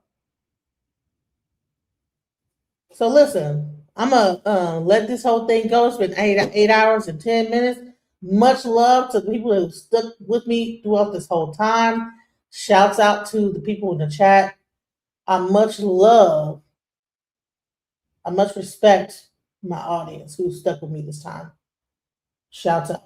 Just when I thought I couldn't find my way out, yeah, I searched the God in me to find my way out. I know it can seem way out, but the creative flows to and through me from way out. I'm talking way out. Way out. Yeah, yeah, yeah. See if you believe in the God in you, it's a better place.